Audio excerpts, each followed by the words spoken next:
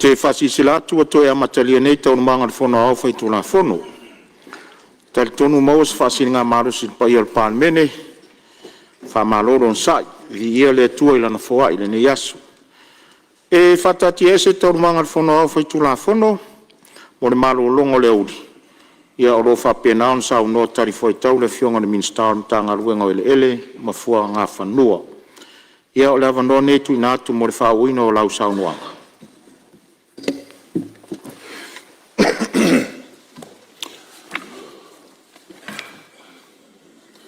Askai mo le makou avangoa, mga ko lea ua mai au ngapale au ka ringa sua. Awala wa fionga ke ingange o le fionga le Palemene ma ngei ku ai ke ingange fo le kai o le ku ngai ma lai ku. Sa fa piko ma le ku, ngaku ro fionga le fonga fkalai le faingo fie. Ko fu sami loko le official fongo awa sei. Ya sei kali le sua mok. Le wa ma onga wa ma lilie ya wa fo ni ya so ma fa ko fa la inga ai ke ngangi nga se senga la wa fionga ma le official fongo ma ko mga ku le wa le ko umi fo sa mkalanga ngei makanga luenga fai umai sa ma ko kala ile kal sanga la fionga le minska ya vai maunga fa ya mga ku la fionga le minska le wa uma ka ko fa le maka upu mal maka ngaluenga o i vai mo makasi o le o mo fa mamudu aku le isi fast food e ka pe onga o mo fa ma okiaku ya o le onga fa fonga le ofionga le minska ya o le ngakari mala malama le fionga le ofisili so ya pasier kala kupe o fa nga fuanga i runga la wa fo ya onga fa pengale onga sua le si fast food eka mo awala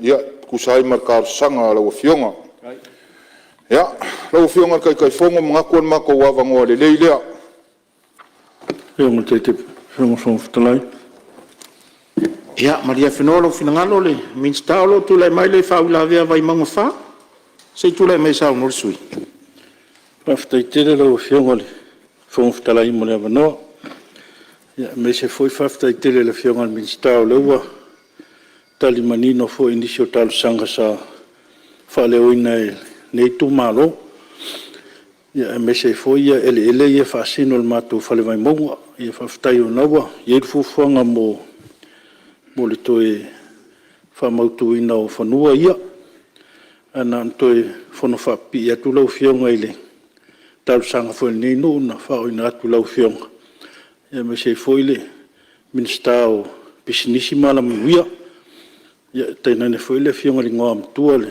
fionga ya ali ya te minei le o ye se ele tuina toi foi sa nino ya pental sanga ina ya ona le to saunga le mule tala tole faltal malo le Sheraton ya penta oto i tau sanga tu na ya so i fuas to no lauri ya talo toi lo fionga ya seva no se ele mfaiona ona te maduele sa nei no fa mole te famna to tu lo fionga me se fole fionga mitstao business mala manuia man falolo no fionga fon talai ya mata watu lo tu lai mai foi le fa la vea fa sale le angatolo after tele lo fionga mitsta o sanga malama la le sa fe foi il tar sanga nei tu malo ia fa no auto lo yutai saparima sa futura fai tilenta tiele to fanga ya le la lo la bon malo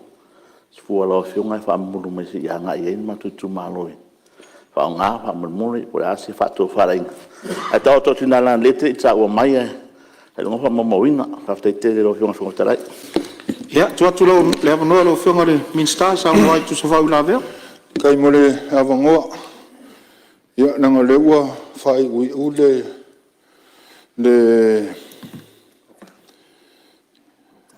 California ngei ai ia o le kula mai le sui o vai monga fa sa o le lo fionga le fai pule o le monga i le fongo le poda le mkanga luenga ia o le fa penga nga kalango inga e kusa markar sanga le fio anga ia male kumalu Ia, i se o ngā ele fo i e whakaoko i le sao le fioanga. Ia, o isi vaenga o ia o le ufa mawinga lau fionga. Ia, lau fionga sui o whasale ang kodu. Ia, lau fionga le whaipule. Ia, le ufa mawinga kārsanga. Ngā uka sapali i fusi anga i uka i me oro ia o ngal malo, ia ele o malo. Ia, le walanga le oso akwaru kwa i le kua kange.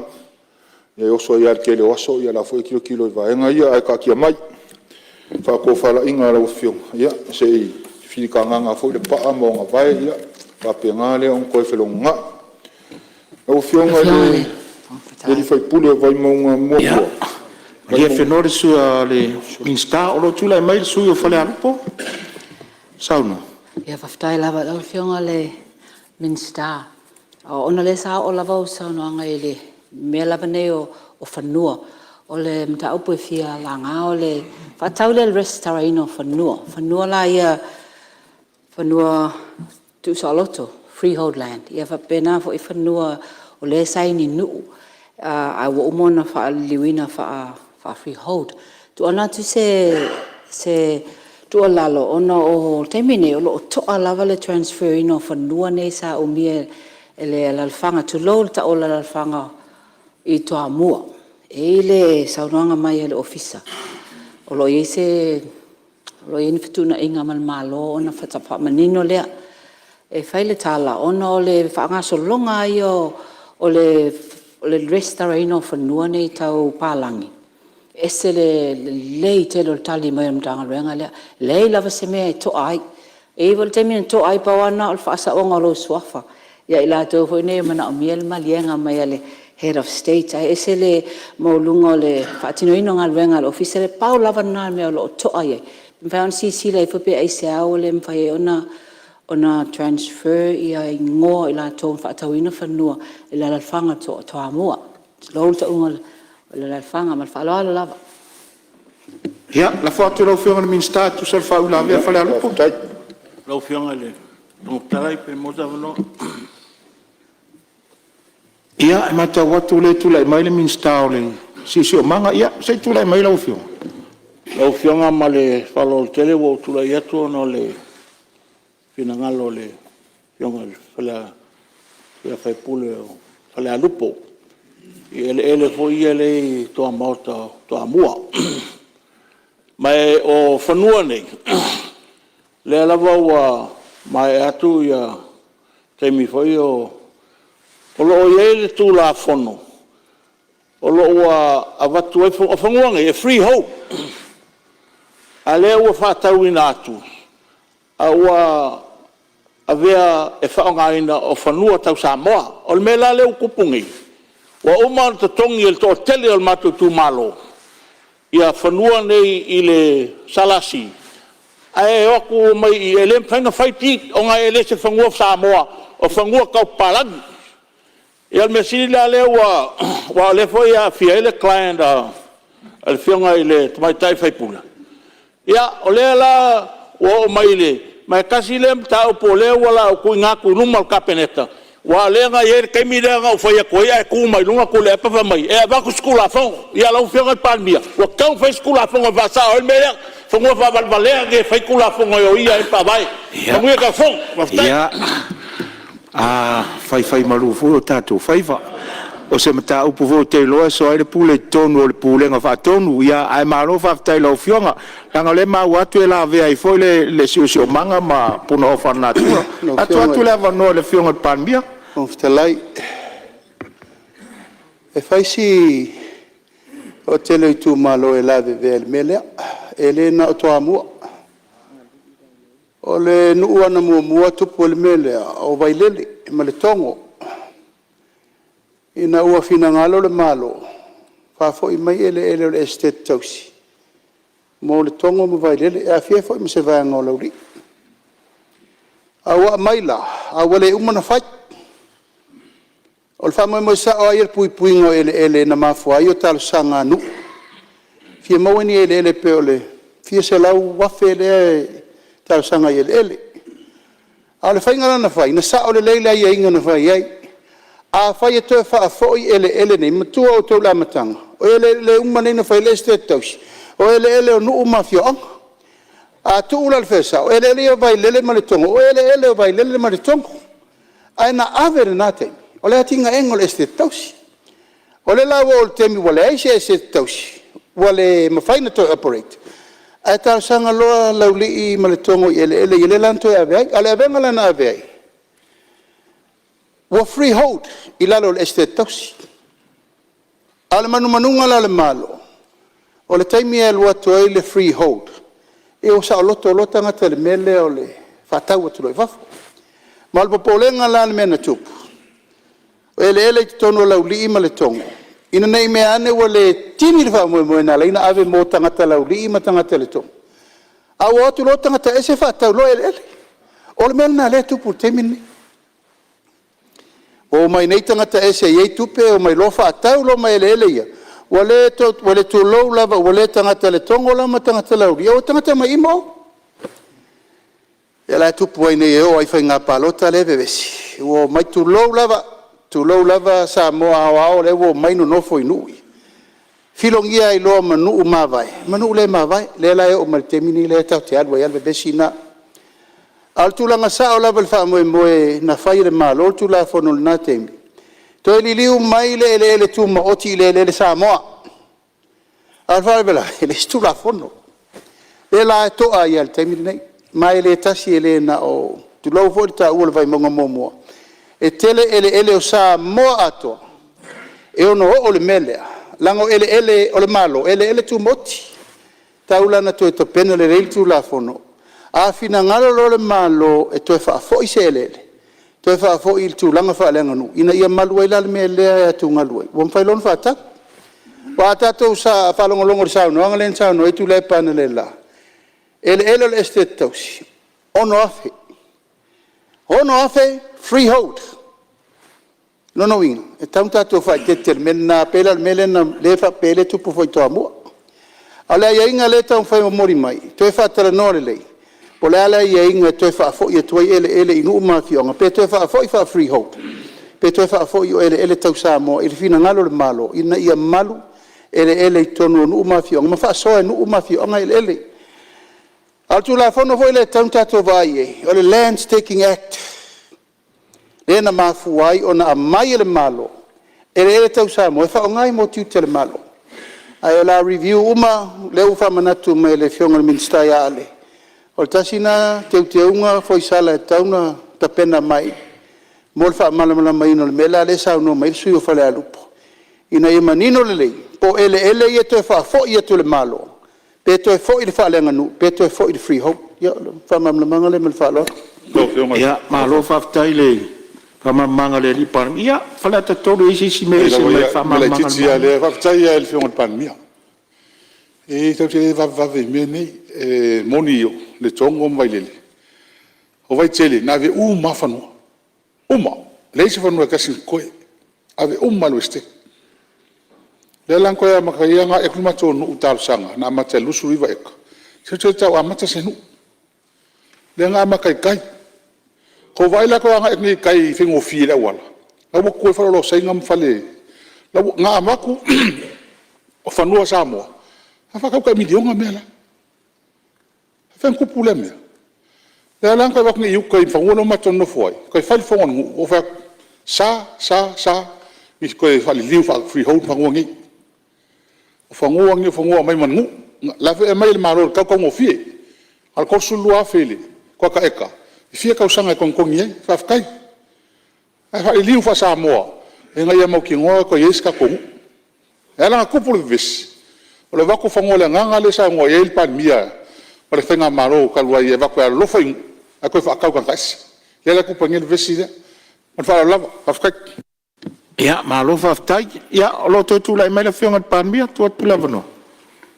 Te lo le tu malo faleta tolu le si tu malo le a fia le mele o wale ini le wale fusi whenga u mau popo no le mele o le fo e pulu atua ia te au fitawinga dato nu. A wala upu le fai tausi file mu. Le wai loa le whainga nu o le ale i tai ere nu. anga I na so ai pule ai o te whamawina le tūlanga I le toe whamaupopoina ma le whatūlanga ina le tūlanga mamalu e tauna iai ia mai ele mai maue la pēna o toi inisi ele toe ia o ngal mana tuila e pasai lele na whaira whasoa a leta sa whai e moe e la le whainga lea a tonu e sei whasoa pepo whenisi ele le avanoa pe o tarsanga mai vo ia mai maunga wha ia manisi I tu malo o toi mana o mi inisi ele le whapopo Aftai, sau no lau fionga le tai malo ia tula mai lau fionga le minsta ma ta watu fa u for this for sanga matango fie Tai. Le longa le ua kari mangingo ia le kai ka ia le malo e kusai ma le saunga whare a lupo ia ke ngangi fo ia vai monga kolu ia ma oi whare ka kolu ma whare ka wha kusai fo I maka upu sa kulang e uia ko kele I ia whea ngi maka ngā duanga kai mo kou saunga ia ale ua kari aku pēn malo ai saure fia kari aku vaenga le ua ko kele ia whea kai mo kou saunga ia ui lea ia ngau kari mangingo lea fo le kai ka ia le malo o fionga le ming skama le karusanga ia o kou ele o se karusanga ngai o ke sa wha ia kokongu o umang pasia le whainga malo karuai pau le mea ngai ke sila fia ka ko whasuanga ma le ofisili ko ia suanga o awala ia o ngā kuwharola ia leo ele o ni peong karusanga inga o fionga ele whunga whakalai o mai a ia le forsanga ngimkanga ruenga ai mako mangaku ia o se avango le leile se le pa ia kuai lau fionga whangwhitalai o ia leo mau atu e atula e mai la fionga le minsta lango patoanga mwhenga whaiva Whaftai mo lewa noi lau fionga. Nei o mai tau atu le la whai ule saunuanga le fionga le li minsta. Salanga ele nei tumalo ia ele o loo. Ele o malo I tonu o le matonu I vailoa. O le asa mawaina I whatatalanoanga o le malamtanga luanga le teimi sa swala pule ai le tala le tupe. O leo I fufuanga le mtanga luanga se taimi o na whanga solo atu le whailoa I mai tumalo. I turanga o ele nei I leango ele o le stala malo. Ia o ele o le nu nei. Ai whaftai o leo manino fo I le saunuanga le whionga I le li Palemene. I turanga leo le la to I loilo tula fonu. Na tula I atu. O no lai whafungfonga mai le tumalo a leo whai ule. Saunuanga le whionga le li minsta. Ma le whaalo whaftai. Alo whaftai ia masalo whaula vea uma iei ele o tatou tofi. Ia au ngā le me tas tulou. Ia leo tau whafonga. Ia la ata pena le le atoa ma le anoa. Le matanga ruenga ma le minsta. I le tula fono le fo mai. Ia wal whatino ino tatou ele. Tuna mai lau whionga le minsta. Whawau mai le saunuanga. Aftai mo lewa noa. Pa ia ka koi kumalo e amaka mai malai sasi a pa ia wharkangaloa. A whai o kou whafonga mai le leo o kou au. Ia. Kala angangal maka ngadwenga o loo. Ma kou kai makari ia ngai vai kau male. A fuanga o kofi. Mga kua ngā ua kau ko le ang kongu fuanga whai ar ka kou kumalo. A o kou pa ia ma o kou mamalu ma o kou sa ma whainga ku maua e o le whavavau. E le mawhai o ngā mākou ko ese pe koe whaupopo. Wa ngā se ia wa ka kia i malai wa uma o ngā aisa. E le eise vave, e le eise poko e whaupopo pe ko ese. A o le anganga ri ngei vai ngā le aso. Mamori aku le anganga o le whawhikai kele. Le kāpua inga, sunga i whawhia ngainga. Maula kou wharkua, iso se whakawhai kaulanga o kako I kumalo. Whakumukumunga o nguu kai kasi o kako I kumalo. Malo a fua I lau maua. Malo o kapuai. Malo o whai kakalo. Ku I le mulpapanga maula le la o whea ngai kou au aunga. Maupufai o malo. Mori aku le nganga o whawhikai kele. Le ngei vaenga le aso. O singa kalala I keki ar kako polo keki. o ngā umale se sao ngi muka ngā luenga. Ngā ua umang kufu ingar ka ko se lau limas fulu ka la. Ma o ke mangaku o ngā koe ka ko wha se lau mo ngā kupu afe. Ngai ua umang ngā vai ngā ingu e ongo. Ngai ua umang ngā whakaungu i ngai polo ke kikange o whale a onga. Ma re kele o polo ke ki o whaingei. Ma kou kakalo, pai or ka kou kumalo, ka kou ai sia mangu waulu. Se vai kauni ngei wa ka kou iai. A wāl whaasua soa inga, ma le lima inga, o fua ngā whai ar ka kou malo. A wā se aki ngā e mareanga i luma ar ka kou kumalo. Na ma kou kakalo, o leo au maung ka pengar ka kou ripoki au mai ofisio ki ngā mka mai ka. A wār ka kou lima se lau whaas furuafe, lea o koe ngei, e wha a koa air ka kou 5 milionga, i ngofua inga mua. A or ka kou 2 milionga, ya, o lea la mamuru aku, i le kala o le kupere ngei. Na maa kou kakalo, pa ia or ka kou kumalo, sanga yangela ia ai or kai. Ka kou wha soa lima lelei, nga ia kofu siangu e ongo or ka kou kumalo, a wāl wha moe or ka kou malo. O a mako koe upu, pa ia or ka koe kumalo. Mangunga, o mangungei, a ora whaivar kou sao, le kou sui, a wā upu whai o malo. Ka mawhangau, ma le whawhikai whapikoa si o mako ngu o le whangaori, ma ka mawhangau o le whawhonga mai, ia ku ngu e whia o ri ngei lalulangi. Malo le pale, malo le ka pua, malo le ka kalo, malo le whaukua e ka wala mai lunga o a wala ke le vavave. Pale wa so o le kiki la kou whaloalo.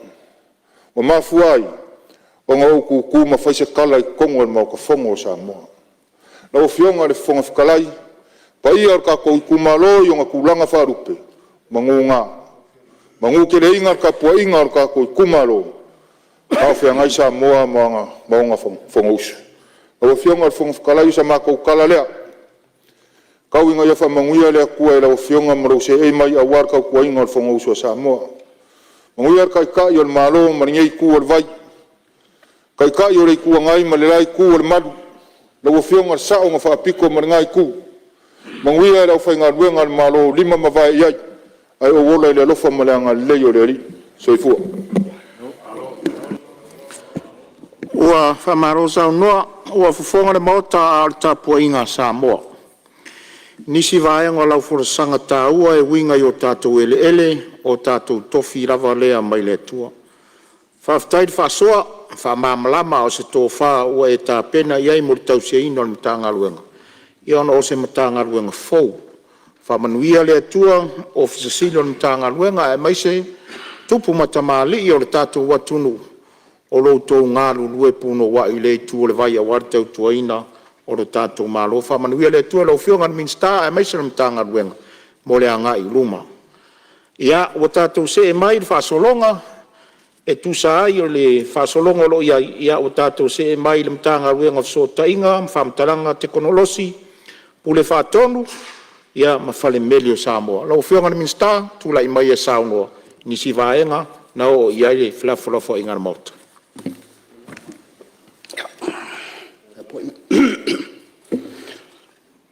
Tula i lava, ma le whālalo, ngā ngā whāwhtai, lau whionga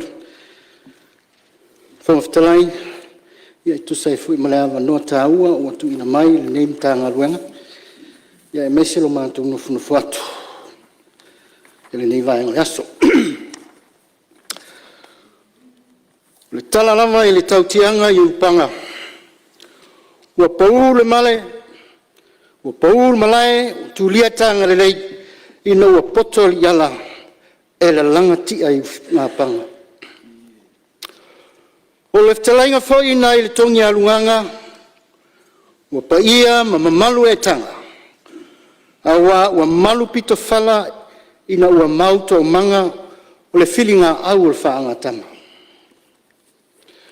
O le sewa ata foi ina i whaai mutie ua le ulu le ata uli le na.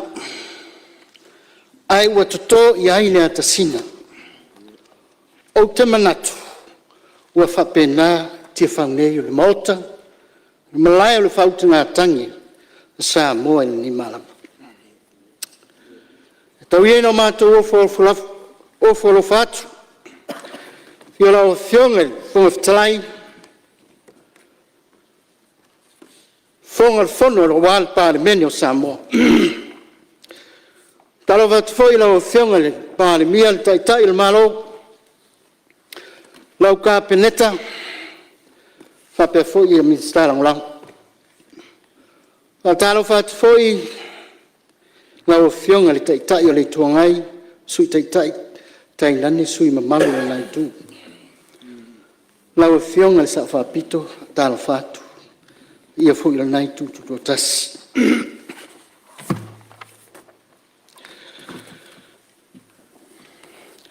Tulona, ia whio, lau o whionga le au malu le malo. Lo masiofo. Mātou whātalo whāt. Tulauna le a whionga sui tofia, mātou whalitua, mātou whātalo whāt.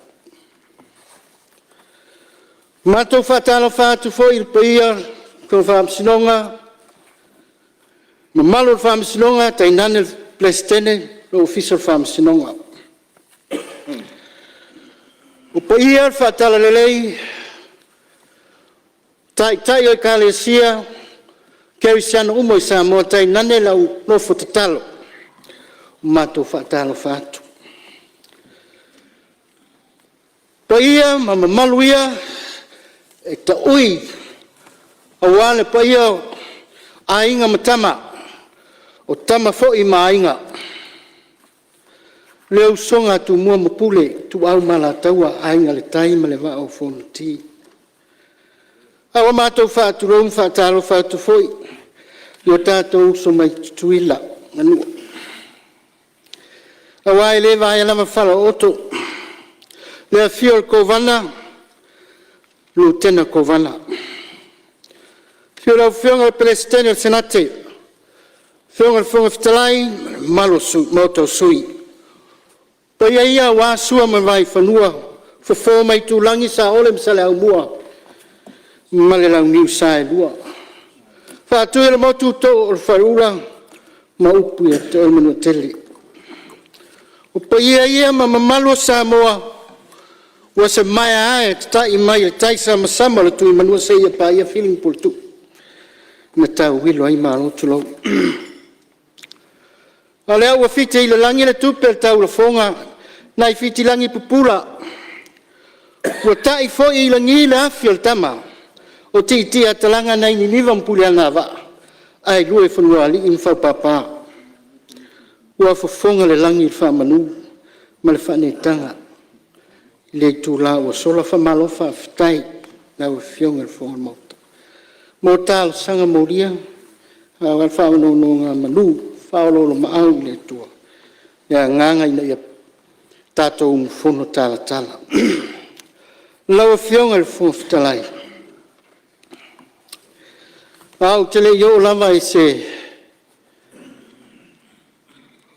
vaenga peo na tilingia sui ma malu fo i na tofu sau noa ma fea ai le mtanga ruanga.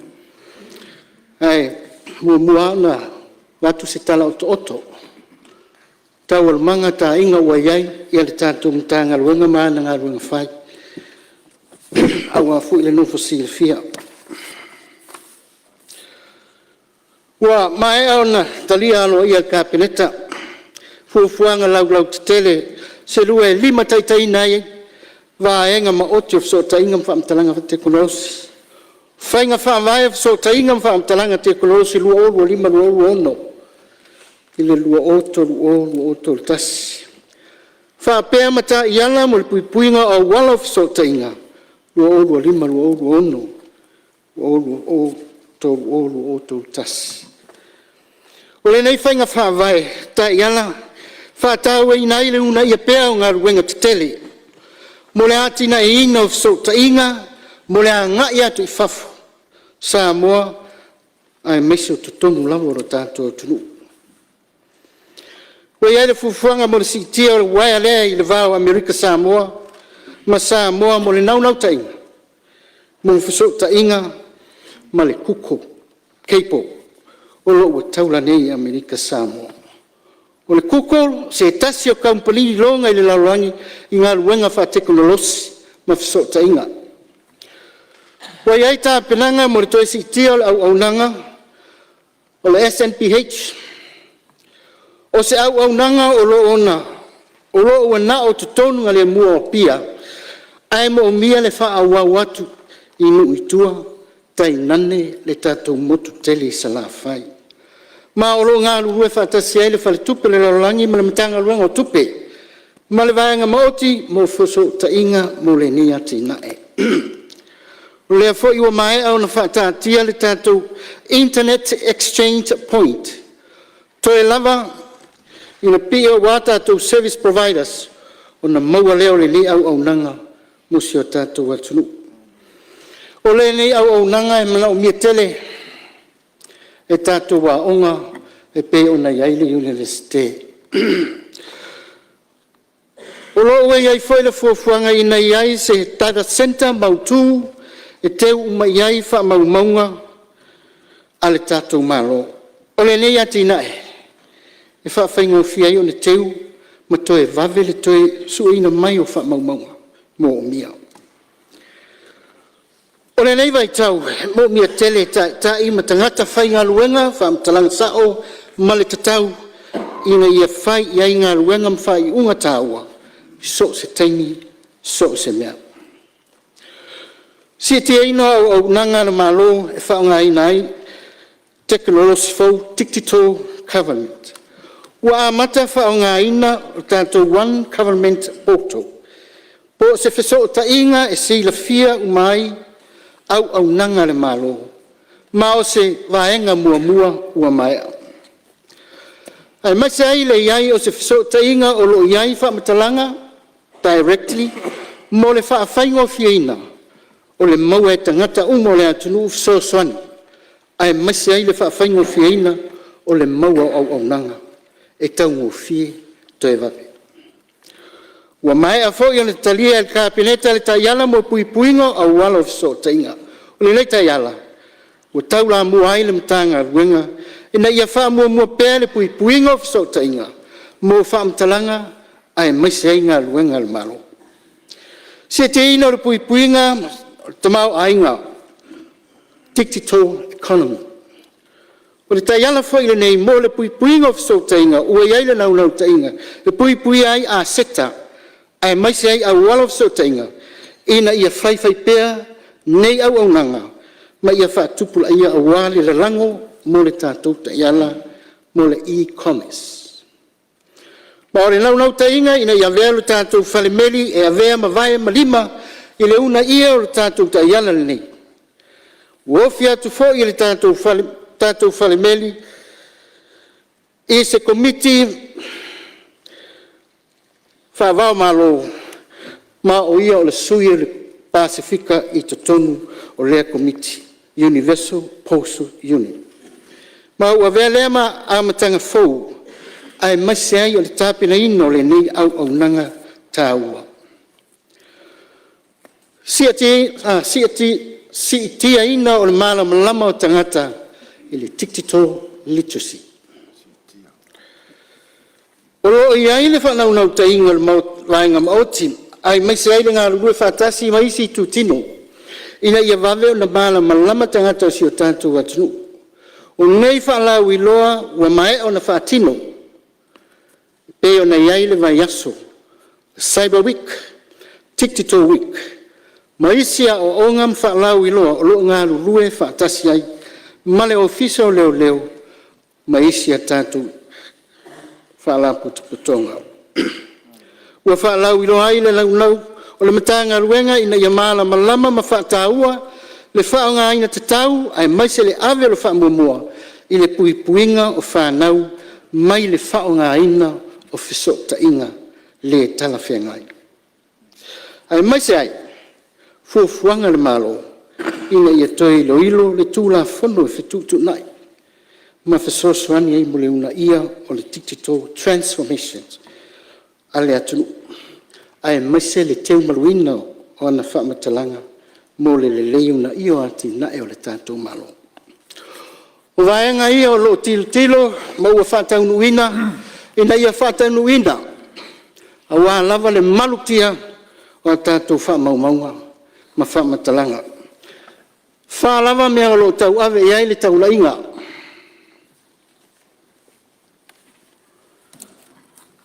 Samoa filemu Samoa atinaʻe Samoa soifua manuia Samoa aʻoaʻoina atou faafofoga mai la vaega uma ia loo taulaʻi uma i ai taʻiala tunaiga a le tatou matagaluega auā le malutia o nei vaega uma ia ona ua mai la ia le i vaega e pei ona faafasiligia ia ma mai foʻi finagalo sui mamalu momoli atu le gaga faafetaitele outou afioga sui mamalu uma tofasao auā o loutou fasiligia e maua ai timaʻiga auā le matagaluega ma laga fitoitonu e le tele no taupuna laga mai e toʻaono lava sui mamalu ia o lea na mai lo tou finagalo ma fasiligia le tatou matagaluega o nisi o sui e auga e tasi lava ia lea laatali atu ai i vaega uma ia tolu o faatapulaʻaina o le tausaga e faaogāina ai e le fanau le telefoni social media ai maise le gagana faaogāina i luga upega tafailagi talitonu le taofi o le vaega foʻi lenei sa au mai foʻi totonu o le tatou palemene nei isi foʻi sui mamalu lea foʻi ua toe auga ua outou faafofoga mai o lea lava ua fai le galuega e mafua mai e le o lavalava le aʻoaʻoina o alo ma fanau tainane o le tatou atunu ia afiaga i le faaogāina o nei pega tafailagi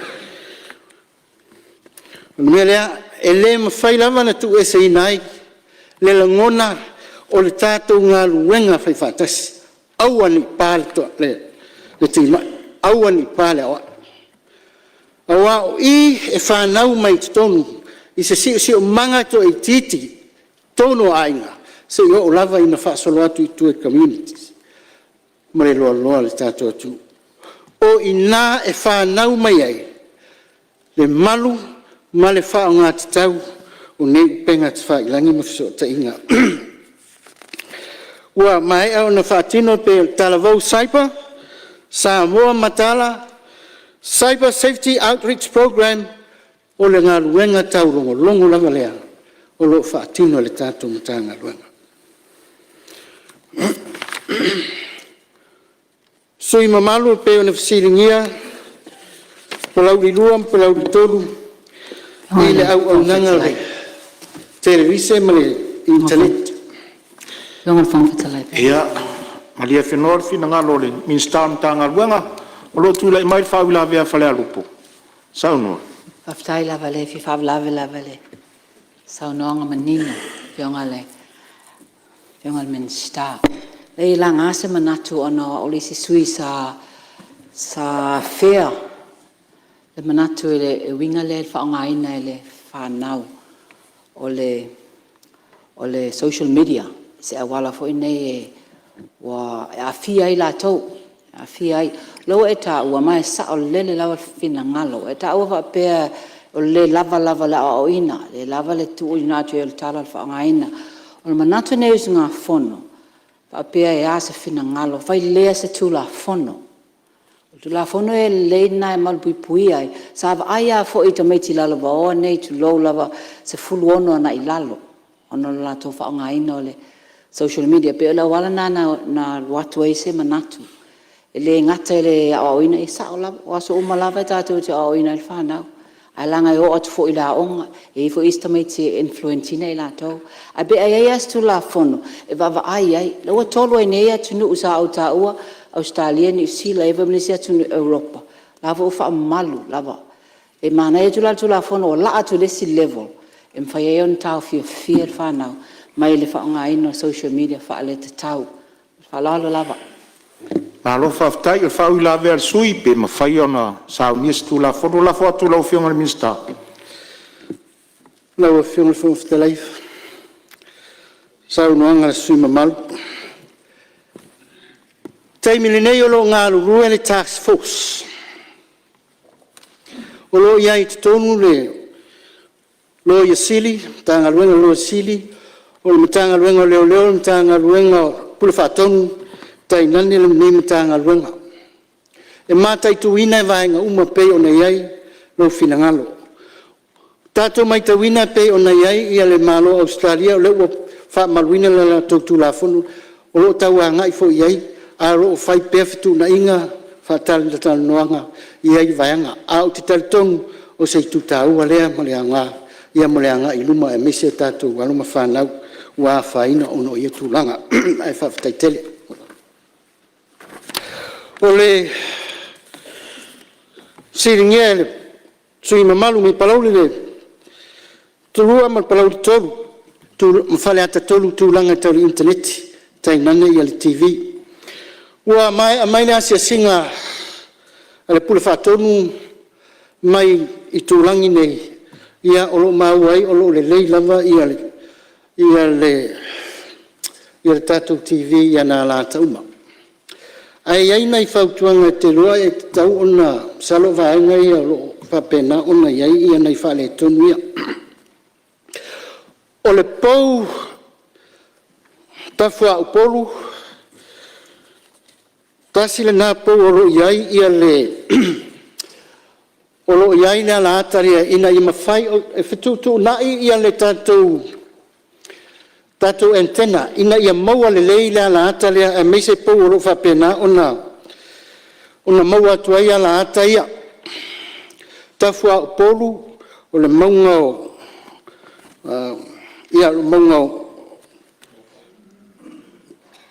maunga fia moe ia o lo fa pena o nei pou nei ina i fai o le tutu nei o le si fautuanga a tonu o lo analog lava TV ia a lewa tatu tonu o le tiktito TV ia i fai o le tu mai tonu i le tiktito TV ina i fa pena o na mo le ia vaenga ia sa no ia o lo fa pena o na fa solo tu fo i le fa pino tatu Starlinks o le paule o le tali o le nei vai tau o Starlink se pe ona iai fo i le whaitutu na inga o lea ua fisosoni atu ia le mtanga ruenga o fisota inga whamtalanga wa teknolosi ina ia whao atu whapiina i Starlink ia onga whatase fo i mawhale mai a onga ia na o tuaila si singa whatase fo i mawhale mai i le motuteli sa la whai ia o lea ua whao atu i lau whainga ruenga mo le whapiina o Starlink ia fisosoni ai i le whaale tonu le tato internet.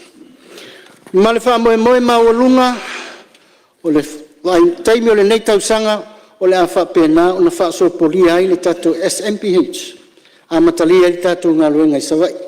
I maua maua le mātou asia singa e te le lava se whaale tonu o so tainga i sawai. O le taimi le nei o tautou wha ngā ina Starlinks a o tau tāri ai i a lesi le options o le whao atu leo le whaipa o le SLPH i moteli savai. Ia, mo le si foi na sau noa pe o sui malu mai whale la time samtau ia o le tal sangaina ia le domestic rates ia mo o Awhionga, telefon. Ia. O lo tula e mai sui o whala te toro e whau la vela o whionga minsta, le vore whai sau marolong. Ma ua Sau no. La me i le whionga i le minsta i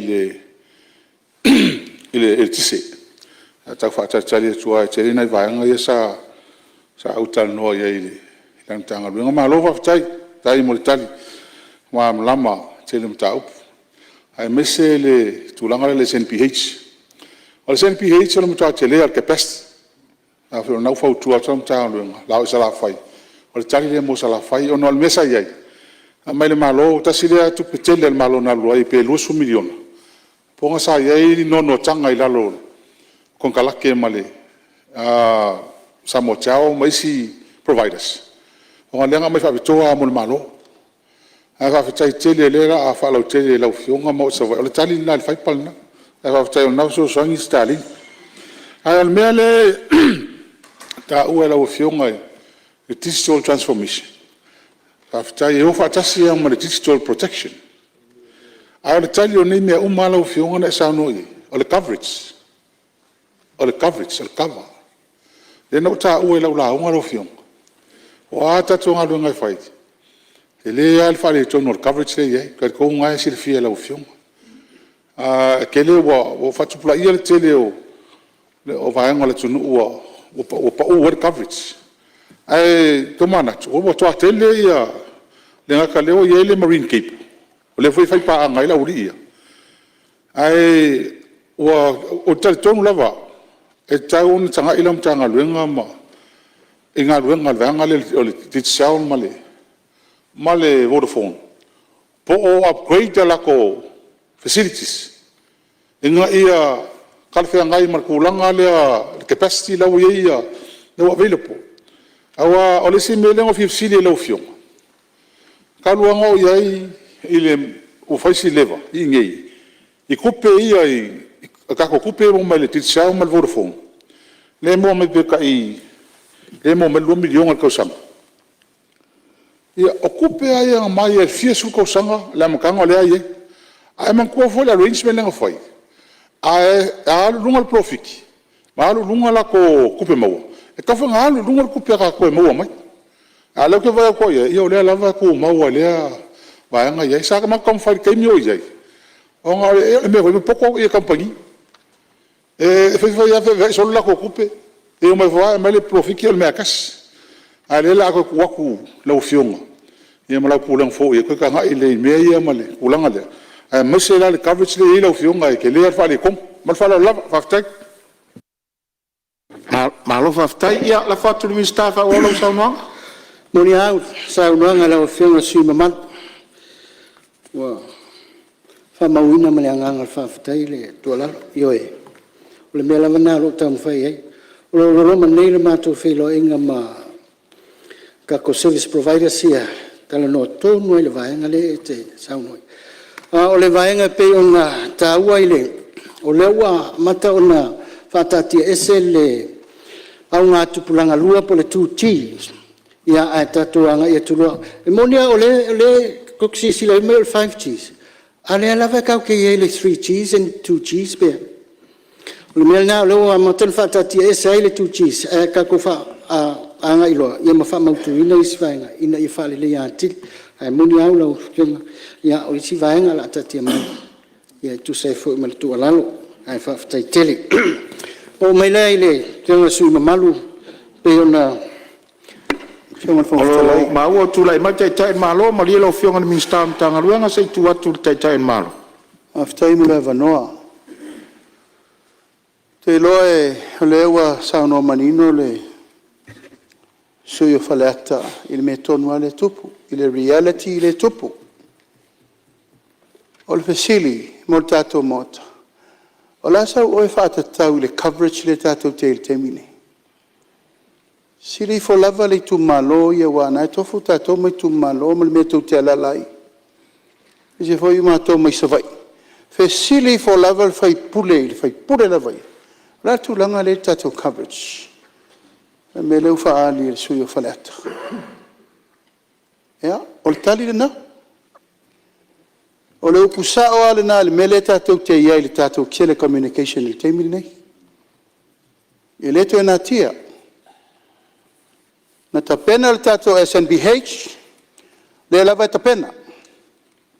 E o me le so le la se furu tausanga, su 5 tausanga o tapena. I le itai no o le tūlanga i te tauna iai, o no le mea lava le nei. Schoolnet, feo o iei. E lava wha pepea tu lava. Le uru wha le mele wifi, maisi por kalame le tau whai. E le i o i le functions a tauna iei. Ta pena tato Samoa marine cable, feo iei. E tātou Samoa Marine Cape. Ia mai whainga malo, whame wawe tua, e leise capacity o mtanga alwenga. They can't run it. Oi nā rai manuia le tātou Samoa Marine Cape. Whai le tātou digital TV. O wheo iei, la wawe tua. Ala le me leu whea ngai nei ma whai TV o mai Samoa. Te le i o le fianga. A o mana whai whatonunga. O man fai whatonunga, me i o Samoa Marine Cable. Ta pena ar whainga whai, ngā te whafoi mei mea nā mtanga alwea. Ta pena whao le digital TV system, te whafoi mei mea nā mtanga alwea. Wafo le malo sa tauna uina uma mea nā. Whai e lan me le substitute, ma substitute te kam whai whai. Subsidize. Tūlanga pēr tātou wo nei piko so le communication. O se tāenga tā ua tele, i le taimire nei mo tātou. Whawhaingo fia i mea, ana amata tātou matua. Tātou wha longo uma lava le leti o vo e lea i lungo le whata.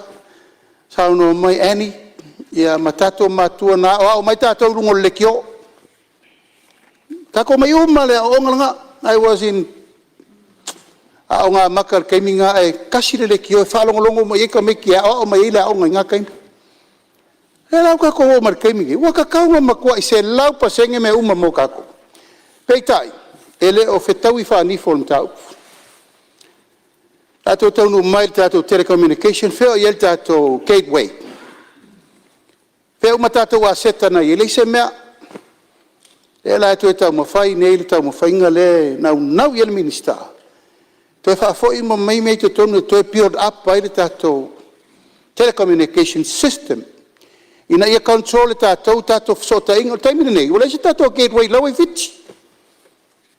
Tu lau lava le cyber security wa o Samoa le mata le lalulangi tātou whamamonga and information. Le i tūla le nā o lea e tau mawhai atu nei. Ai mo le taimi lava nei ia.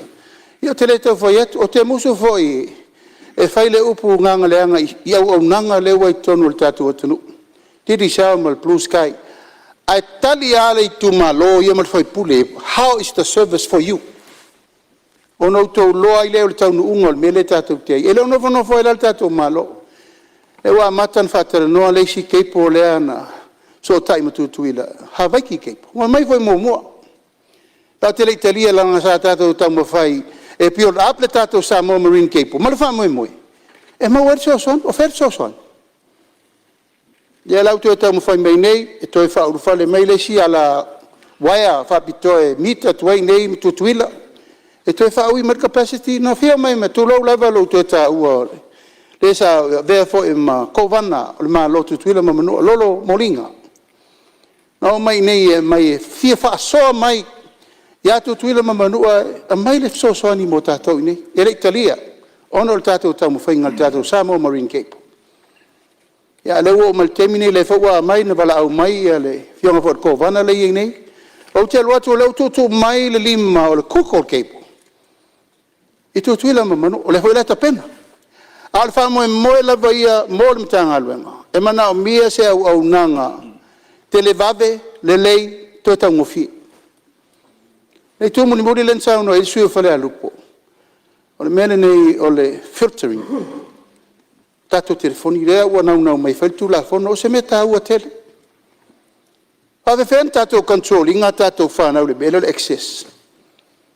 E ma whain tato whatu la fono ina, a te whai atu. E sa wai to tonu le sisio manga, ma atua, ma lau whanau le ao ina le tūlanga, o a whaitu la fono tā te whai. A le malu ai whale, e le malu fo I whafo. A taua, wo wha maua le tūlanga le alanga tauna i eise meli mataita ina i le enforcement. O te loa tauna whai, ma leisi mele, o le wha ma screening, ma filter o telefoni.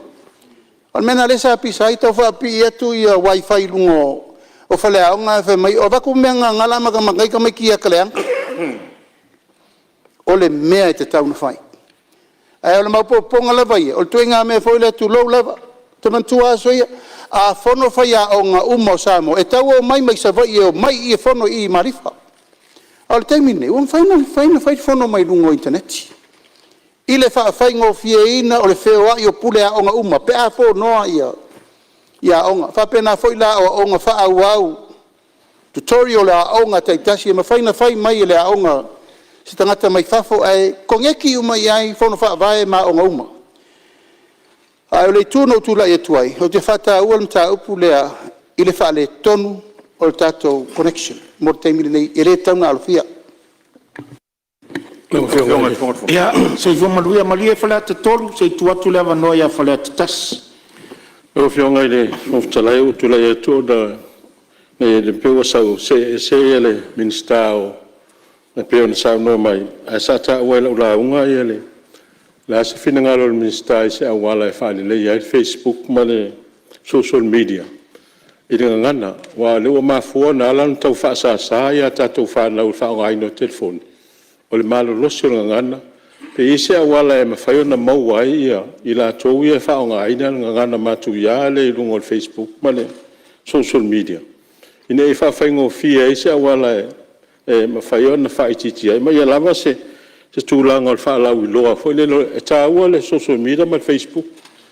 A o le ngana e wha o ngā, o le a wha ina la na o tātou wha lau le tātou tu pole nei, po ua e sirisila ila o whionga ile. Ele minsta e se tūlanga e whaale le le vaenga. A mese o le tamari anga o tangata. O ai tātou, e o ai le ao le malo, e whono sui tofia, ma tātou fo. Ia, e te tau na iei se awala e tau mwhaina ia, mwhaina fo ai. Pe mau o tonu a tangata nei. E ona whaila o se tūlanga e mwhaina whaia se whaasalanga. Se tau tāu fiofia, a tūlanga e fia whaftai fo i le tūlanga o le tā ua o le Starlink. Ia, hawa leo se fautuanga foi le ina ia fatino le. Langa le na alu matua se singa le baanga le meta fale onga inim savai. Pasalo pena ale tolu wa i fale onga ola, ia ma fale onga tolu savai. Ale tele o isi be ia Starlink lungo fale onga. Pintu teu fale onga ai le ola. Ia ma na ia sila ina ia ma fai na alu onga tu per malo. Ia ala ola le uma malo falalo. Ma ua tūlai mai whalea te tolu, tua tūlai wano. E o leo toi, kaola me, toi tala noa, le titi ai le melea, pe ono tala noa atu.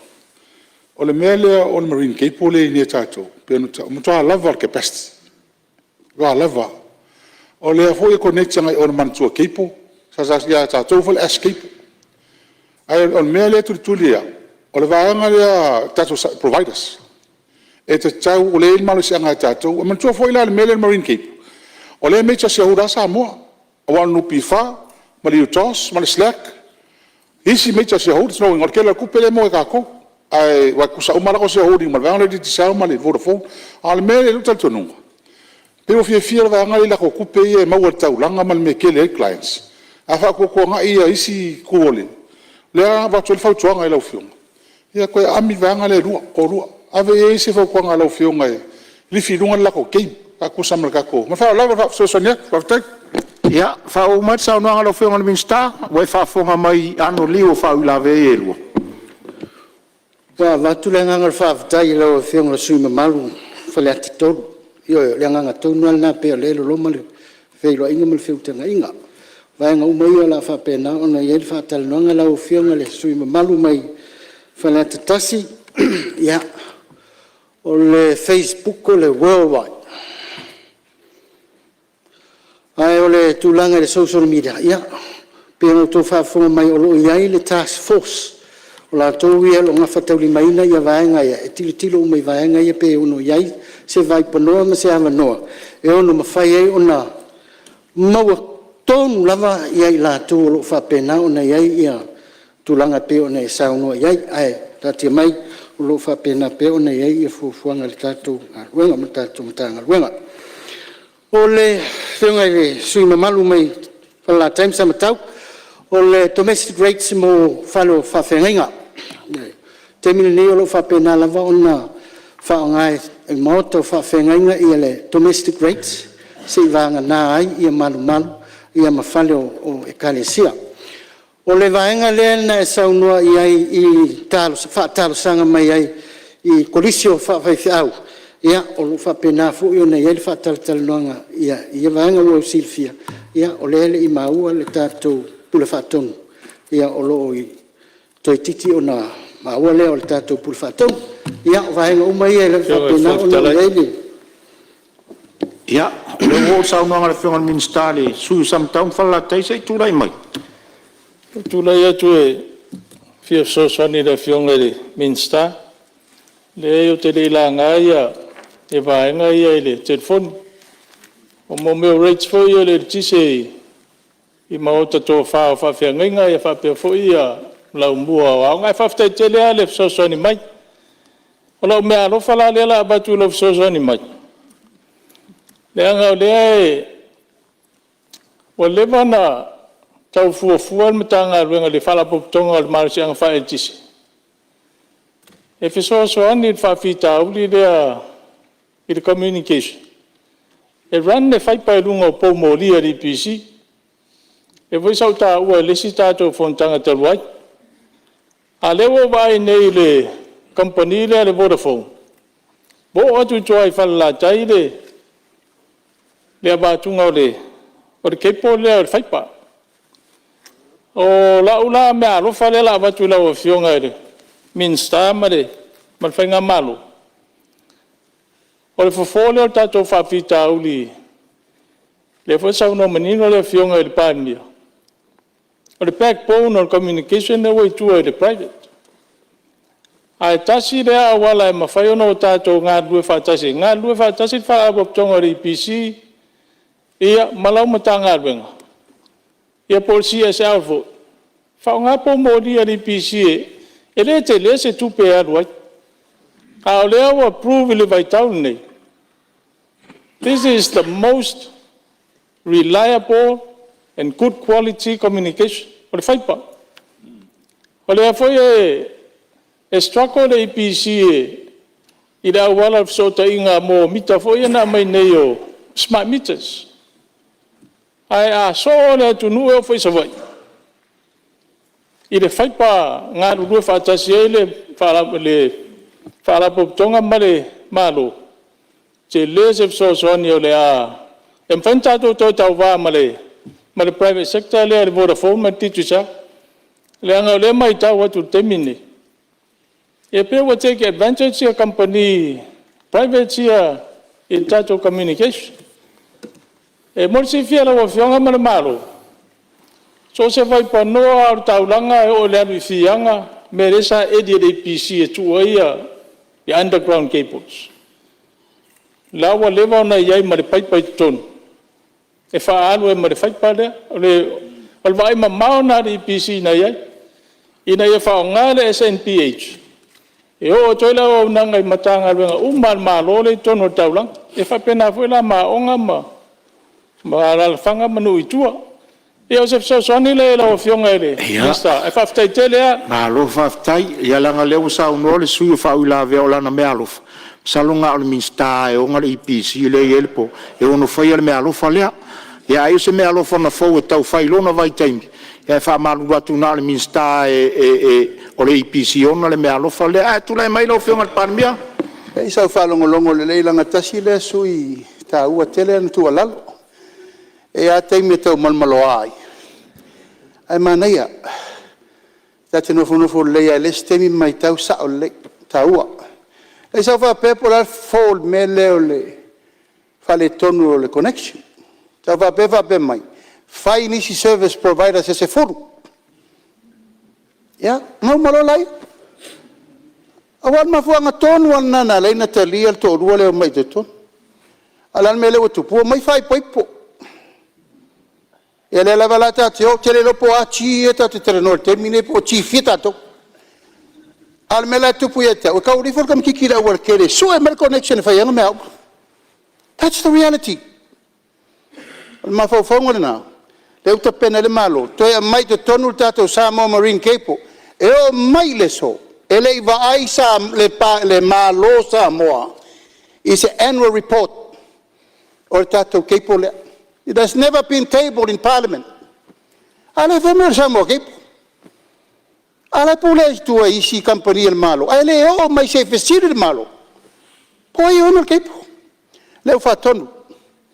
E wha foi mena I tonu ia tato. O ma foi no wha fsota ia le na ave e le digital TV fatu malie ta penna e le taimi fatu le malo te fa fo i men nai ia pulela ta to ma ia nga fatau li maina le tau le to te atu ngalu mai alfa mo mena la fiona li foi por sa fa pela fa pe mai ko fa popo isika ko service provider ia le fa el malo le la ia ingre na o tulanga foi le tau tali atu ia ono le fa pele fiona le minsta ia io il fono fa tonu tulanga o fetuna ingo tau ia tati mai le fina ngalo o le o titilo no mai ni si tulo lava e lua ia maftanga e kalisia no mai tal sanga tonu wale wa mai so swani le commercial rate ia male domestic rate o le o titilo ia tato mtanga lenga na moli to fo le stari manino sitambi ia malo faftai ia msalo la ufio le bista msalo le watali le Salo le watali le fionga le lipa miolo tau avea le portfolio le minsta o ngā luenga tele, le EPC.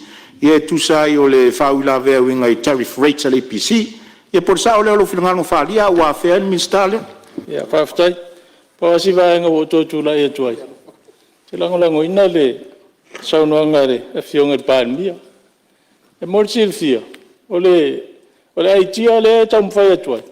A mawhaina koso le tātou fai pa tavala tunu ato na mafai lona fa popo ni service provider se lau pe fia awa foi tato fai pa le lisi atu I service providers ai le mafai na o mai ato mai voi service providers I temine e tau mia e company la po e lua ia pe o sia u so netu na faftai ia malo faftai salo fa ula ve le usa no le fionga pan mia o lo fe nga in portfolio o le minsta o ngaluenga tele. Tula me lo whionga le minsta o so tainga fa o saunoanga. Saunoanga la whionga sui mamalu. Whala taimsa matau. Ia e fo isi ma faufaunga na mafuai o na iai le fitu na inga lea le fa ngā pele underground. Fa o tuai ia le vaenga le SMPH. O le vai taimile nei.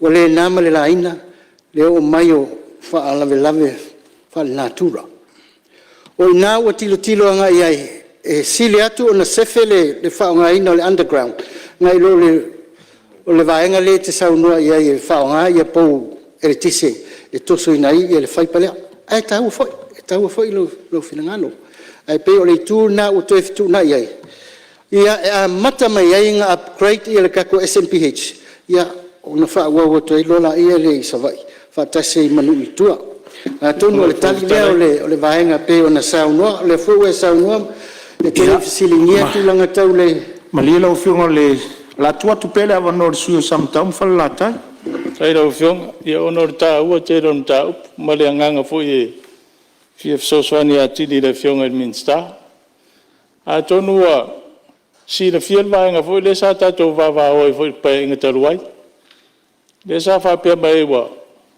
par que por IPC le karu tono malata polo I fariat aule mafo fonga na sa yai ile fausi ai no leina marosi e so tai mai fi yangai fulaso e lua circuit ole underground ole overhead ole mafo fonga na sa tupu mai na tupu le mafu e tere foi le kalestete ole fo fonga la sa yai ele ngata o le underground ai fa pe mal overhead a fa le tonu le underground ala e continue le service lunga a fa le tonu foi le overhead a le underground mai fa ya si tanga ta te le underground le sa no ela o fionga ai pe o se a wala fa ngo fiele le so so ni tuai ia a tonu me fa nga ko fa popo le underground se te mbulmul ai mor te mine le tau ngo fie bavave ia o se soani na ai le fa ia fina lo la fionga minsta malo paftai malo soson mail mtanga luenga ia la foto lo fionga minsta fa wa lo sauno ia paftai pe anu fa ia tu ta u ma fina ngalo ai ta tia mai ia la fa pe na la no tu na iai ai ole ai ngai mo le tau ngai le felo inga foi mo le World Bank le fatino fa tupinga ia siliatu na fa nga ia le tato underground cable Ia ona ua mai ai ia vaenga fo'i la tau fo'i na sui mamalu ia na silingia ia nei au nanga ia mali tautua ale tātou matanga ruenga nei. E leo le taofi ia alu ia fo'i maila ia leo se whamatalanga. Lau a whionga le whungwhitalai. Lau tu malo ia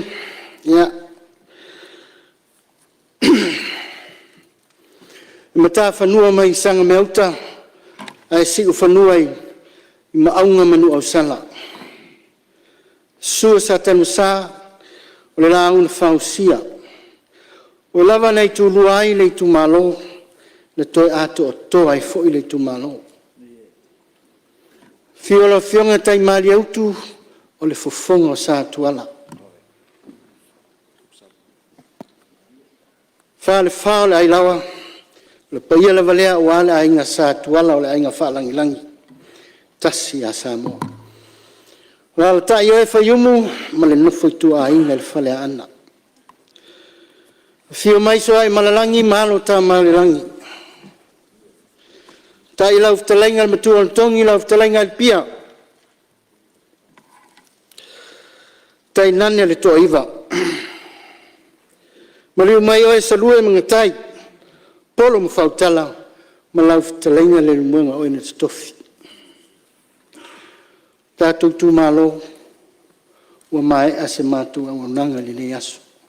Whawhetai tā puai, whawhetai le nofo tatalo. Tātou matanga luenga, lau a whionga i le minsta langolango, lau a whionga le ofisili le matanga luenga, pulenga le pule whatonu, tai nane le tātou Palemene, le tātou ngā luenga le uwhatino.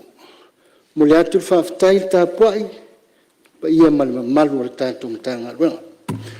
Lau a whionga le whungwhitalai, ua mai ala mātou ngā luenga. Tau iei nā lofangia nea tua, mai lau whionga e taita ia le fua Samoa, e ala i lana whono usu. Malana Palemene, lau a whionga le Palemia, e ai pēle anga le leo le tua, so i whafu lolo, so i fua maua malos, ia o al tau tua ino le atunu e ale o tofi. Le nai tu vai, le whionga le taitai le tua ngai, sui taitai, malo le nai tua le Palemene, ia o tau manuia, le anga le mai o le tua, o le mātou whamatalanga lea, manuia le asu. Malo, ia ua whaafonga le mota, whaafonga lo i tu malo, whaafonga fo le tāpua inga Samoa lo whaafonga mai tau alumanga le tātou Palemene, whamalo tā pena lau whionga le minsta, e mai se fo le mtanga luenga so ta inga te konrosi. Ia whamanuia le tue lau whionga le tamā mtanga luenga se i vaiane lau whionga le minsta. Ia e mai tau watu le fwe tau sa ili se pule le puleng whatonu o le regulator. Ia alofangia le tua. Whamanuia i tupu matamari o le atunu o lo tau ngā lulu e mai le lava enga. A war tau tuaina o le malo. Tasit whaftinga o aleanga. Ia o tātou tau whai ngā lulu e malima. A wase manuia o Samoa o iluma. Ia wase e mai le tātou whasolonga. I le matanga luenga o whamasnonga matulanga tau whamasnonga. Official Commission toi fuatainga o tula fono le malo Samoa. Lau whionga le li minsta, ia tula mai e saunoa, tari foi tau nisi o finangalo nga whalia. I le tātou tala whatau o tupi. Mare ngā whaloa.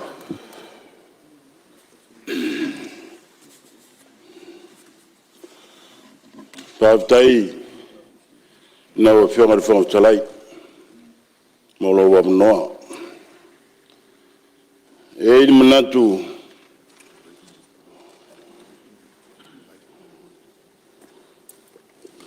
na tau to iel pua mo na la e pe o le upo e fai le motu salaia. Mama puange ilango e kapkoa di seu. Ionga maunga kuku maunga kua sivio. Wale pai o le mauka i kia whaungei. Ai, o ke mwai whae ke whi maria ma seu malulu per whanga. Mou whakulou, mou whakalofa aku i laua whionga le whangtalai. Whakalofa fo i laua whionga le rei Palemene. Laua whionga le soi Palemene. Minsta Capineta, Minsta Langolango, Papel is so your phone of the light. But I love for the night to a man. O ia na le no foi on fo tabita de sunga de taitai. Ia fa ta lo fa pea. Sui taitai mal malu nai tu. E fionga de sa fa pito mal malu sui umo le Palemene. Fa ta lo fa yulu fo mtanga venga. Tu mo tel malo. Ai mese le sunga el fa la tusi. Malo so atau mal malu mtanga venga. Lem fai no fangalo ina fatalofa pa ia maolunga le au fai ngalwenga le tua so se fata fai taulanga I Samoa nei pa pea maatu no mau fatalofa le fionga le au malu malo malau masiofo fionga le Aso Tofi mo to fali tua na wa fionga le fam sinsili prestaino fam snonga rim tamaitai fam sinu malsunga restala o te whata alofa foi le paia mawalunga. Maunga te tele me o I maunga iti, tapua inga Samoa. Awa a ingo nofo, a ingo tupu, ma ingo papa, ma ingo ma ingo te whaiwha. Wai a ingo tama malato wa inga. Usonga tu mua mpule I tu au malato wa inga le tai, ma le wao fonti. Then fai foi in fangaloina le motu sai. Awale a fio de Kovana Sili Marsu Kovana Malmalo Capineta. Le fio de Prestene or Senate la fiona Quaolo Malmasofo. Le fio de Fong of Kalai Malmalo Suya Moto Malmalo Faipule. Fio de Fam Sin Sili Malmalo Fam Snonga. Tau putau Samoa papele fale limo ko wana. Pai au asua mai fanua fo mai tulangi I tuau. Mala taua sa ole mala launiu no sailua. La au na motasi. Ali fatui to o fale ulo man malun manua tele. Elem fai no fangalo ina fata lo fa so I tu malo. Ana lo finu mertasi. Awale fio I tapu no le tama le itu man maungafa. Me li itai ai ni no. Pai awa ingo sa tuala ingo mawenga mala ingo taulangi. Malo tu ya ana tama le langi. Tau si ba tele mamalo le fartolu ma foi fale. Salai ma apulu ma saubao. Tongi ai lua man soi. Anta alofa atu lo tau tapu inga. Lim fain fangaloina fata alofa. Lau e kale sia me tisi. Awale a fio le fionga prestainer konfernisi lau a fionga faulalo. Ata alofa foi le presidensi le lausu. Sunga le fai lau tusi marteu tupe. Pai e taitai o le kale sia le no fasea mo loutou fartua. Pai a mawalunga pensiona malolo man malo. Pai e lau fai ngalwenga tutofi le tua mo loutou fartua. Pai a mawalunga komituma. Fata lofa atu, au wao le masine fou, la usui a elfon. Le so ma le famo e moe, la wa fionga le fongu talai. Malo tau tai lasu. Le awa fa solo, le lai non fa, ya o tu mau pele alofa ma langa leo le tua. Le wa umana sisi la tu muar tayama, mori la au funga. Awalo tatu vata pia, mo tatu mtai silo langi. Ilana faso ilo to soifua ma so mato wolo mfai ai ono tato mo ni vaengo le fia. Mele faf tai tete. Na wa fia on fongu talai. E fia ngai se talai ni so soi mamalu sa ta ua leim tanga venga fam sinonga. Sa sa uno ai le sui o va fonti.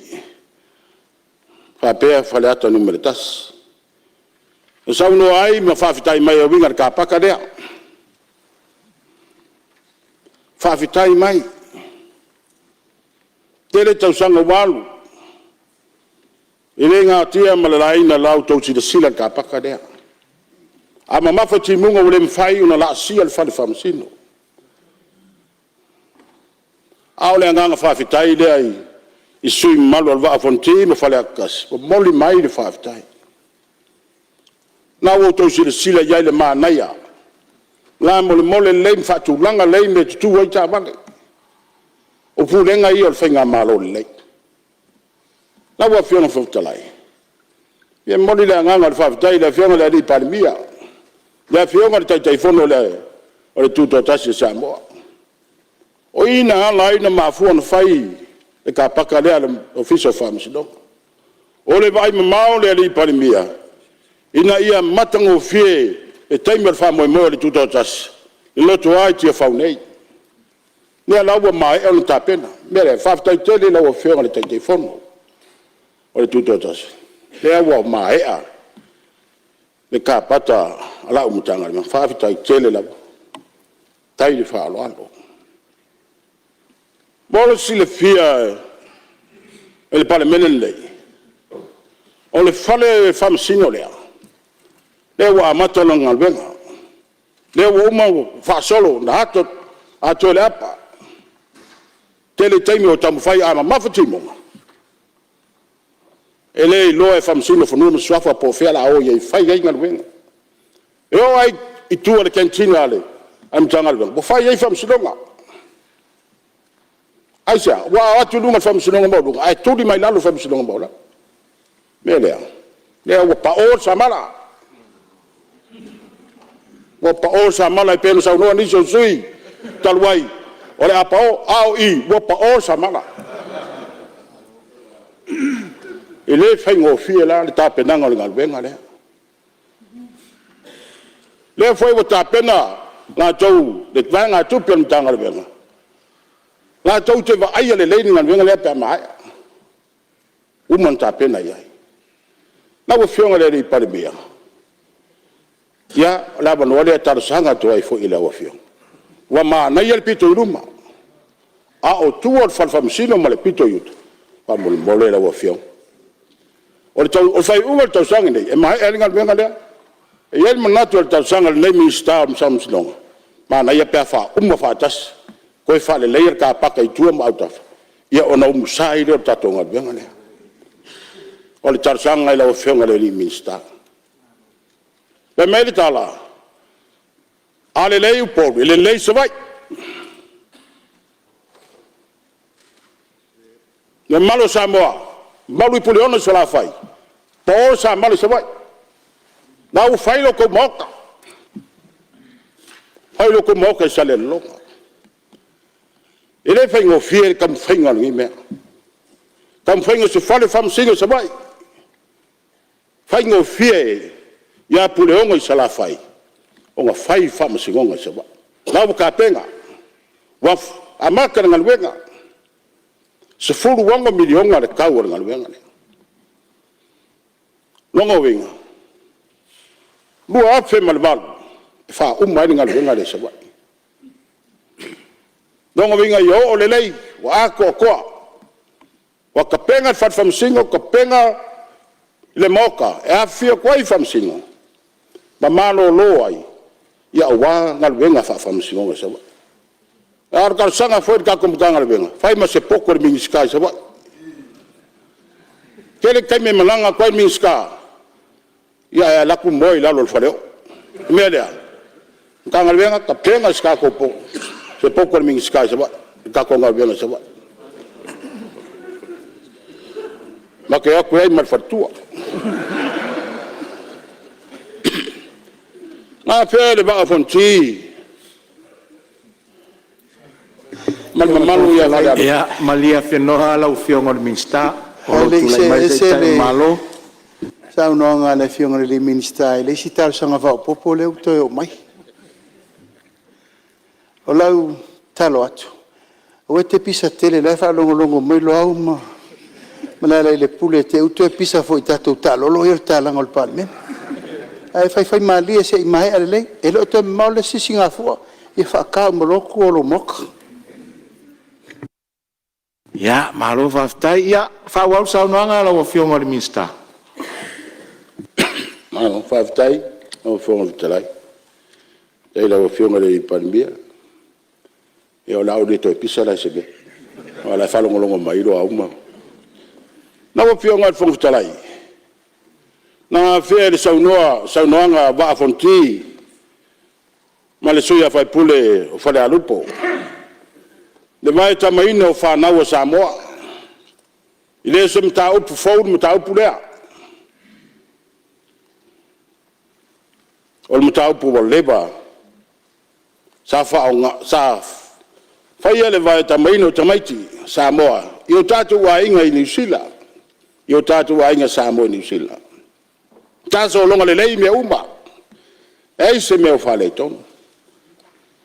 Peita iane o le tau sangan tendei. Sa tau fia i New Zealand citizen ino tamaiti o lo vai tamaina atu. Ona i eile mafuanga. O tatu wa inga i New Zealand o vai tamaina atu walo mwhanau si o tatu atunu. Wa lele leile tau singa. Wa fai ei wina makanga aftulour whafonga. Whapolonga fai alo mwhanau o tatu atunu. Lela lea na poloka i New Zealand. Toi fai feu tona inga. Tau sanga lente nei na malanga tuari tato mtanga venga famsinonga. Loia sili. E wa pelo fiso tinam tameta. Feu tona i malmalo New Zealand. Masina fou. Lela atu malanga mai ele malo New Zealand. Toi ilo le lei tu la fono toi fai le lei. Fainga fa vai. Ya wale vai ta mai no alo mo fa na o si o tatu atu. Ba toi sai ni ali fa ngainga. E fa wa wai. Le vai ta mai no ta mai. Ili masin fo. Na wa fionga le fonga fitalai.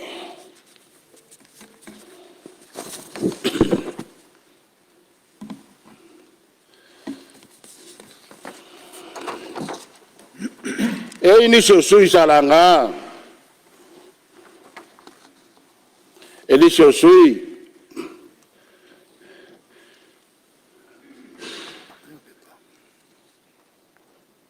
Le sui mamalo sanga ngatot. Atal sanga inai. O se tofi le awa. Le awa la baia. Ese mai le tofi le ale tele. Wa fama wina le finingalo le sui mamalo. O nem taup. E pe ona la nga le sui mamalo e afi ai tua oyo tu malo palota. Ai mo silfio le nei Palemene. Wa mai ona tofia le kapineta. O komito tua oi lalo tu la fono i tu malo palota. Ile lua afe sumaleipa. E ngafa male ilo ina. O tua oi tu malo palota. O lo oi ai nei. Pe toi foi le vai inga fale anga nu. Sama sani mai ai. Le alawa mata onu fata oto ngalwenga le komito tua oi. O mai e foi ilo ilonga le komito. Ona tuina mai lea ile le poti fatasi ai ma teuteunga ile tula fono o tu malo palota al Palemene e te tonu le valu masina. Na wa fionga le fonga vitalai. Na nga foi ele sui fa sale le anga numero tolu. Na ia sau no mai ai malango lango ina le fingalo na au mai le poti o komiti fa Palemene o fainga palota. E tuina mai ai le Palemene le paia inga mna vai atu. Fa pea ia ma otino na fo pule ono, sara fai. Nono winga, atu mai la ia fa sare le anga tolu. O le ama oti le no fo sa fotu la fai. Ma oti foi le no fo sa pali. Na wo fionga le fonga vitalai. Ma le sumi malu. Wo fa ma wina lo finingalo. Ona fai lo atu lea. O lea wa tofia le kapineta le komito tua oi o le tula fono. E ngafa, ma le toe ilo i le ina tua oi whainga palota. I le 5 sumartasio o lo iai nei.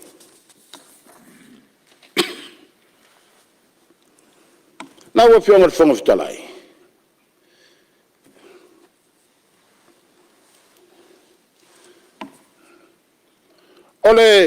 O komisio whainga palota.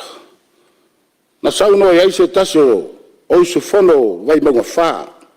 E winga i le vave o na tuina mai o le ipoti al komisi sue al Palemene. ina ia lava se taimi e ilo ai ma sufi ai finagalo o le palemene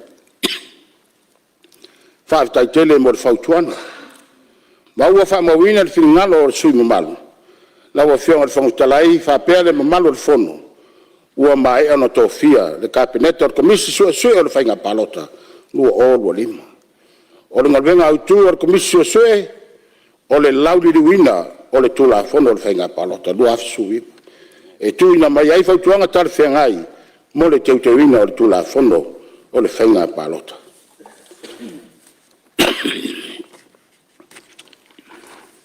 ona maeʻa ai lea o suisofono saʻamai o latou finagalo i lenei matagaluega a se avanoa lelei le laufioga fonotalai fia fai ai ni manaʻoga o lenei tumālo ana alofi ni matasi mo le ai le agaga faafetai le auafioga le minista tupe faafetai le vaai mamao Fonotalai.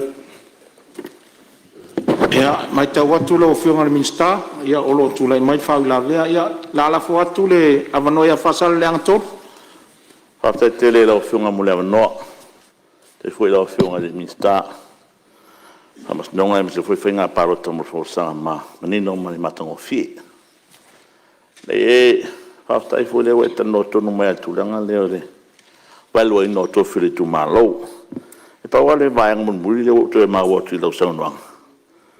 O leo wai e le komiti lea e wa ia tua oe whainga pārota lu olo lima. A wa e se mai le o leo wai e whai unga ta oto e luma o le kapeneta i komiti lea e komisi le wai whautuanga vai lua i tu malo lea whea la vea tu ai masimatu i tu malo. Sa pari i masa hutu la whai. O le siri la o fionga. I te oto e whai e isi komiti lea tu fu i te oto e se fose la tau whautuanga. Rata polenga na a whapea e whatu mau e perwha e ngā leo le komisi mua mua. Ia, whaftai rau pule lea. Whaloalo whaftai. Malo whaftai, ia olo tu lai mai fwoi whau la vea. Vai maunga wha, tu lai mai sauna. Whaftai tire rau fionga mo le avanoa. Whaftai fwoi mo le saunoanga malmalama le fionga le minsta. Ia, o le ala tu lai lau fionga. Whaftai tire rau tu ina mai li potia le. Ale official commissioner whainga palota. Ta ua iau whamaunga iau a moli mai lato li poti. Le whaafsiri lau whingona le sa no leo mai ato fia le komiti o tua oi. E walu maasina le na ua sa no le whaatino le lato ngaluenga. Ia o le lalana o le tu lai lau whinga. O le mtafa iau le komisi o whainga palota. Ia ele awa ina e lau puata whainga o le mtafa io e li poti kapeneta. O le atungalunga le neitu malo. Ine me ane o mai ale walu masina. Ai ele i o mai le whasolonga le matu i tu malo. Po le li longa le komiti o tua oi. E a fifio mai sui i tu malo manu. E folasia lo rato tarusanga le komiti o tua oi. Pe tu tusa lo rato i le longa ma le komisi o sui e waita amilo i tua ia. Komisi su e whainga palota lo fionga le whafside ma le whalol. Malo whaftai, sa noa ia la whatu lau fionga le minsta, whawolo saunga. Malo whaftai.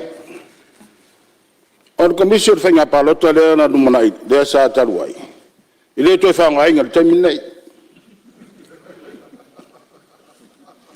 Na whaatonu atu me whai, e sa me woa nga i ai whai. I lea lango inga le whainga malo, mea lo kia kuwai mangingo.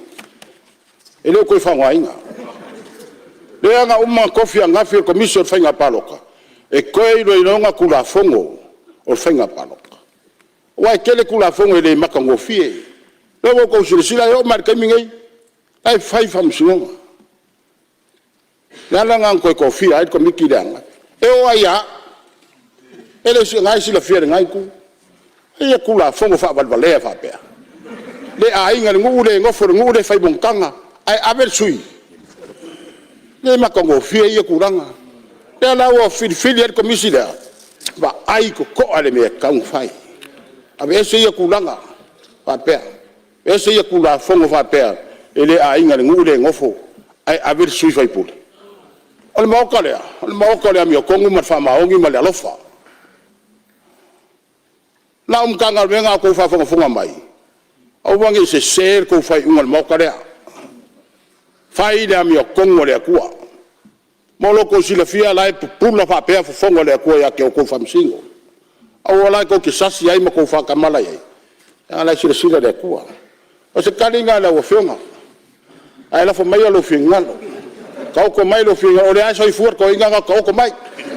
Ala so ifuar. Mele wa kai. Ya.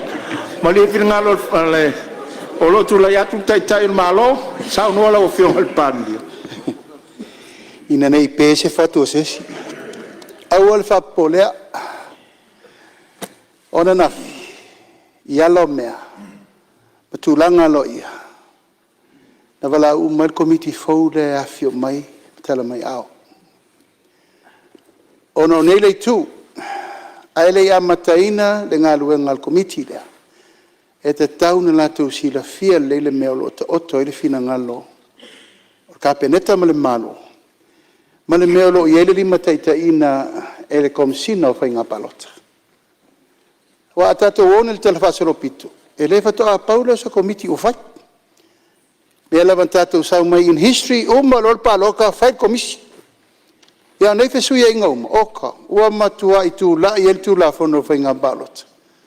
Wa tele ai mau fa fitau di vai o me tatou te mini iva masina talu na umal fenga palota tele tatou la toi fenga palota to toi fa unga to le lo mai fenga palota do o afela la umai nei wa tatau ona fai ia inga fa muta umal palota fai ni ia inga fa muta lo tu lo lava le tau sisia le upu le o soringa tu la fono ai fuore fai unga i lungo le te leo le afianga on tau te muso tau atu le fai unga tu lo lava e leo sa fai i le sa vem sui parmia mana fionga ya tu lupe auto vai le unga le fa solo te minne fuane auto le mamafa me fa salanga se lau lima sutala ai avese le no fo avese sui parmia oka e ngonga a fai la ma mafal fam sinonga siria tu na ma mafal Palemene aisa uma tato fato to uma na fae e ele foi pule uma na fae minsta uma na fae sui parmia awa fianga la o to tato tu ai sono no fo te la ulima sfulta la te le fisiringi al fa unga la la wai lumo fam sinonga fa unga let it be manu manunga na lensa no atu ai le fionga le Minister, to e firita nganga le leile komiti. Ma ave ele tu ala lo cabinet. Ia wa umana fata tia ia Samoa fa la sanga al fainga malo. O mo fon fata tia ia Samoa tu malo le utilo tilo ele malo aisha. Ele fainga fiele ve sengo Tofi sale. No le ato pure le mot. A mai le va tu isanga ia se fe so tainga fa la nganu fa tu masanga male alte.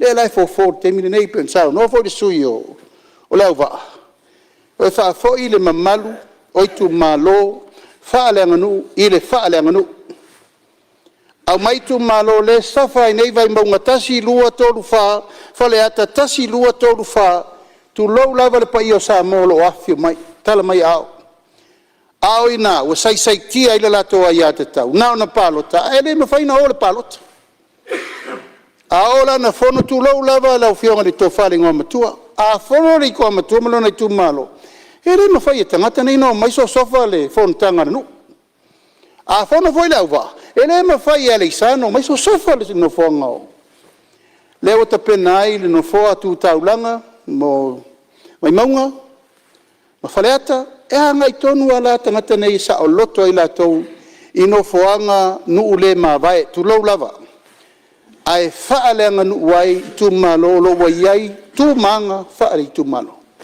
ia wato te pole o le tasi na mafu anga na manatu ai le cabinet la fata tia le term of reference ina ia lima ta ina le ia la to ngaluenga ina wala nei tu pulu mele o tu ma ai ma ya au ono mai lo lema tu lo lava le committee le ulanga le wa e forsi le mot Komiti le na umanei ya e se me tasio lato fotuanga na fa nga Palemene dai ma se mea ono le mela na ai lafa mai fa tu tuanga o le me utu sia damula o tu sia lava ina nei te wo vai atu e pole vale nei te wo misi lo va amale ma fa mo fa pena fo ile no fo le fale vai mongo ma no fo le fale ata ata ti mai o mana fe lo ai mar komiti ma ave ia il fautu angal kapenet ile me anga ile la tongal ben ma nga fa lo Malo, whaftai a soson mai lo whionga te te malo, ia tuatu lava no lo whionga minsta,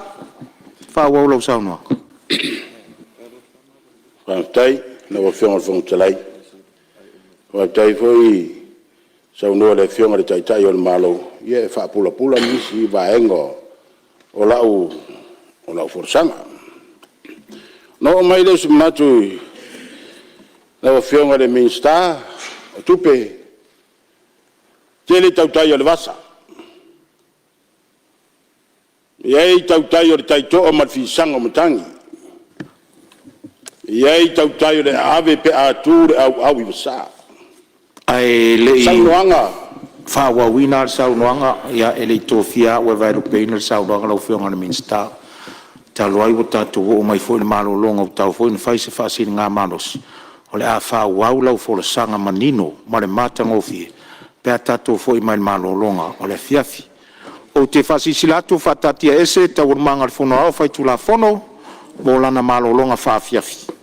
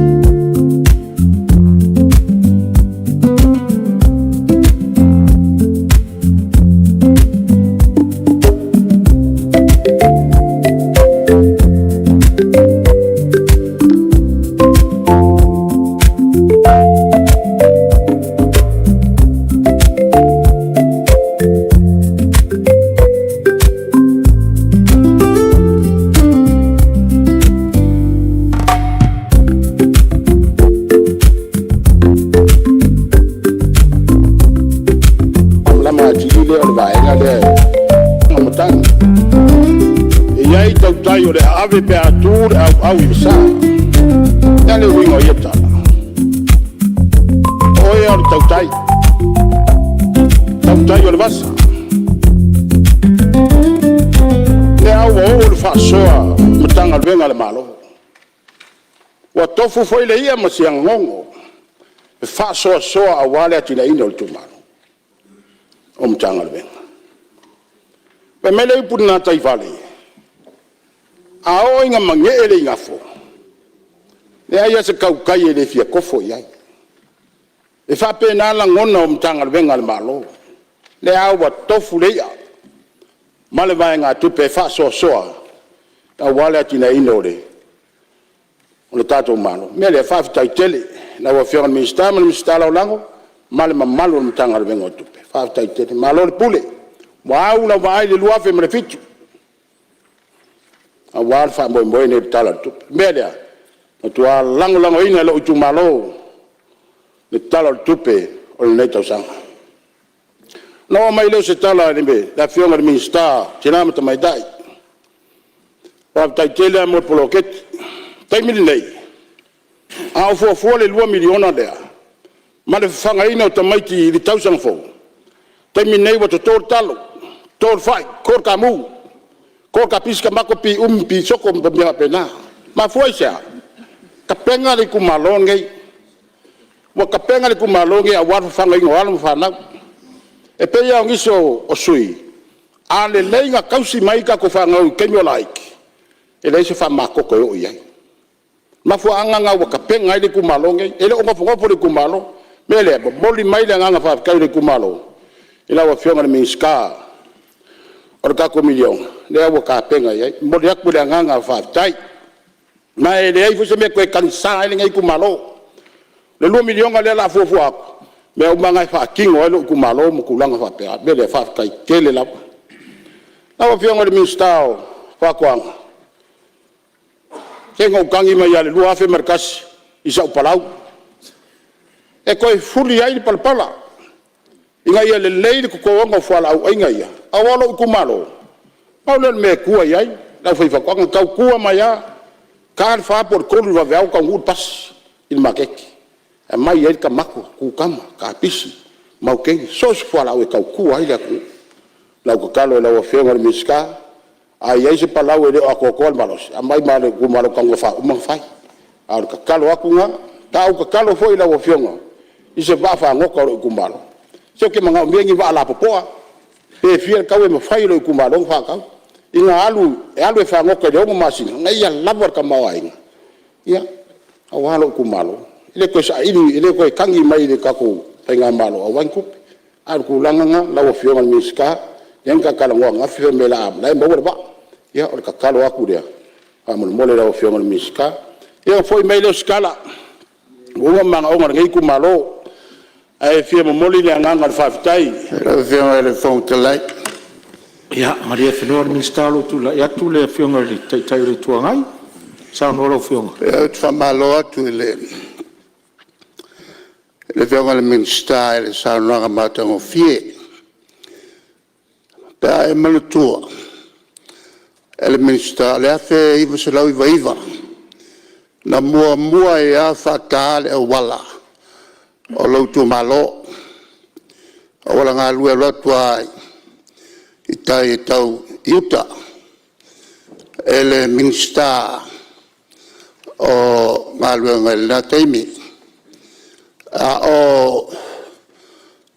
o faipule le te maita o viskota ya ele levana o to ya sia le to awala le to mai nei o le kele yo o mela e fakwa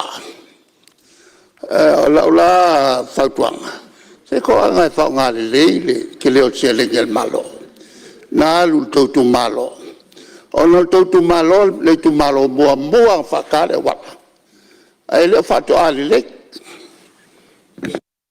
malo sa no e fa manatu lo fiona te tai le tu ngai ya tu atu le no fiona le mista la wa fiona te tai le tu ngai le au ke mankua ke minga Aka penga ile wala ngalu ile wala le al makong. Ai peka yangi. Ya wali lunga le fainga malo. Le fa ka ile mako wala. Mele fa kai la wa fionga mon ngakai. Ilo kula mai pau le me nga la wa fionga Palemene. Olo yai ko mo mako afia. Mele fa kai kele. Kai la wa fionga kai. Ole kuangai. Le au ke lo le lo wa lo fa ya falasi. Le nga fai ai ia mako wala. Ia se tu la mai la fionga te te le tuanga. Ole minska le sa ia te mile. Ole minsta ngalwa. Kasi la le mal minska nga se. Fa mo moreng olong kolua. Ia malo. Ia vai la agua nga fa ia mata tu e fia. Ia tu atu la no lo fionga minsta. Ba tai e se lo fia le pe atu la mai le fionga tai tai. Wa mo wai manat mo wai la non mo le terminate wo mo ko sua ko mo la wa le kila wala nga e lo ko ye la se wala lo kai me le fa kai tele la fionga o nga liu mai la ye la fionga ya bu Nelson le wa fa ma mai alo ia wa uma foi langa venga sanga lu e le office of famsinga aya be ia lo lewe mo le kwai le nganga fa kai kele la fionga le famsino salo sili male luas fun man kupu luas fun wango ka sango e nga lue il maoka le fa ia ila mi kongu ma fa maongi male lo fa kanga me le fa kai kele la wo lo foi lo soifu e nga lue ia le maku kalo ia nga le leile tua ia ku pupu inga pe fulo sanga ula warko fa ila wo fenga le famsino ia wa lo wala awinga e seisi mkanga venga malo me le fa kai kele la kai la lofa fa kai la ngalei ia ngwa pelo skala la wa fionga fontarai ia uma foi manga onga ngi kumalo ai lo kumalo moli aku lo fanga pai ia ingam kapau e fiole sa orga kongula o fiong mailo sa kuala markaulangi kamai ku marmangafa ia fa pe alo ku ya anga kamalangi fa kai kele la ku kapoinga wa ula ku wonga lima mamae fai o kofiau mele fa kai kele eu yang ka ko sabar fo nga vai skai kaimingei wa fa kasi le ku mo ko mele fa kai kele a leo ke lo kai au e musai disika ko ngalvenga faingo fala onga ya leo kai au musai ai mali le o kai au ya o kele ya bangwa ole yai fo fanga le malo le aso kayao le fionga le famsingo e fa malo do fai o ko e mankuor fai pule mo le aso kayao ya ang leila tu la fionga fonftrai ya pela o fionga le Palemene e le televivi ya tu pe o te sel wa tu la fionga o lo taimine o e o le valo anga le tu na to fiete va ai Samoa mo nei vai tau wa le pumoni fast food tau sanga tai e mosele nu male malanga Israel tele fight tele fa fichau intu foi mai mo sei lunga tsalu tatalo o sa wa sui me o fai tangata o tapo ia tua no fau ale so on lawa fionga na bala wina le tua e te tai ia Samoa mo nei vai tau e fa vaula no foinga o le pula al ministau fam sinonga e fa vau ya manu ia tele le aso Malo, malo le fola la wa fionga al ministar mtanga luenga o famasnonga, ia matulanga tau famasnonga, ia masalo le wa tali uma fau la vea au ne finangalo na faalia, e uia tuai la wa fionga al ministar mtanga luenga, ia talo, ia famanuia le tuai la wa fionga al ministar, me se foi lo ofisa sili ma mtanga luenga al famasnonga, langa tasi le pila se su e le amiotonu le tua. O le ofisa o famasonga le fai ngofi fai unga fai file mua le tunu fia on tangatanu ai maua le vi inga le tua famanuia ile ofisilia mai se le ofisa o famasonga ia il famasonga mawalunga fa pe fo famasonga fanua masuafa ia matulanga tau famasonga palo fa ftai sauni ia wa tatu o mai ia ile mtanga ruenga fa toanga fai nga faiva ia fala putonga o susu enga fa sayenis tulai mela o fionga minister Sa unua e tali whaitau, tu so fina ngalo na langa ngāne mauta.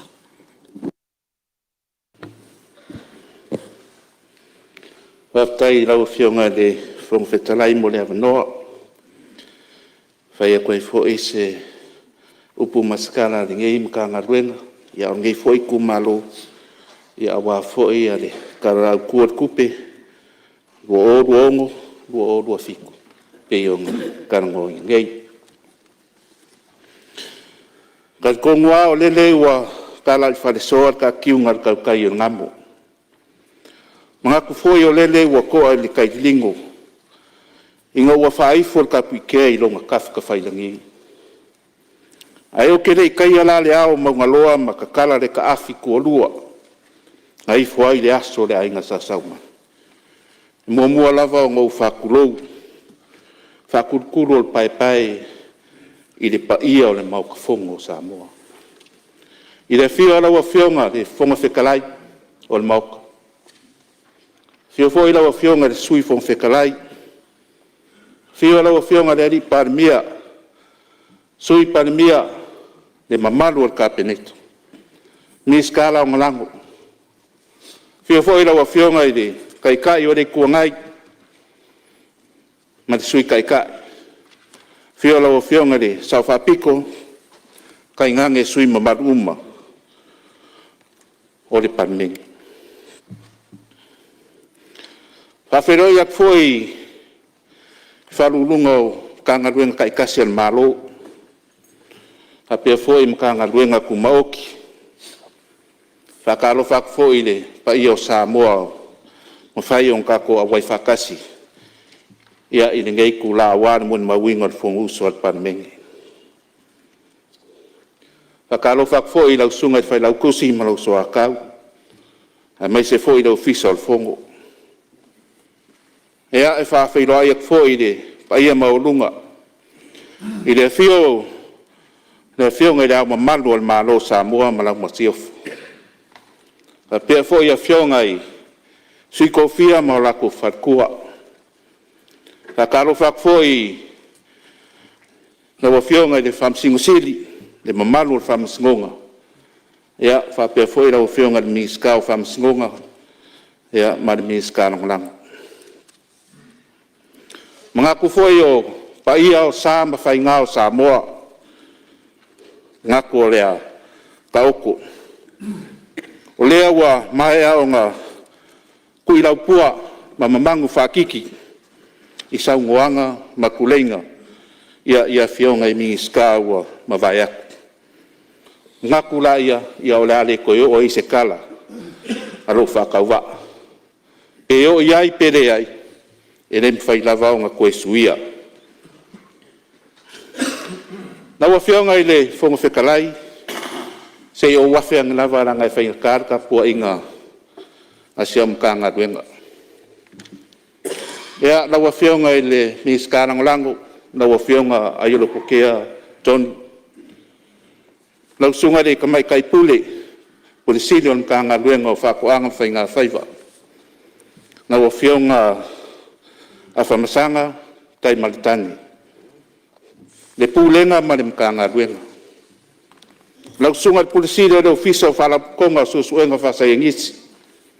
Lau sunga le li foma fia me fiso.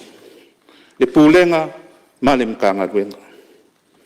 Ma lori ngā lue, ma lo fo i kaukai, ma lori ang sa, fia au ma kiuke wa wala au ngā iau kou. Ia ai kapua i maia. Mare manguia.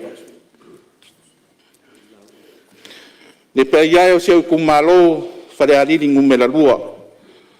Pa ia lau whainga runga ko kofi le akua. I so se whaka whai kaulanga i kongo seu kumalo. Tau se kaimi o wawhiak. Ai ia manguia lau ka puainga. Lau wawhionga le whonga whekalai. Mga kufo ia le umi se kala ngei mkanga ruenga nange whaisiki mamao tuae, mananga ia ile, mingiska. Tau le anganga e mwhia momoli, mori aku le anganga o whafkai ma whamalo. Ila ua whionga ile mingiska o kupe, a pia fo ila ua whionga ile mingiska rangolango. Ila whionga ile kamakai pule, le pulenga ma le mkangaluenga o kupe. Kusai ma le karafa kaua kupe e pei on ka kia i lumole lau lau afongo. Ma alo ngā lulue, ma alo fo i le on sai kiu kem faiva sa whenga iei. A wāri kau whaasoso inga o le kamau a inga. E ala lufi inga o le selengi, ia a wā se lumangai manguia o Samoa. E lei kikire nganga o le whawhikai, ar ngei mkangaluenga o whakoanga mwhai ngā whaiva, whalapukonga, o suenga whasai ngisi Samoa. E kusai malau whaasoa, e ala i vai ngā kupe ua whamaku mai, mo le whakingo inga o ngā ruenga whai, am ka ngā ruenga kaikas. O le maka ngā ruenga o whakoanga, na wa whionga le whonga whekarai, ia ua mai kau inga e 2 milionga whiku se lau kōrsu whiku, ha whe se lau onga sifuru le kupe, ua whamaku mai mo ngā ruenga whakingo al maka ngā ruenga. Lea fo i ua whamauinga, le whamaku mai o le selengi, a wāra le whakingo ingo ruai se selenga, e se lau 5 sifuru o ngafi. Olo, hawhi ai fo i mali, kasi milionga mo le whausi inga lea, o se whare insingia, mo le keu maluai o masingi, inga ia umi, ma le lei longa whao ngai. Ua mai a fo ingisi o whale, a wār whakingo ingo au au nganga, ale mkanga ruenga e peo, o le whale ka penga o loa, ia po le back house. A wāre o loa au inga ki whafo. Ua mai a fo i o ngakarainga, mo le mamadu le akungu, ia o lo au inga kua lako pusa o loa, ia po container. I whafo mo le fonga kau mafo le mamadu le akungu. O le kako ofisa ku kongu i anukanga ruenga whako anga whainga whaiva i sawa. Mo le sirfia le Palemene. O le kai ngei ua mai at whale. Aia ia ngisi vaenga o ngā ruenga whao popo mo le lelei a kili o le whaakingo ingo ngā ruenga le au whainga ruenga.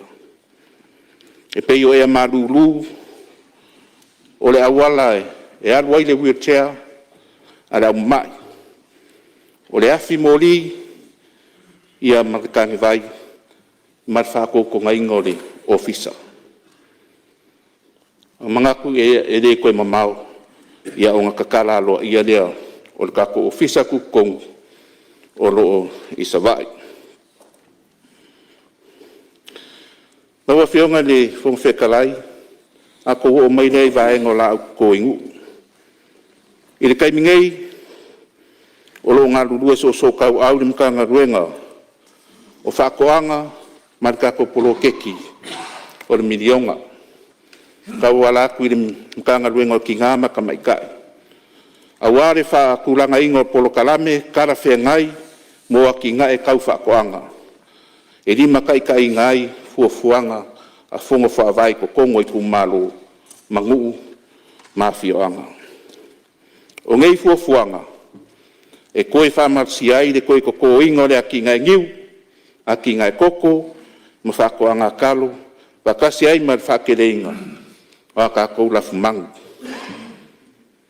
O le kako ofisa i o lafu mangu o lo i vaia, na wa whionga le whongwhekalai.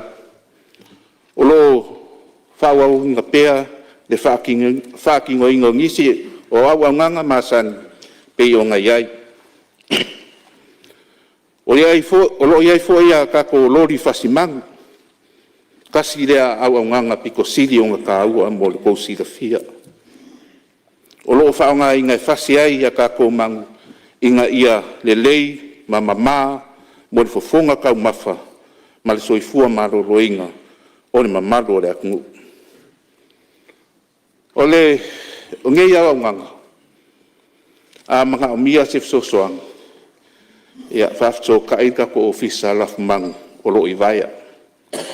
A wāre a winga ko kako lori lea ia ua le whaalaloinga o kako mang. O lo iai foi le silori sa va, mo le aunganga ia al kako mkanga luenga.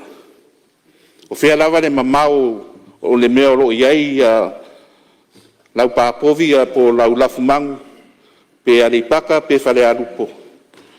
Ia e malanga ku lava le lori. E ngā le limas fukara ale konger kako lori. Ia ai fasi mai lau mangu. O whea fo ke manga o e ave iai se whale fuai lau mangu lea. E ngā le limas fukara lava le kongu. E au ingai lau mangu. Ia e pulea o e pe ave lau piki aku. Ia o sau o lo safo. Ia pe wha ngā perka ko lori. Ia le lori lea mol kousi la fia. Ia ua mai a fo iong wha kokonga inga. Whaonga po ngei, o iai fo i maripusa aisa, nga umang whaalalo lau mangu, fasi, ia o ngā whaamei le kukongo le pusa aisa, o lo koso i kua le lori, ia whapenga o ngā awinga mai, i le whare o lo whamoe moe fuai lau mangu, ia o kasinga a ngā piko siliam kāua, ia wālawa le soifua malo lo inga le lei, e ke laku fo e whaakau mai, lau waspovi le whare o loa, ia lo whapenga o ngā mama ngai e ka tami. Na wa fionga le fonga whekalai, ia olo whawa inga pere lango ngemkang ruenga i le vaenga o lafu mangu. Ia e awhi ai povi, puaa, moa, mama moe. O le kamwhainga lava, inga ia whaakere inga pea kau mawha i ko kongo sia kako kungu. Ai mese fo i ngai vai kau, ia i le kaukau suifuanga peonga iai. O lo whamal sia foi po kalame mo le whaleleia o le soifua maro loinga o la fumangu. Ia i lava se whaiwhakoanga po se whai la fumangu ia mga umia soangi mo whaamai ese wa a fiai lau lafu. Ia whaaftokai le ofisa o la fumangu i vaia ia mo se soangi. Ia wale soifua maro loinga le lei. O lau lafu mangu. O loo kam whai fo i ka komkanga ruenga i se awala. E ka ofi ai le vaenga lea o le soonga fasi le kakau o ka mangu. Ia e mai se lava i kaimi o whaave lave. O le whaukuanga ale mkanga ruenga i le mamalu o le akungu. Ia whamuan mole. Se i ka mo whai o ngā whao ngāle se lengi e whai aia kako whaawilawe. Ai sefea kako mangu, ia inga ia whakupukere inga pea, ia kako mangu, ia awa le whonga kau mawhare mamalu o le akungu. O le ngaunga ka inga lava o le mkanga ruenga, inga ia whaasawa kako mangu, ia mō vaenga ia awa whakere inga. I le polo keke o kako masingi, ia lea sa kasa ngai ngai le sui mai sak pai kia ia se soangi mo masingi whafkai mo le karsanga i lawa fionga sui mad ai mo le sirafia i lawa fionga mad malu al Palemene o loo sida ko al mkanga ruenga i mka upur ngei inga ia mau ki ngoa o le awha o ngā inga ngei masingi i se awala sili o ngā ma mangingo, mangafa kau ni mainga, mo le au whaiwhakoanga. Wa koe kiki mai e ngā ruenga, ngā ruenga, i le whausia leo se whainga whawai. Mangingo, ma maoki, e whaakongkongo ai le kui ngāku, ma le whao ngā inga, ia ma le kau singa o ia masingi. O le singi au kū, ia mau ki ngoa e o aku masingi i whaiwhakoanga.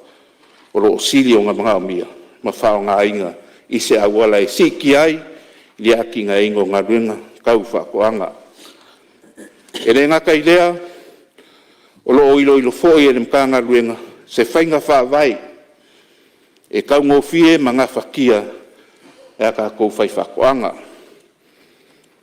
O ngā ru kau, o lo iai le kau o te suau, e whiawea ingo al masingi, whapea mai le kau singa, o ngei a se kakaua. O le susuenga le mtanga ruenga i vaenga i a pe o ngā kau. Ia e se ia de si kampangi nga adu susu nga ngim ka nga duenga. I se lo di fe ave ia de masing. Ele trailer ku e koso ai. I fa mau mau ngal ka nga duenga. Ia e di ma fe koso ai de masing. A fa ia la o le mama e koso ai. E di ma e ko di ma fe fo e ko au mai e ko. O longa winga. O le akede le ka we fa o popo lunga. Ia o le au fai whako. Anga ro kam fai pere, ka anga ruenga ma le ofisa. Ia inga ia sua se awala mole, so songi a kuai, i le au fai whako anga. Mole whama ma venga, ma se whama a venga. Ia i kau o kako masingi. O le anga rue whakasi mka anga ruenga ma pa anga umai a fiai, a fioanga, ma le au fai whako anga, inga ia mau kingoa, e au sia le wha moe moe ngei polo keki. O le wha malusia leo kūlanga inga ia maua pia kau mafa, e ala ia kinga ingo i kū kau whakoanga ia i Samoa ngei. Sa fsiringia le sui sufongo mai ana kau e sifo, se mā keki mo le au inga ko le ava i Samoa ia kungu ui, i whafo. Whafkaira wa fionga i le sui mamalu mo le kalsanga, mo le sida fia e rawa fionga sui mamaru e kele ma keki o loa vangoa ma o loo wha wau pea le wha kupula ia o le manga onga mo le ava i le lalolanga o ma keki au ku mo le ava Samoa e au fia i Amerika Australia mangi sila wha pea ma le aku Asia o ke fia wha mangi ngo aku i rawa fionga e le o le lava o ma keki le lui kau o loo whea ngai ngei ma le ava Samoa. O le mea mongi, o loo maua lunga pea ne manga onga mo le ava Samoa i ma keki fafu. E maisi a kungu o loo ngofo ai le ko kele o kangaka Samoa, maisi kangaka o le Pasifika. O le lui kau au ku o loo whea ngai maka kou tani ngei. O le lava leo le sapalai o ava. E mawhai o ngā osia ma au ingaku, e whaamaria i ngai manga onga, o kako mā kekia i whafu. Longa winga, e mga o mia lava, le kele o le ava. Si o kako kungu, inga ia whaamaria inga mā keki pe onga. Kau kara karaku. O lo iai fo ia vangoa le lei mā keki peika e le o lava le au whai o ava lo o ngā osi. E kari ei manga o ngolo kasanga inga. O le mafuanga leo lo kaura iei ka mawhaingan kanga ruenga i le whakere ingo whakoanga ava, ma le koe koko ingo le koko, ma le ngiu, ma le kufa ingo la au le lei mō whakoanga, ma le lango ingo le au whai whakoanga, inga ia mawhai o ngā whao ngā a kua ngei avangoa, kau mā keki mo le ava i whafo. O kuranga ia kako pusa o loa, lau a whionga whonga whikalai, ia po o kanteina kalo, pe i o ngā ia ngei, ia sa siringia fo i le sui mamalu mai, whare akakas, pe mawhai o ngā whaakingo e le whonga whaavai, se rako kanteina kalo, mō make ki whafo. Mō le sida whia e lau a whionga le sui mamalu, ia o lo mawhai o ngā kāpenga i le kumalo, nanga ia lava container. Pe a whai ua whaakere inga fua o whaere leanga ale ku malo. O lo iai fo i le kupe, o lo whaanganga mai le po kalame a milionga, ia e soangi bo ngisi po lo kalame ai ku malo, e koe mau ai ngisi a kako kupe fau, e fo i o ngā whaangolonga kuri saunganga de mingi skau ki ngā makamaika. Ia olo ia i le kupe whaanga i o i vaenga ia. Ia po se pisingisi ade. Ade kumalo ia e whaonga e whaawhainga ruenga i anum whaanga. Whionga whangwhtai. Ia. Le mai le whionga mista lo i le whaula vea whala tasi kura mai lau whionga sao no? Ua whalangolongo lava ma le manino le saunoanga matango fia le whionga i le minsta. Sa le mana tu foi falo la ve na le o la sa no ngai ile mana o ni tu malo o le nganga la mo le tu malo ina ia whaonga tau ia whanua mai le me se ale wha moe moe le malo le ia tō le koko ma le niu ia pei o mena sa uta ua e sa ipo kala me nā taimi o te loa sa whaengo inga o le koko suspension loan ia whapena fo i le tūlanga le niu ai o le whanau no ta inga ina ia la lango atu le mta upule sa no e ila o fionga ine minister ona o le whawhita uli le tau wawa ai ia ona o te le o iai le whono whawai a le awala atu la o fionga minister o la tau whai ia le tau tusi le proposal ina ia mawhaina lango mai ala o fionga minister le wha moe le lango tuai ina ia wha o ngā ia whanua mai le ngatai le to ina o le koko ma le popo e wha pe fo i le wha o ngā ino o maumanga ma tūlanga o fuala ua ina ia me se lava le tau whai o se pa povi pe o na sao noa lau fionga i le minister no inga mana o mia ni wha tau ni povi pe 5 e amata 5 ia povi a fina ia male tasir povi po atu sai male ratio le wha o ngā ina au whaila fumanu ia a le nganga na ina ia mawhaina mawale se le wha tau ese mai pa povi ina e le leile le breeding fo le wale anga pe fa tau me metas e al tento nunga na o e je fo la to mai fa pitoa o le ese o me mai man ia o le lenga le breeding em fa na mo a lango ia fa ta se mal mele o mau atu ia palau ia a fa pe mai fa tu tuanga lo fionga le minister fa ta se mal fon fa vai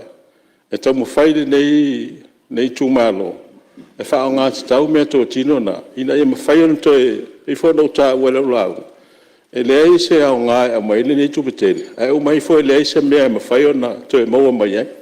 Ai paula le awala e mawhai tō e maua mai ai. Pe a tō e fua le mai koko, ma niu, ia whata se ma tūlanga o la fumanu. Ia e o le tūlanga nā le talo tō e pe mawhai anu wha mai a mai le mātou. Proposal le fa tau mo ati na umai ia fa mo le longo mai na ia fa tau tonu ina il mato fonu fa vai ia pe wat foi la se singai i fa nua le la fa nga mai ina ia faina lango to il mele fina le malo mole lu mana manuia pe ole la lo tu la ia tu o sa no lo fionga le minister ai mo le tu fa tai le wa ma wa tu la sa no nga ia mai se foi le tūlanga lo le Samoa Export Authority. Ina ia mawhai ona fo lau le iai tūlanga tauna iai. Ia mau elu mana i manuia o Samoa tu sa malifina ngalo le whainga malo. Malo whalola.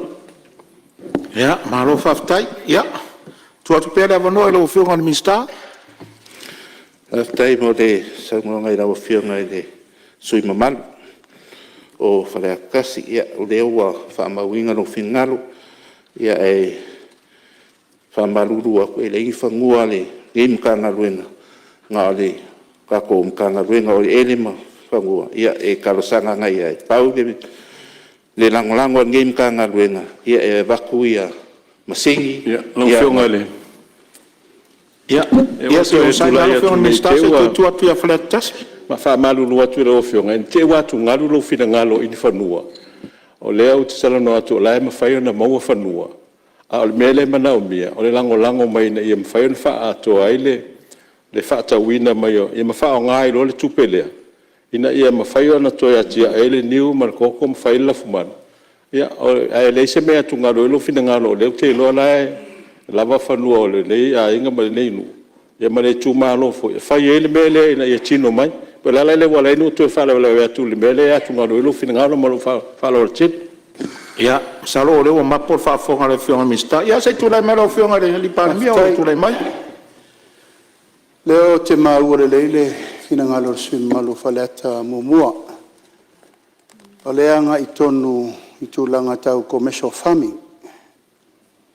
Mai o leanga tonu anga i le minister whatoanga. Ai peri rifa le fsoswani anga i whono whaavai fsoswani atu. O le whenga whaavai leu whatatia le tato polkalame o atina e mai tu malo le tato poloketi miliona. E una ia o loa awina tu fafo. le o to fa fonga le ngate le tupere la fa vasenga I mo ati na o fa to angala vai fa tu langa ir por kala me le malo to fu ale no umane nashu a por kala me mal to inol koko niu aba so se to inga mea mo le awina tu I malo I fafo ati na I fafo ata wa vola le melen ta wela sa no tu langa ta ponesi wa vo yo nata te to ya nga I mele sa ta to ya I ponesi to mal ponesi to ave pa fu tu langa o fu fa ile le nga nei paulo le awala o mautino to ya nga I tanga te to mawal fa mani anga temi to mawal fa mani anga temi fu ai ia niu po koko ma ava ma isi mata to wati nai ele ngata ina la o fionga le suima malu le so soani I le fono vai o la wai limo le tato development bank le luas fulu miliona e anga I umana to commercial farmers mo o loa awina tu fafo I tulanga la lea ua fatulanga e te tauna tiro le malo commercialization ila wala ila to we o ati na te tonu o ainga no mafioanga malitu malo asi sila tulanga le e alu tupe to mo tupe ya o tal tonu lo lava ma te toe le tama inga tau fanua ila o fionga ile sui mamad a ta ua tulanga le so ni atu le fono va e ala la le imta upu una yatu o le la tapena tofu wa le fono va e ma le la to nurse so ni so se tu inga fatu la au ia maua tu malo mayo ila te to me nei le wonga ia tu malo pau le le wala to tele vave ona to tele tato niu fo ma tato koko fo ina ia tu la me lati na e le fa mo so ni mo lo au ina tu fafo o le tiute le al tato sea le upulenta ona le la Samoa Export Authority o le ta pena o le so ni mo commercial farmers, ma commercial exporters. Le mafuai ona fatulanga masini ia ta pena ia I mtanga luenga. Ya ma le tolu afe eka le wa ave ele ia sai muli fanua. E o ifo le fala poptonga fole authority fole le malo export authority. E ta pena umala to wolo iai le tamao ainga I meta tupe. Ma o ifo en la to fanga ingoina 5 eka sfuru eka 5 su eka. E fai tatu commercial farm. Paulo le awala, e tatu te ngā ioie, ono le tele ona e tatu tangata, wo I fafo I ngā luenga whawai teimi. Ai a whao ngā masini, e tasi alei tu la ua fola atol ngā luenga I fai. I am tatu vaila le mele, vai le lei, fai awala, fai moli, fai paipa. Ma tu rai le tu langa, ua tausi lo le o ngā ele le pesfuru eka. Vai le lei. Ona tausi e lewa le a tausi sila I New Zealand. O tonga apu ai ana to mai 5 sulta usanga telo wai. O la tau al te mini nei. Na mele faina faita to tonga ngiu. Na mele faina faita to tonga koko. Na mele faina faita to tonga ulu. Mai sia tina ele tunu. E ngau sia le to inga mela, we had to work smart al te mini nei. Ai fa ngai la le tulanga le sa no el minsta o masini. E mai lato, o leu fa nganga le malo tulanga tau tupe. E a ngā I commercial farmers ma commercial exporters. Hoi, ato te a ngā I le ala o tapena le malo. Tapena le malo equipment, tapena le malo funding, tapena le malo me umana pāua le mea le tangata a ngā I whai. O le tapena le no loto I whali. Ea ele tau whai atu o le whaafonga o mai le atunu. O lau tua lalo I tu malo lima sutasi. You can be an exporter yourself. Mo lo I tu malo.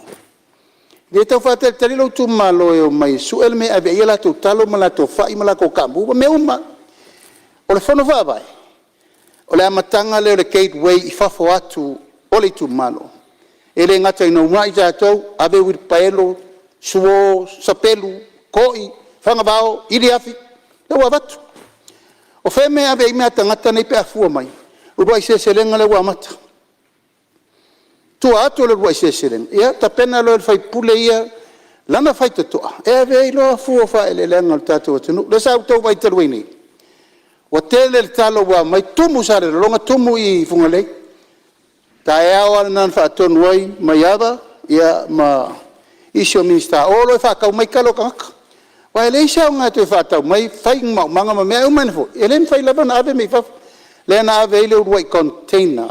ale tato malo ave so fatasi mal exporta ia la mal nga contain ia le voila to ta pena le si me pe o le nganga le momori men minsta ia lava le tato sapalai mo fu fa le le fa ale o ma o fina ngalo sui ia o te lo mo so ni mo o tu la ngole wa ta pena to tato malo ele ngata ele development bank al fon fa pai Malo, so son mai lo fionga te malo, famni no ingo ia vaenga. Ia fa wau sa noanga lo fionga ni minsta.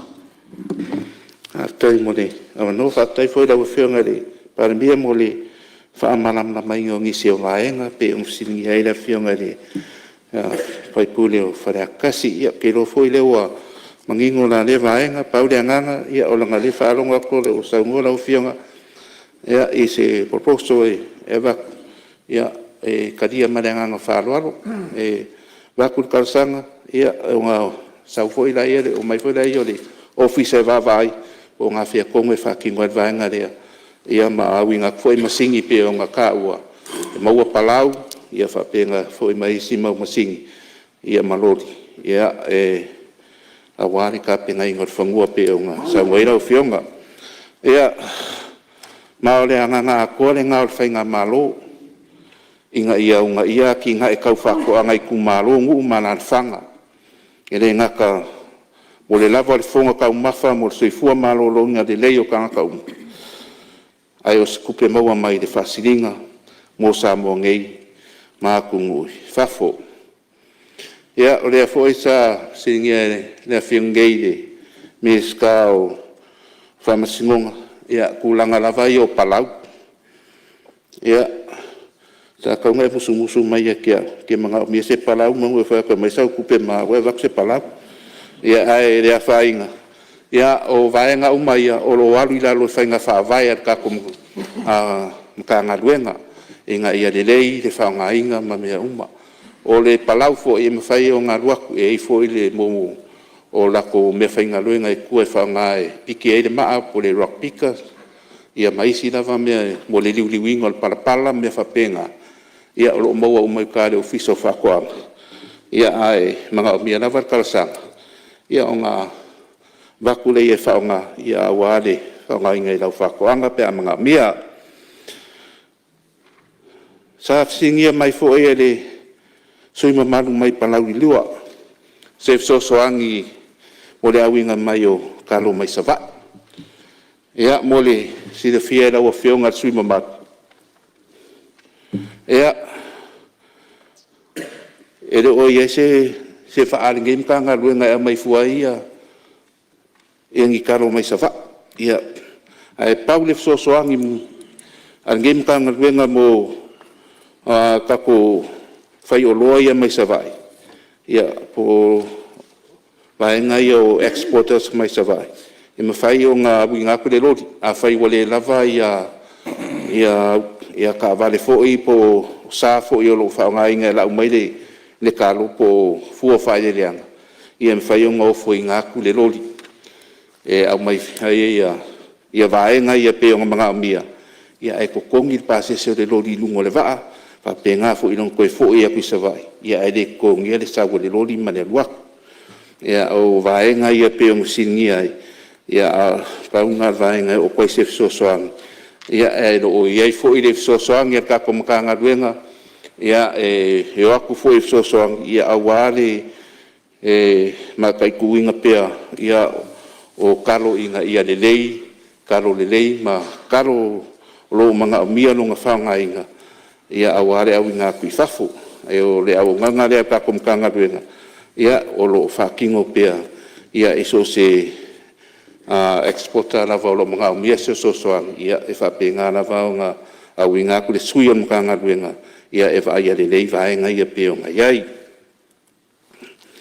o mai dai ka ko urua i se selenga ia mo le sida fia e ka ko Palemene ia o le wa ko ia makaria le por kala ia maria fenor fina ngalo lo fionga i le minsta o lo tula i mai fa la ve palau li lua Salo le vaenga sa no ia tai lo fionga fong fitala i mora va no tai foi le fionga ni minsta mo sa no ma tangu fi fa malu lo tu le se nga vai lu pina le sa no i tai ono vaenga sa fieli tar sanga il temi utuna ia tu lewa ma ua sa no ngala ufionga le lao le foi faftai le ufionga min sta emisiole sta lango mo le ofisili ia ona le ngang faftai ona lango lang suon tanga luenga i tulanga ta pinanga o tatu container pe ona ia tele pe ona ta ueli tara no ngala temi o fano ili ta mo fai sili i ko fan o le vaenga le faftai o le ua fe ona mo so soani le loli ia pe ona sa no la ufionga o le vaenga le pe na fatia o sola i tausanga o le foi le fionga le Palemene tu loma minista o fatoanga ia na isi fiso soani fo ia santa wala tol tatu malo e misela vai tatu exporters e refers ma tu lang fo ia silas ma pilas e fa ngai pe me fainga luenga wata sina vaenga tu pe o lo fa pe na on fa ro tu pe a tatu exporter o le si vaenga ta u la fa mo fa tai mo fa to fa laing fia lava ia matou fai faatoaga mai sa vai te milena e to tatu malo so ani te mi hotele le talo a o tau le mau pe a fai te fale tau wala le finangalo lau fionga le minsta ai pe mfai ona fa mtu watu nei vaenga tu pe na subsidize ia exporters ia ona nga ilo exporters e fatino le tulanga na ia ai fa sa tatu o fenga luenga mo latu fatino nga luenga masani o ia ila vai le vaenga lia ia faftai o le manino le tara tu pepe fe ona ta uel vaenga tu pele o fa sei for tu pe watina e mo so ani mo pisini silai ti tau la tu ilo fionga minsta fa to anga ta sanga le fionga minsta tu pe faftai o la o ia ile tu pe alfa fita uli le na ia o le to ngale wale no usava i fo le weekend ma fai nai fa tara no pe ma fai ona tau fa amanga ngai le titi ia conditions fo ia tatu tu pe watina pa te ingo ma tu ni exporters fo ia mai savai ile ni ma tu fanua fo ile ai tele na ta pa ile tu pe watina e securities e mana o mia la ia fanua ia a last ta penal inventory o le ta penanga la o lunga le ile fa ta si male forecast me o ta taro la pe ma fai ona anga ia tu le tu pe fo ile ia fai le se singa tau verify ai ma fai ona tau fa ma ngai fa pena ia conditions ia ma fai ona fa ma tu watu ia vaenga tupe mo ta penanga ia mo tatu container yang ia tu fafo ele se tala avane ai o le na abil vai asun te nele fresh container o le ta pena le frozen ni vai aso fo pe afa pe mo le trail so i fo ma le o le ta mo fainga lava elango lango suai ta mo fainga tatu malo ia awa ia hati na etau fa toanga ia e fa fetai le fionga ile Palemene mo sa no nga manino le ta u o masini pe o le ala le na ta talo tu ai ia mo se masini mo me se lava ia matone sa vai ona fa sal vai la ia ole men power lava fa mo e ta penang ia a mo se machine tau a mata mai ia le lai tu o ta tu motu ia tau mo fainga ia mo le ele ia tau fa fainga fie fo ta penang ia o pe ole to fa popo tu le mal talo tu le la fionga minsta ia pe ati fa le to wala lo finangalo ma nga tu mu fa ro ma lo fa tai ia o lo tu lai mai le fa ula ve fa sal le nga tolu Pula me sauna.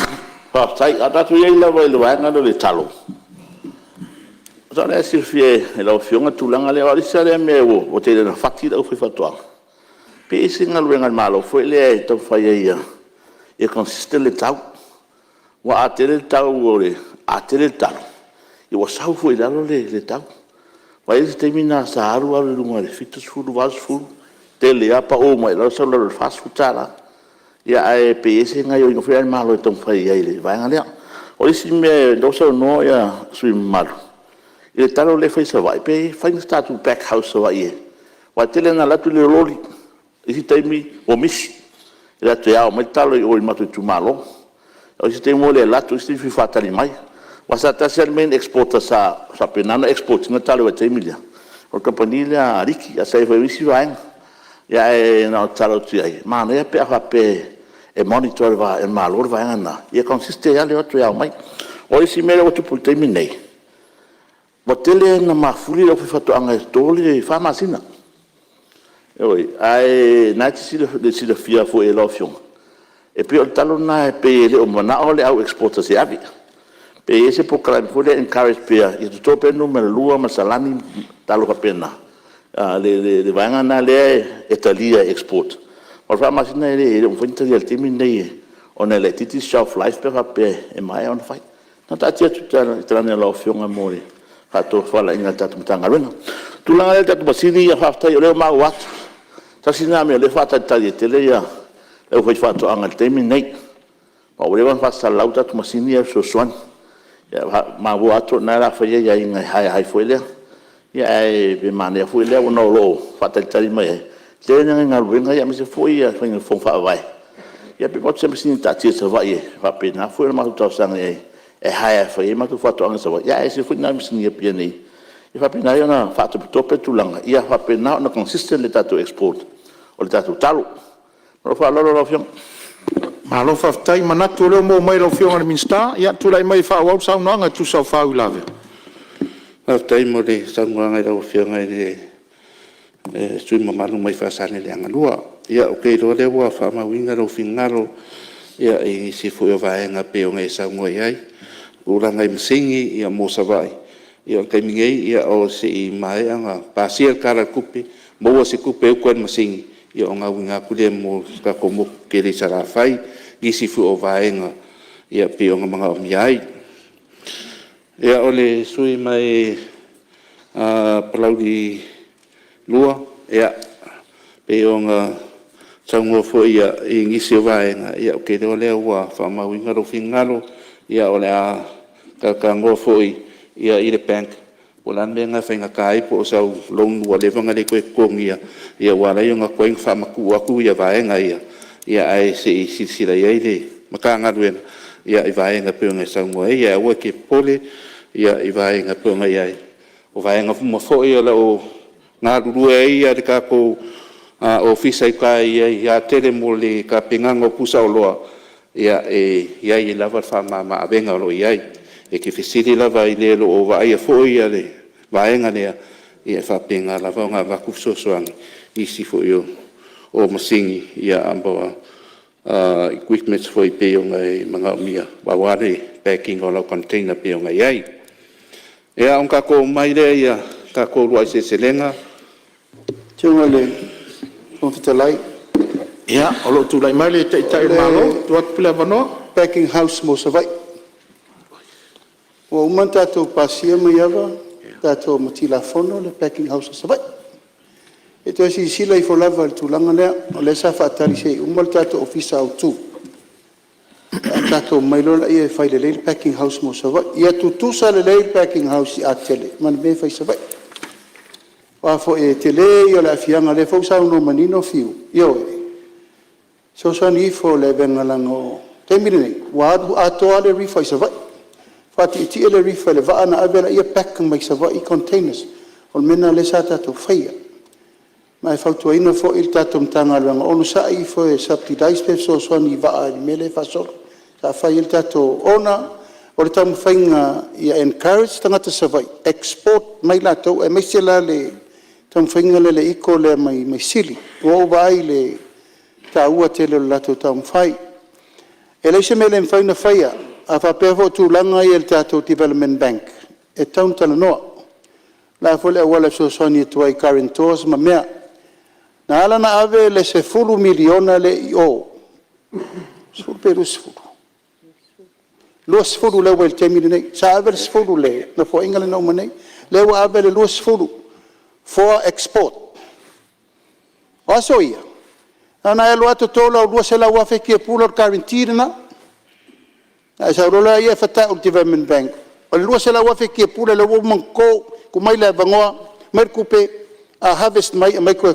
konki mai le fold menal tu langol tato developing ol tato development bank was more like development bank is for the farmers and fishermen and ala nem tau fale tong yo wo fale ku mai si ko nga ki nga eleng nga wai ma fo en kauf temine nei specify le luas for million le export oil la export fato anga fainga faiva nan fa malu si awatu mayava e ono sa yo fo masini ia va vai le ni masini mo savai ma ni masini fo I mo nei ai sa ta te le lo tra no nei e le tu sale malo si o ngatu pulanga ia so nei ma tato time ola paku ka au mo paku amo aku ola o nga alu le ko ke ngofo e kuri ro piti sari de popo ka de popo fai ku ipu li liu de popo e le fai ngalo E au tupulanga I vai tau nei, oi sole, ale pira I pot le karinga ele aru maumanga. E longa karpe sem fare la fof kwanga yoi. Nga ona fa pena atu. Ke mi nei le turi loa le tatu malo le mete tau na fai. Ave le feso soani tuta toa. Ina yele ngate na toto fua mai ala u ko fa ku pe ku malo ma keki le ave iko me. Ela foi le fai le tatu export authority. O ai le export authority. E o su e maketi fa for regulate le metonu le sa no mai ina mula ulu. O tatu atu ni tatu fua fa le nga tatu. To tau va tatu ya tatu. The war is out there. The competition is out with other Pacific Islands. Ai mai tatu regulate le tatu tau. Ia uni o tu lo la fa le sele price fafo. Set le le man law le regulation ina ia awani to ia lu se tau se si fafo. Pe anga I fafo mo le exporting. Ai o so ni atu tulanga na ta u le mele le Development Bank. O le Development Bank o le bank le malo en faina fe tu na I tulanga. Ia mau so ni mo ila tau tau fa tatu export. Alo, so mai lo fiona te malo. Ia tu atu le vano lo fiona le minsta. Fa wa lo sauna. Ia whaftai mo le sosoan mai ana o whionga ni taitai on malo. Ia e whamanamna po ini seo tau ia awa fo e le maramna mati te ai o le malo le kako Palemene. Ia on kako mai le i le kako ruai se selenga. Mo le si le fia e le malo o Palemene ia o le ua koe a makariel polo kalamere o le wai se selenga ia i ngei fo I kausanga whakupe luo luo fiku o le ngei polo kalame ia o se fuafuanga mamao an kako malo mo le whamalsia le o ngu ma ku malo I mea kau whakoanga whainga whaiva inga ia maua pea kau mafa mo le mamalu le atu ia karia koe I le kau kao soifuanga o ngei le ngaka idea a ia whaakere ngai haki ngai kau whakoanga ma o loanga osim ia ma ia whausia se vaenga o whakoanga e ngafa kau I mainga ia ma o lea ua whamaku mai fo I le se lengi e se lauli masurongo afe ia mo lea whamoe ia e kakalo kai fo I le pa ia ma mamalo I kumalo ia e o I lava fia whakingo sanga rua I se selenga ia pasiero karat kaupe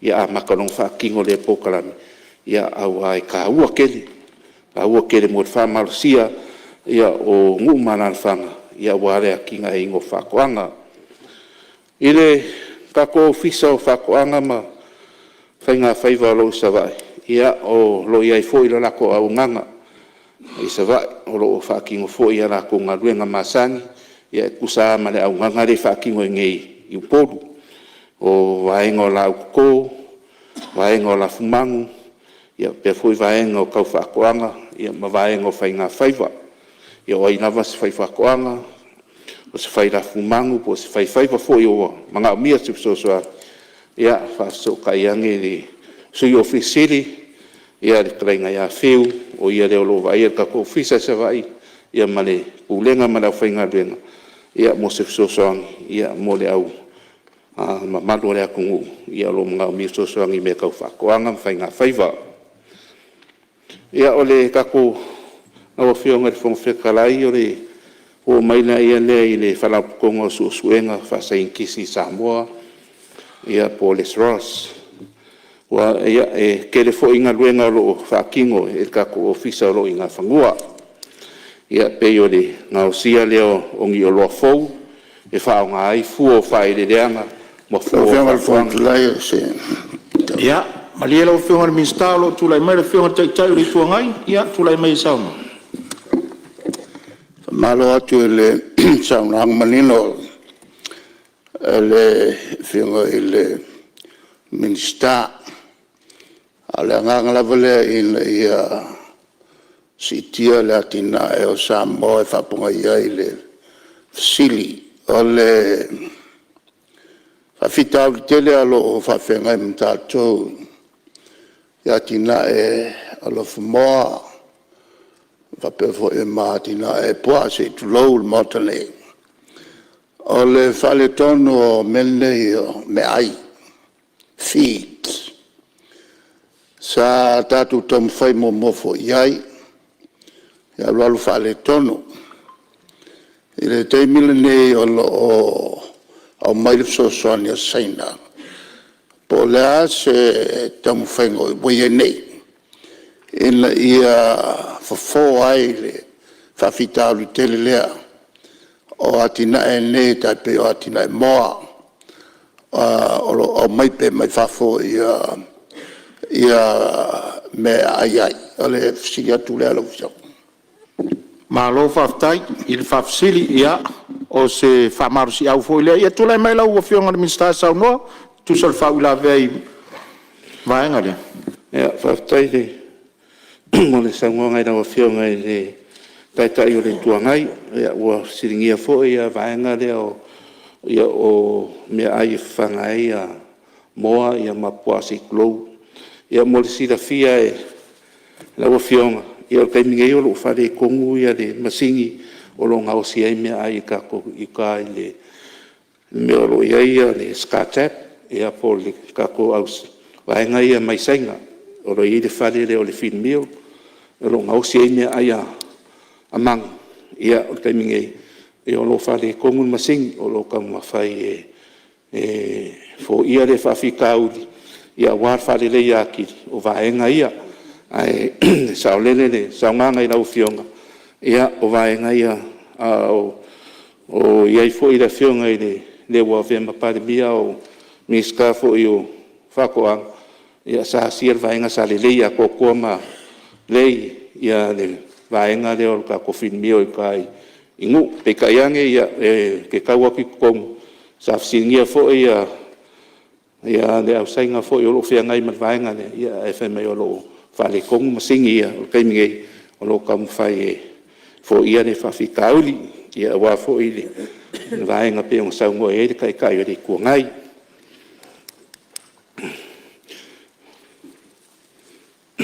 Ia, o tulai mai le teitai malo, saunoa lo whionga le ripanmia? O le taumu whainga le sa taumu whai e les. Ima, suru tau sanga taluai. Por kalame le asaina le na mai, Saffron, le uskatep, me le sauno e le teitai o le tuangai. O le porkalami, i awana i tātou wola whalangolango, i mea lava ia tātou te pisai ni le moa ni nei tātou pisai. Taun whaira o porkalami le ina ia mawhai o na whai se awala, tau te le or commercial level. Ai whai a ta mai whanganga moa a inga pe o le mena masani, ai free range.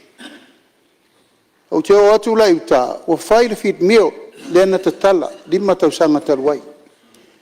Ma ele iei so tari tonu ngai whale, tonu masini na.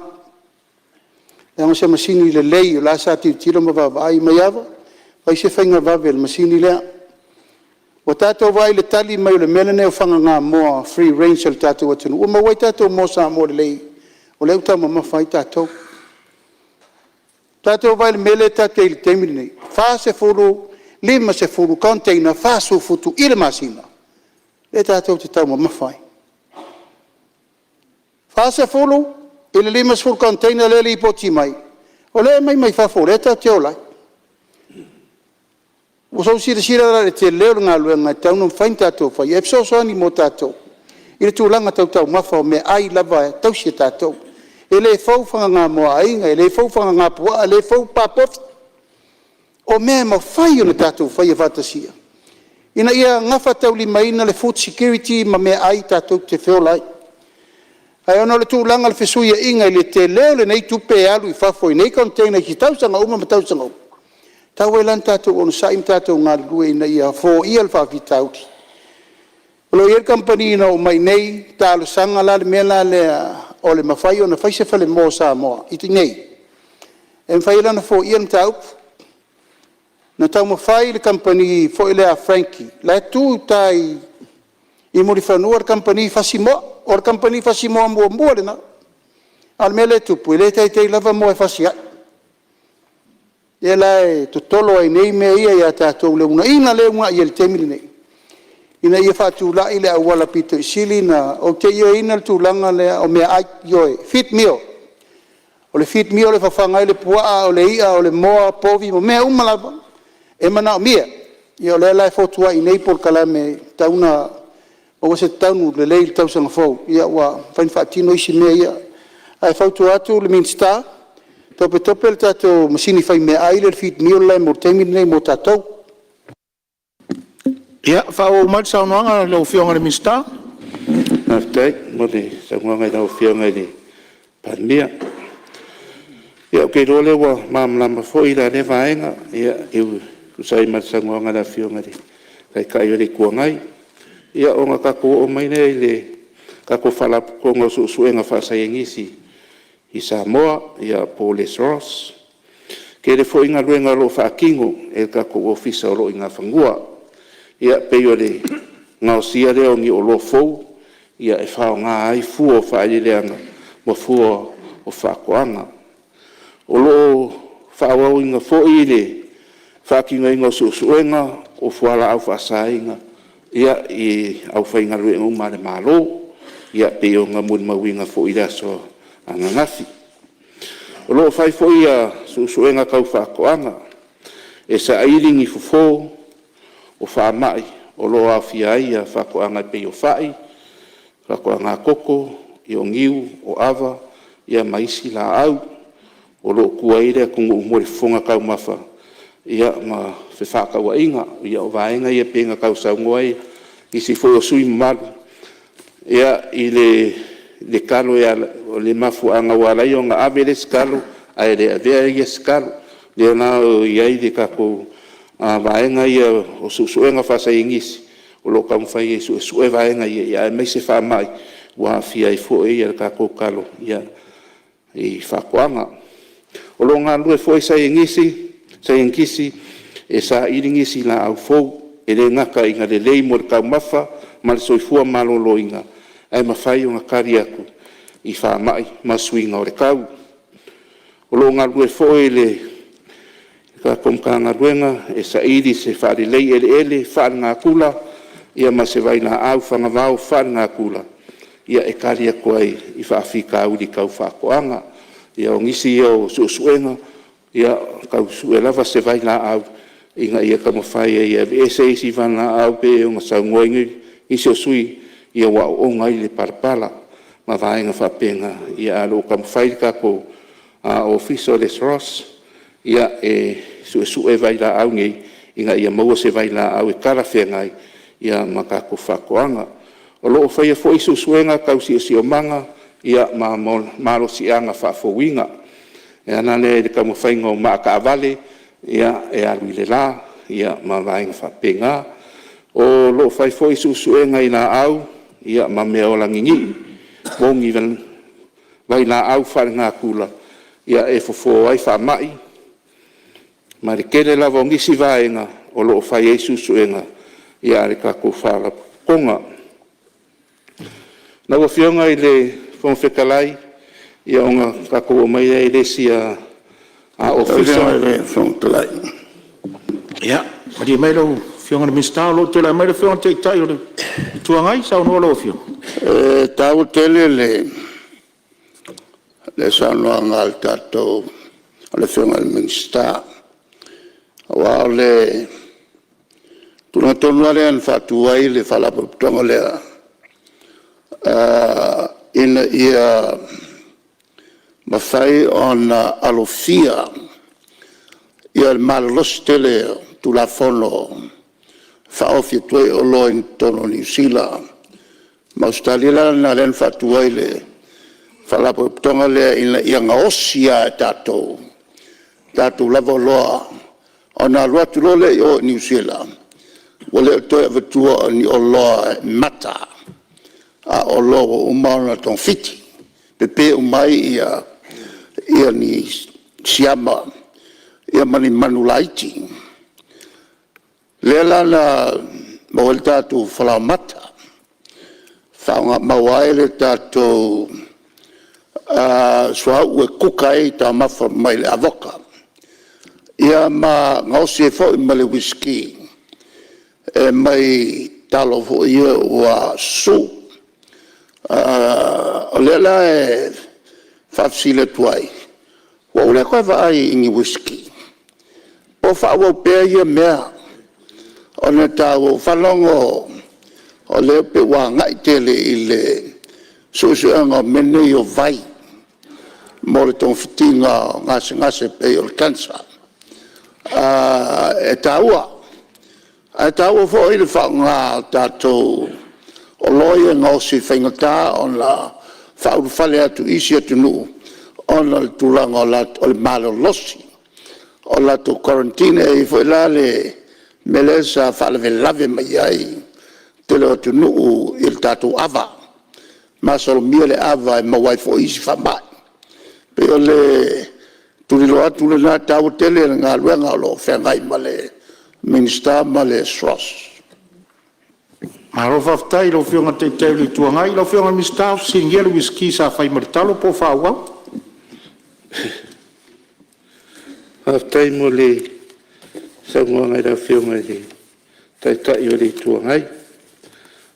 Ia e kusai mawaenga ia pe o ngā Samoa ia o loo whaamawinga fo ia o lae e whailawa suenga ia anukanga ruenga. Ia i kako whisky ia pe o ngā e Samoa iai, ia mese fo ia flawa maka, ia mangisi vaenga, o loo whaakingo pia vaenga ia. Ai pe iu alanga avaku se kalama i le ngeikai o ngā ruenga ia o lea e o loo o whaakingo mo ngeikai ale whisky ia ua lewa o ngā lawilo ai si o kako kungu. Ia i le susuenga fo ia kako ofisa o whalkonga o susuenga. Ia ua mai o ngā whai ia lako susuenga ma lau whaakagu aku ia kungu i thafo. Ia kako whisky, ia kako aku fo i manai vale le duty free. Ia o lai e kū mai ai ia kako whisky lea pe o Samoa i e whai, ia i le kalo, ia mangisi vaenga.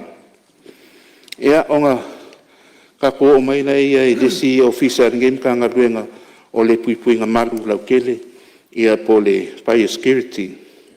Lau whionga i le whonga whekalai, ia mo le sia fia, o le si lea ofisa ka ngā ruenga o i lunga o le wafin ka au, o le puipuinga malu lau kele, ia po le biosecurity.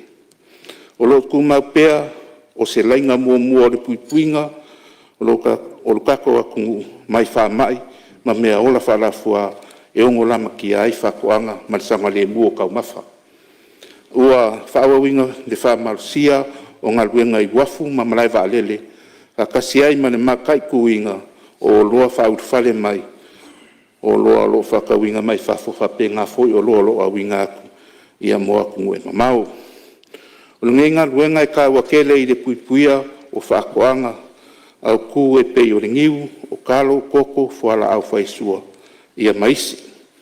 O lo makai kuinga pea, e le kako ofisa rea, whaamai ese o mea ola, ia e ongo uru whale mai kokongu, ia e pei o ngā awhia e fo e ngisi o akungu, o le kako kua oi, akungu kua oi, ia pei o e aifiki, ia mangisi akungu, o lo ia ngisi fo o whaamai, pei o awhia ia lako whakoanga.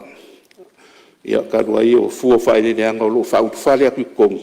Ia ua pe ngā o ngā wako i whamai ia. Al kako ofisa rea o lo kaingu, o lo kaimungu o i lunga le wafu. Ia o le vaenga rea o lo makai kuinga i lako. Ia kako o loa ia winga mai kongu. Ia wale whakama ia o ngisi o whamai esi o lo au mai ai. Ia on kako o mai nei de kako ofisa fou e o ngai ngei ia o le ofisa o whainga whaiva ia mapunga oa whainga kula valu 1 milionga o se lau iwa sulfa afe valu se lau di makolu ia se lengi po le kupe ua whaakawinga mon makawinga fongi o whainga whaiva mapunga oa whainga kula o mori a kwaile nganga whafkai ia i le kako malo ina ua whionga i le li Palemene ia malau kapeneta ia morikalia inga o le pepa ngei mkanga luenga ia wale ku e sese inga le o whakoanga ma whainga whaiva. O le mai kaua lo ngei ka ngaka lo whaima kai o le mkanga luenga ua lewa kausanga o kau ma whaimai ngei mkau o le kau ku e sese inga le o makanga luenga i e lua. o lo whamauinga fo i kuskusinga re ofisa o whainga whaiva.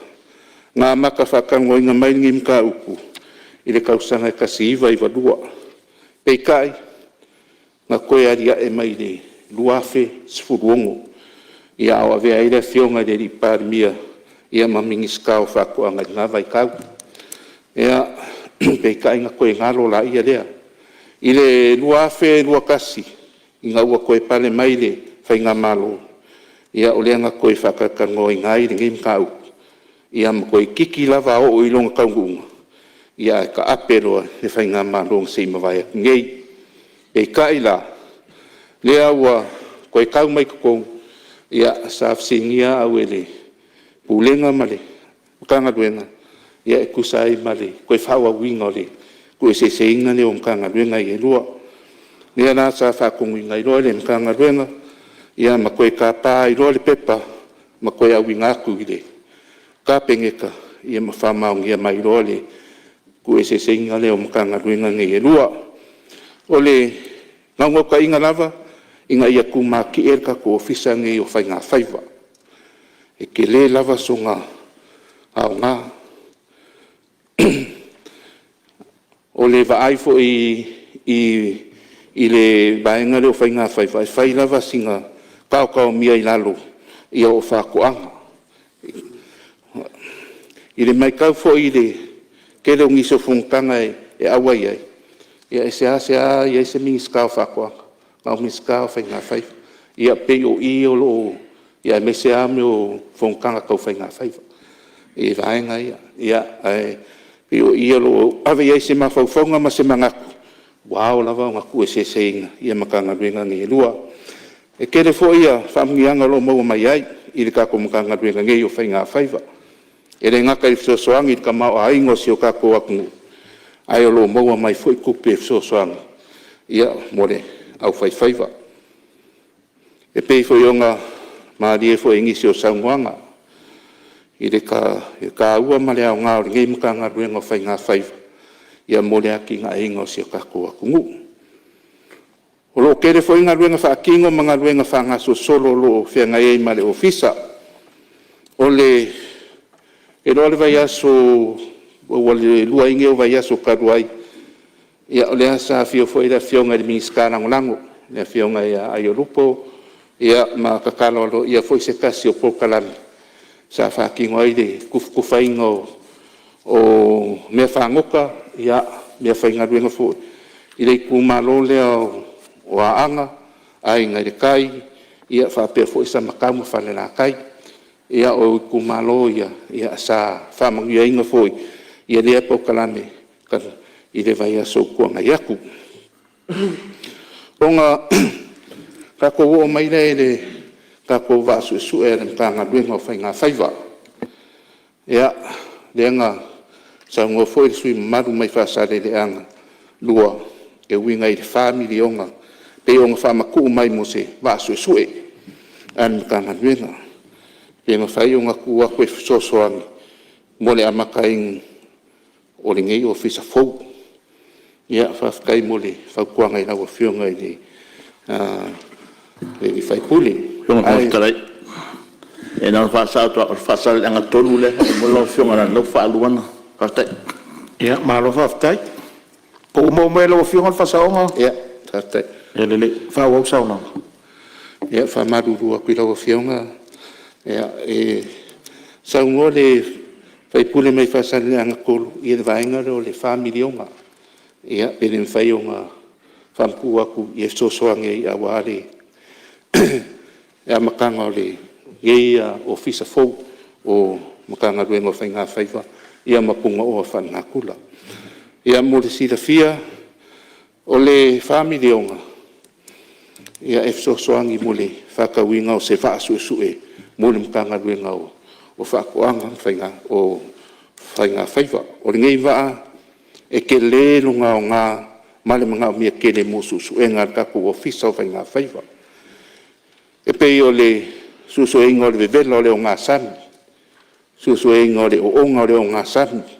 O le ao ingo whamau maunga i suinga o si o manga ma le va ainga o ia. Ia malama fo i le suia inga o whainga whaiva, ia ma whakaukai o whangokanga. Ia me se fo i le whakingo inga, o le kakao inga po le whalalaka ia. Ia ngā fo e la vea e iwa whangoka, ia ma ka ngaka fo i o loa whakia i rungo le sami, ia ma malu fo i la ku ia o loa wapenga o ngā a whakia i rungo le sami. O le a whanga inga fo i ngei wa ia sia singa, ma le makai kuinga o vaenga, ia o loo whangoka whasot kula fongo inga, e ngisi fo i o le au whaiwhaiva ia po whangoka fo i. O le ngā luenga piko sili o ngā mga mia ai le ngei wa, o le puipuinga rea o le kako songi, mai whai ngā whaiva whasot kula fongo. O se vainga mamau le maka ngā luenga mo lea wa asusue, whai lava si kaungaka o le wa o lo mga mia. O le kaimingei, ia o lo mako wa ai, ma whakango ngai ngā fo ingisi o sosoangi. Ia mai a Australia, ma New Zealand, ia mangisi fo ia kako paanga, ia mwhai o ngā au mai eise o sosoangi. Ia mo le whakawinga o se wa e piko sili lo ngā anganga o wa fo i ua mai o ngā whakakokonga inga whangei o ngā pō. Ia mo le sidafia, ia pe ia o le wa leo leo le e whai ama wa ia kako ngā kaifari au mai fo i ngisi o lipoki ma mea whapenga o loko kupu i lunga o le sami. Ia ai ka tau lava o ngā iai se wa asu e su e kako mga ngā ruenga mo ia vaenga uma e makai kui ngai e le ngaka le sopo ia o e kako wa whangoka o le lainga o lo ngaka ia le kako o ngasan ia whapenga fo i wa o lo a ngai mai kong. Ia mai se fo ia wa o lo whapenga o ngā kiriwa mai le eisa. O le wa ale ma ngā o ia makomkanga. E la kuare wa ai tau kongu ai suia ingo o mea o aisa e lunga le sami. Ia o kei dola mo le leia i pia whakau le wa alea. Wa ringei wa ai mo kwa ke lea ronga ka ua. Ia mai se fo i le sosoang. Ia wa fo i ngaduenga whai alamka ngaduenga. O le... Ia, malia e lo whingalo ni mista o lo tulai mai la whionga teitai o le tuanga i tulai mo mai la whionga teitai le tuanga. O le la alea e sauno ia e le whionga le minsta. Ta o tele le whanau ta inga o le mtanga luanga. Hai a mantua fwoi. O le ia i le va alea na mai Australia. O le silea la tunga luanga tele o lo whai. O le vainga o tātou ngā te whale. Le ngata lai le nā, a lo iei foi ia le sosoni mai a le malo Amerika. Le ngata lai le nā, ai o lo o iei foi le ofisa lea e Solomona, le fisheries e Solomona. O le tonu le ofisa le nā, lo iei le potu o lo o ai uma mea mai loa ma satelite. Ia va uma e a foi e a fia e sautonu, va ese sautonu o ngā sami, o Samoa, o na whelongo na i lolea ma Australia, maisi atunu. Ma tātou, e tulanga lea ua sao mai ai se va mai tonu le tātou o ngā sami. O lana winga te lele poto masani la weyai. El terminei nei lo le toe a ngai fo o tātou to e meire si waa e le o lava le poto masani. E le au whenga runga lana rua la o fionga le whoftalai. O lea e iai le tulafono mo le vaainga le lei o ia whapea fo i mawhingota. E le atol tausanga e te talai i a whingota e tae pe funga. Ai uma na ese ona o le tele o whai pisnisi mai Asia. E tau tele i ala tome o funga maloli. O le lalana e tawai le tātu tulafono. Lea na iai. A malo iai pea. E vai te toa le tulanga lea e wa uma i a whingota.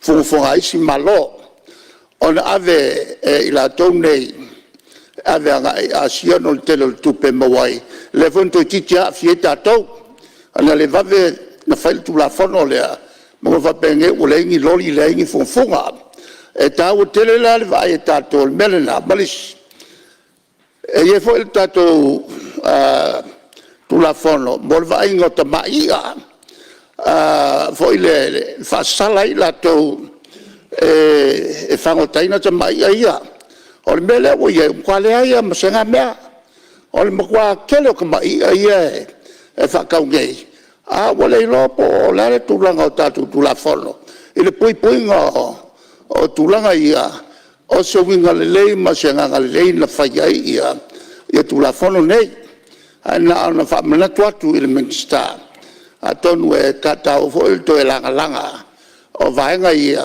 atonu wangalo ia ila to va ia mea ia tatu tu la fono bol puinga o tatu o ngasami mo ta mafa mo tatu o tunu ile lo mala malo fa tai ta ua tele fa so to fa manatu lo fionga te tai o le tuanga I anga I mtanga luenga pe sa o sa tau tu lai mai su fo le alupo pe Le lava lo fionga. ia sa no After tele le umi lava pe ama le leva tele no umor fainga palo tatu sanga te nei le tau manatu November te sema sa ye se va asu sile wala tuilo fionga Minsta te lolo o sir fier mtanga luenga ai sa ona atolva yaso bes full waso montu full waso o taulai taiane o mato nu nei sa sili ai fo ile mato nu polana va ai sa o mal fa linga na wi fo I uta I la to mel va asu e mai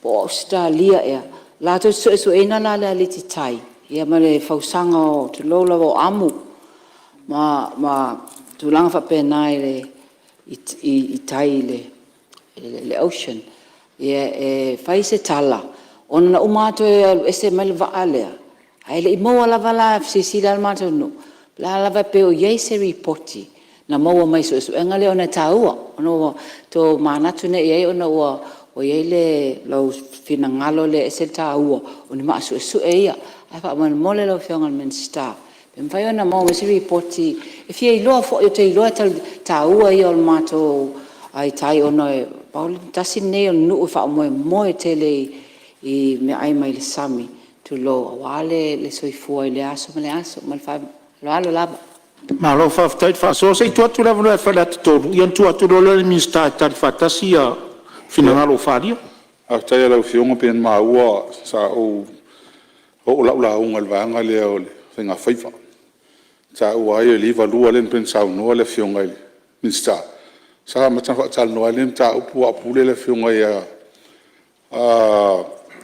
tavita ko pola tavita apule lua le fionga ia tu sunga ta wa sa ma to fa tal no e lua o finga faifa ma il va ita al mela le fiu sili le fionga le amenga le tato o le polenga le ye ia po afe o mestu la fono te pena le yentanga luenga fa ftai le o fai ai la va ye le amenga le nga si female output le asa ye talwai ama ye sa output le pe ama taila mtanga luenga e lengi va nga fo lengi divisions fo o mea tas asa ye le manatu smtanga luenga fo ia o taunta pena uma is structure fo a mesi va nga fo a mesi le mele usa no la finga le va ala va la finga le manino ale amenga o le va mo suenga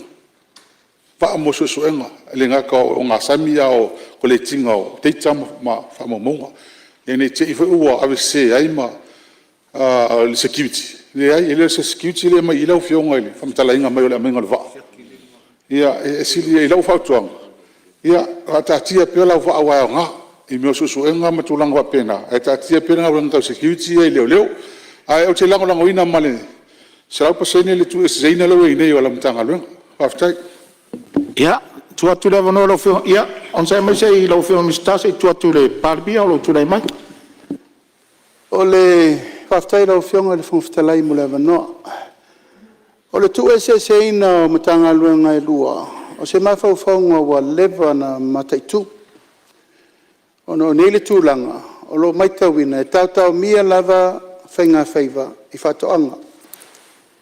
O nei mo mui me toi me le paketi mo whatoanga, whatoa maua leo le developing o tātou whainga whaiva.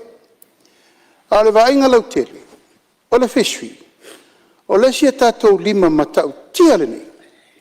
Pea tātou wōre lei i whamautu. Ia, no whainga le nau manei tu atu. O mama futam ti la whanu. Nā mai e company ia la popo e lua commercial fishing companies. E le hua nan ma le deep sea.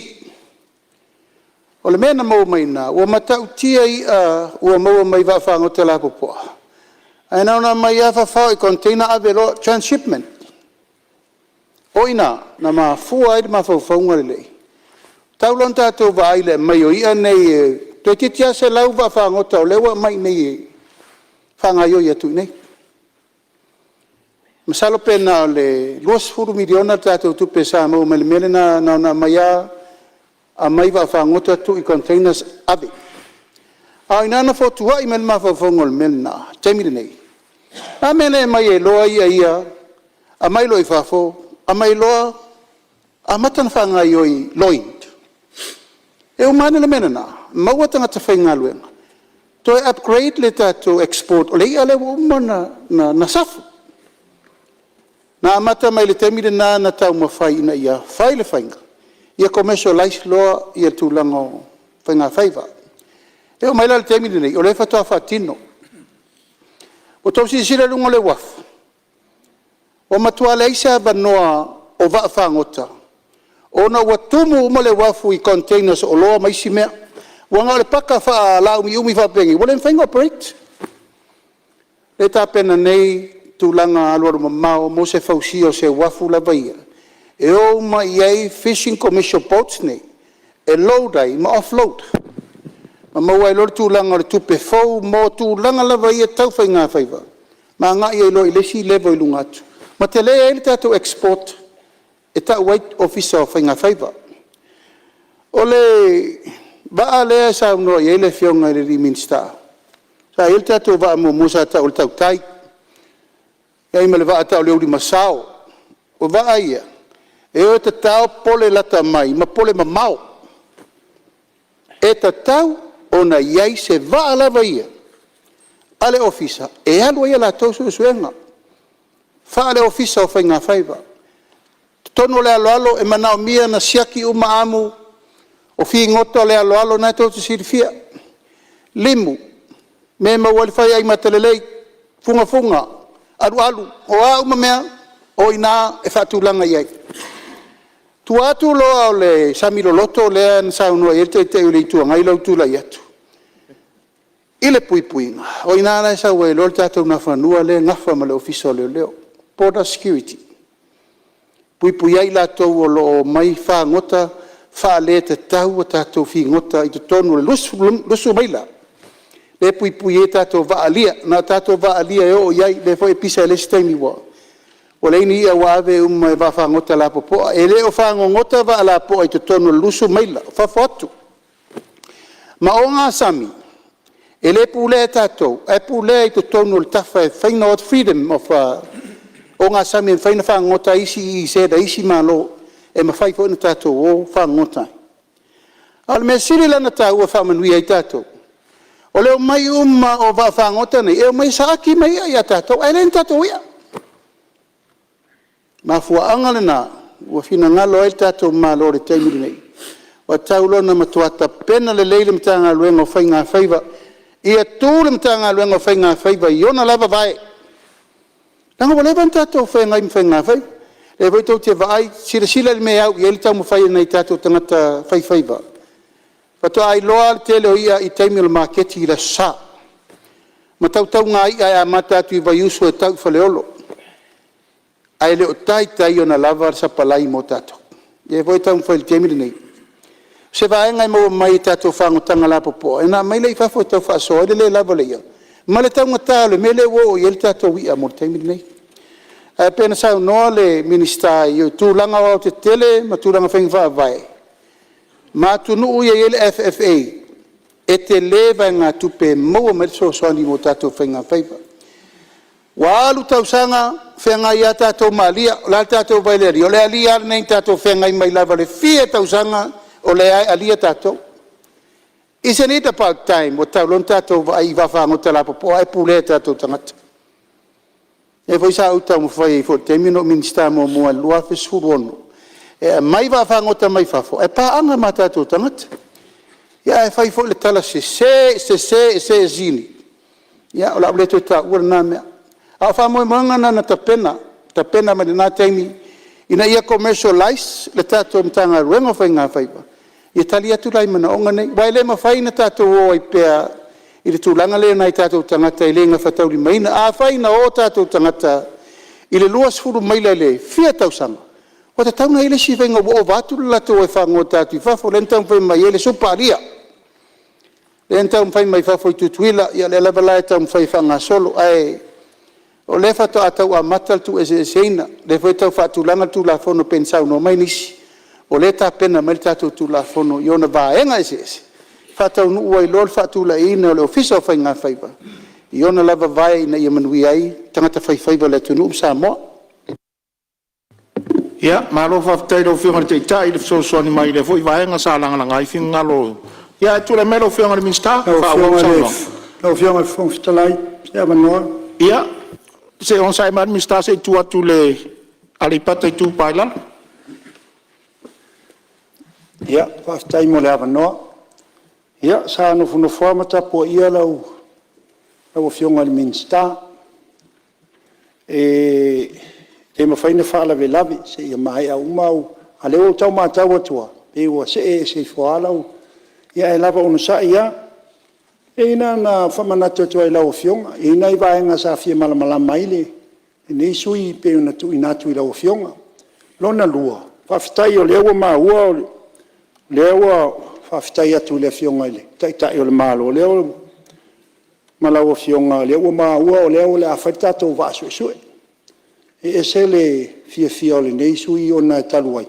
O le nei tu malo, o matua i mawhatia, talu maile na whaile wafu a le pata.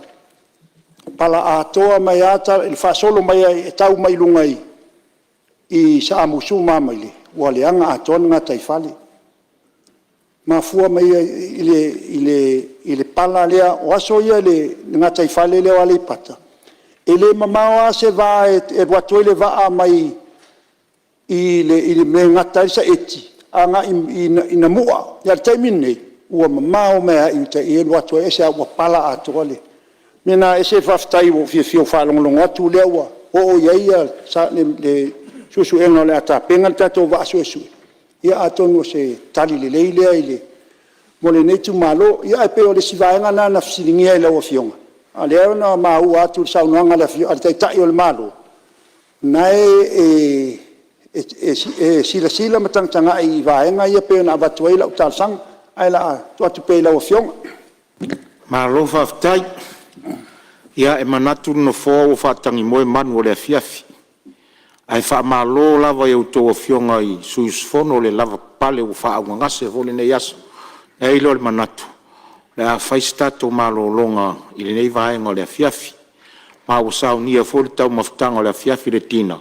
i le Aso Tofi lau eti al sana o te whasisilatu whatatia ese ngarue ngar fono ao whaitu la fono mo le tau maftanga o le afiafi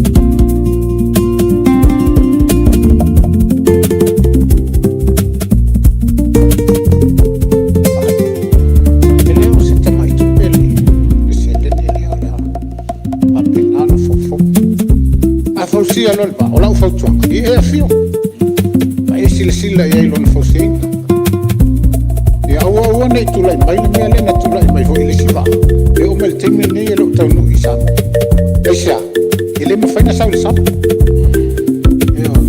nei te wo mane lo ba ele me fai na lo sa mena le e o fa tu atonu e pe fa ata la fonga le na ia mata tulele ona pe ona sa no le fonga le palmi to titia umar ka peneta le ole amingal va le mal va ingol va ele pa inga le o mat ai o mane le mfena mile va e tu i lungo le si va fa toa o meile isamo ia malanga fa lo Malo faftai, ia faftai mo fautuanga ale suyu sa fawila vea. La foatu lau fionga minsta fa wau lau saunwa. Ia faftai lau fionga de fongfetarai mo le vanoe.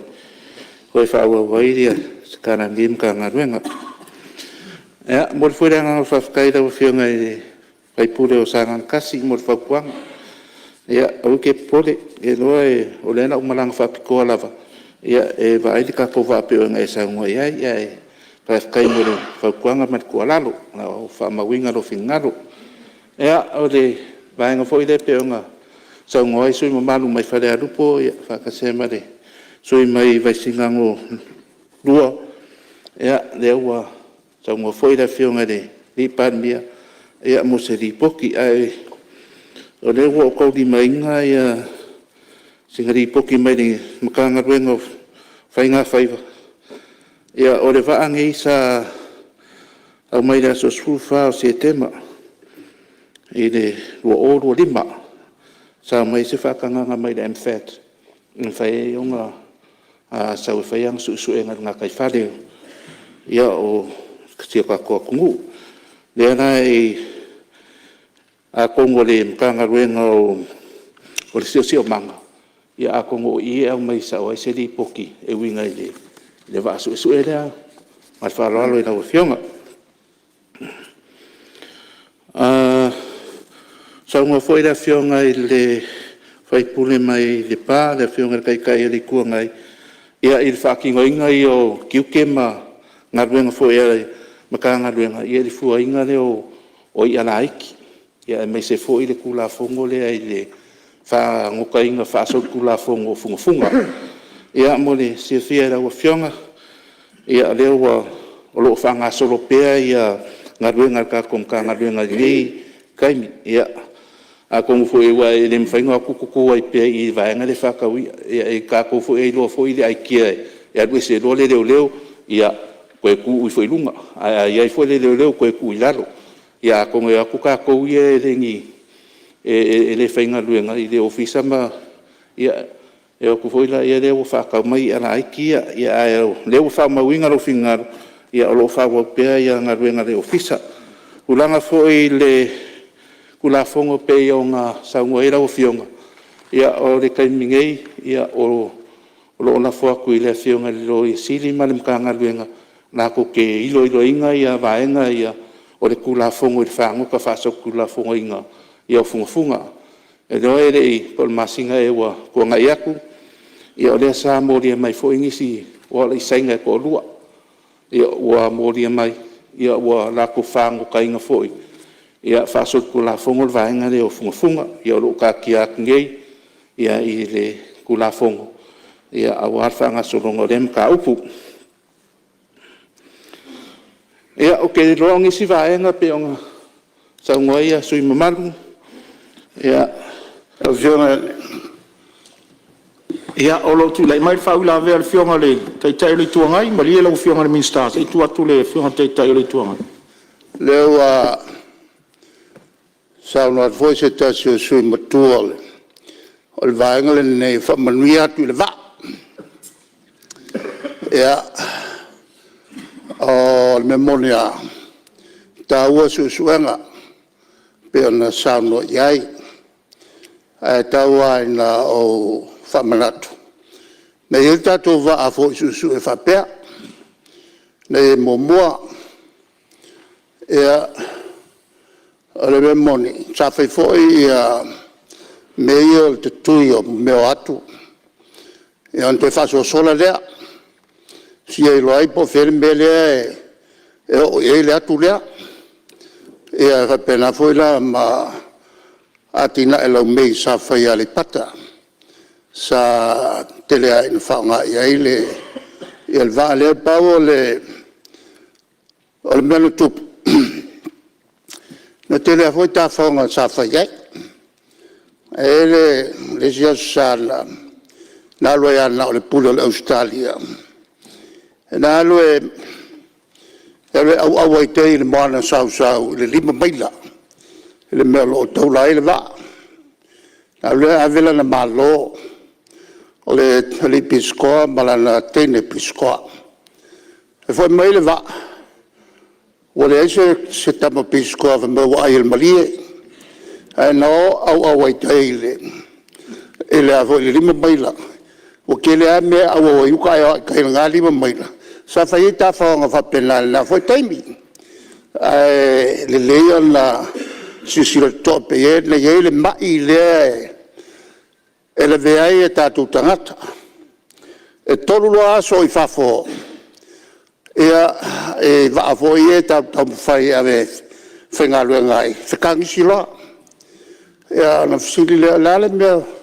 O te mnau te whiaru I whale. Aisa o mai manatu. E mai manatu I le avā. E le mai manatu I le whanau. Lala na lea tau te whiue. E ta wanau tātou tangata. E o whango te whiwai aso o. E re whio I whawhono le mena e la vea mai manatu. Ia se I vai ane whailale tātou wā. I te o whau le wā. Ia e o kufoi kako vaenga mai manatu fōi. O whawhitauri e lo whengai pēm tātou. E whamalo le lotu tele. I le foi vaenga o ngā luenga o la whengai malau whionga ma le tanga luenga. Ia, malo whaftai. Ia o la ia mor pai lau whionga le minsta. Ta penanga lo va. Ia, ta pena mai se vai le mai manatu. Whawau sau noanga lau whionga. Ia, whaftai lau whionga le sui mamaru, lau whionga tai o le tuangai, mo le whaukuanga. Ia, e roka kai ra whango kai e le mai mangaku. Ia e o ama awera ko kai kōrua I kai lewa. Ai, mangako lea wa mai ai a te kero forsanga wa saungo e ai whamamlama foi lau whionga le Palemene. Ia I vaenga peonga mai kauku, peonga iai. O le sia o ngā o le vaangei o po le whalalaka ia. Ia o le kasi lea au nganga kako ofisa whai ngā whaiva lo whakingo mo kaimingei. O le molisira whea ka e le maru o Palemene. Ia o lo o haiangei e le kakomkanga ruenga se kasi o whaango kai. Ia se kasi whi o kamari I kai I le wharia. Ia e whai as kaunka. Ia maua fo e li poki pe unkunga mai. Ia e valu se lau 5 sifuru le kula. Ia a whai e sifuru 2 sifuru whai kula e malanga I rewa. Ia o le au whai whaunga re kuper kamaro e kukongi. A le whai waa le e kukongi. Ia po I ngā le kilo iai le kanga ruenga. Ia le whakingo ingo ngā ruenga ia. Ia awa le kakao inga I o pole whalalaka ia. Ia awa le maua peo le makai aile al kako kungu o ia. Ia a vea whaningi a vangoa e momori a koere anga wha o le anganga se kualalo fo ima se whaukuanga I mamaru al au whaiwhaiva. O e fo I o loo whangoka I lungo o sami ma a penganga la ko whangoka inga ia ngā kaifari. Mo whaima nā kore a miole o le aku ka kipi a pole ia. Ia mwhaka whea. O se kualalo ia ma se kaukau le mau ar ngei mkanga ruenga. Se ia no whange. Ia o le au ngā o pole ia. Inga ia whawhaingo fie o ngā whaia ia whangokanga I lungo ngā sami. O le au ngā pole ia le umeanga waku whangoka koe fo I mai. Ia peka iange waru waku fo isi au whaiwhaiwa. Ia wa kaulai waa ma makusi. Arunga ia wa ka kipi fo I mwhaaleanga. Ia le ana ma mau fo I ngā le aro reia. Ia ma umi ai fo I o ngā ngai waa ai kai. Ia o ngā le maua le o kako pole ngei. Ua mai maua I le whaaleanga inga. Ia o ngā o mai lea kako masingi aisa. Nau whionga I le whongwhekalai. ia e ongo masingi aisa ia o leo wha moe ia e o o kainga mai se ava no Ia, o lo iei whau la vea i lau saunoanga lo whionga ni minsta la tu atu i sui o alipata i tu pailalo. aftai ia nini fa vela ve tu tau fa mai ala la nga no fionga min sta e o tu la ia tu maranga tu mur fa lo i pa u ya o ia nai vai nga na fi la mai e lo ni sui fa mal mole na fiong na la fa solo na ese e tere o mai se fa manga nga tu mur fa lo Ia, msalo le vaenga le ua sola len sauno i sui ia. Sauno lo whionga ni minsta whau whaftai o rea e whasosolo kulawa ngai i o ngā whai ua korea i nā whionga re i whai pule peo ngā kula i mai ai ea mole ia siri ela ukale wawea kui lawa whionga re a whionga re i whai pule ia o iku aripaka iku painalo ia mole sira fia e lawa whionga ia o lea sa wha ide wha mui moenga ringei makanga luenga ia o whakoanga, ia e whausia se nesri i kuai le kakuku malo, e aripaka i kupailalo.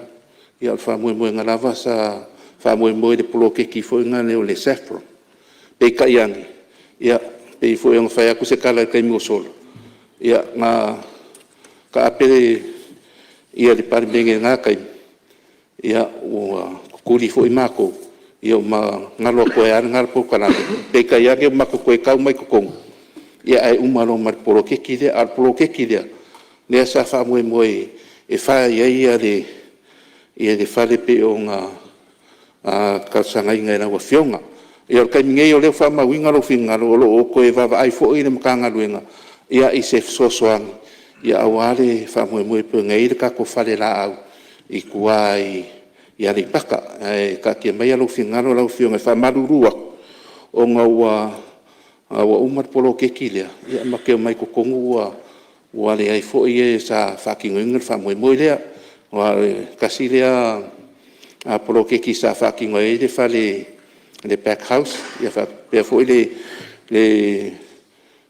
fa le kanga luengo le ofiso fa inga fa lo isava ia o kasi nga lunga kele e ila mai singa luenga ia pe fa moe e fawai ia e pe ka yange ia o ke ro se kali akule i lo fingalo ma dia lo fingalo ia i le kulea pe o ngai sa ngo ia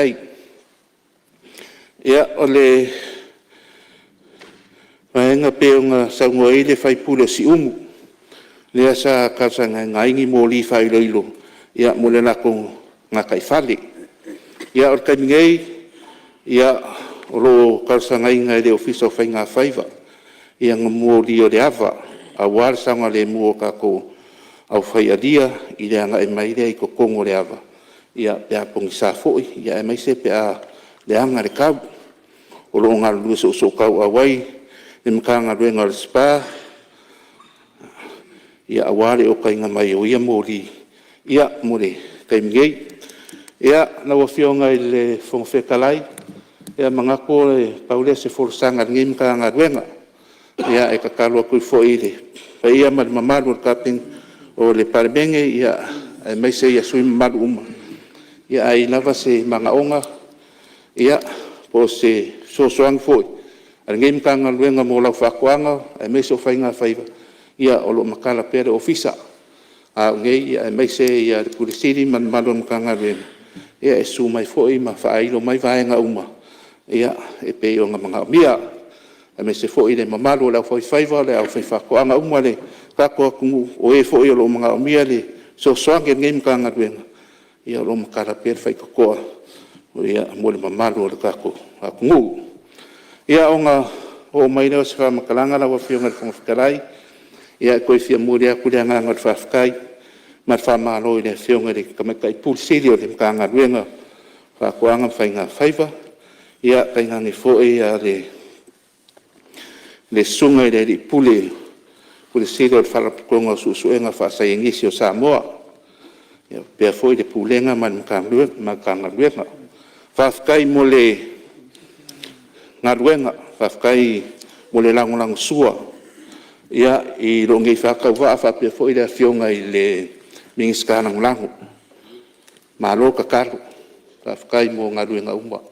Mai se le kumai o kau au. Ka koke ngaru rue whakasi. Ia o le makakaru. Ia anga le rei le kua. Mo o pero ko malosi. O le poko. Ia mana kamai. O le sira fia fo I malei loa. Ia war haki ngoinga a ko ngaruenga. Ma ia whamagu ia kele le kua ia ke o kou.